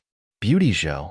Yao Mo Wan's hand that was holding the porcelain bowl trembled uncontrollably. Her sharp eyes stared at the brocade blanket on the couch, but it also seemed as if she was looking even further through the blanket. Moan, don't be like this. In Shui has already returned to the Imperial City to investigate. As long as In Shui returns, we'll naturally know who did this. It won't be too late to think of a countermeasure then. Yi Junqing had never felt such heartache for Yao Mo Wan before. As he watched Yao Mo Wan furrow her brows as she racked her brains to think of a solution, he couldn't do anything but sit there. Could it be Yi Hongyi? Could it be that he found out that I was pretending to be stupid, so he vented his anger on Lu Xing? Yao Mo Wan abruptly looked up and grabbed Yi Junqing with both hands. Her eyes were filled with panic. It can't be. Don't think too much for now. Wait for Yin Shui to return. No, I can't not think. As long as I stop, my mind will be filled with Lu Xing. He was willing to enter the palace for me. Do you know what that means? If it wasn't Yi Hongyi, then who could it be? Huan Kaier. Impossible. There's no reason for her to. When Yi Junqing saw that Yao Mo Wan was about to collapse, he finally couldn't help but hit the back of Yao Mo Wan's neck. Mo Wan, I'm sorry, but other than this, Junqing really has no way of stopping you from thinking. Don't worry, no matter what the result is, Junqing will be by your side. Your grudge is Junqing's grudge, no matter if it's Lu Xing or Ma Xin. Yi Junqing gently placed Yao Mo Wan on the bed, his deep eyes filled with darkness. 5 days later, when Yin Shui appeared in Pingyang guest house, Yao Mo Wan, who had been in a daze on the bed, suddenly stood up and rushed over to grab Yin Shui. Who was it? Bing's voice was filled with unconcealable weakness. Ever since Lu Xing had been killed, Yao Mo Wan hadn't had a good meal. She was currently extremely haggard. Replying, Master, it was a woman called Ying Li. When this subordinate returned to Chu Palace, I discovered that this woman could enter and leave any place in the Imperial Palace as she pleased. Even Guan Osprey Palace and Central Dragon Palace, she could go in and out as if there was no one around. At the time, because Lu Xing stopped that woman from searching through Her Highness' inner chambers, she stabbed him to death. Yin Shui's voice was slightly choked up as tears flashed through her eyes. Her heart hurt so much. It was as if she had been tossed into a thicket of thorns and thorns had stabbed into her, injuring her to the point where there wasn't an inch of skin left unharmed. Even though she had already mentally prepared herself, Yao Wan still couldn't help but fall to the ground as tears blurred her vision. Master! In Shui restrained the sorrow in her eyes and hurriedly helped Yao Wan back to the bed. Who is Ingli?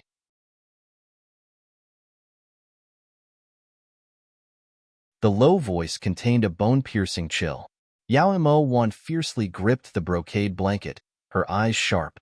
Replying, Master, In Shui had asked clansmen to investigate and tried to find out through other channels, but there was nothing. It was as if this woman had fallen from the sky.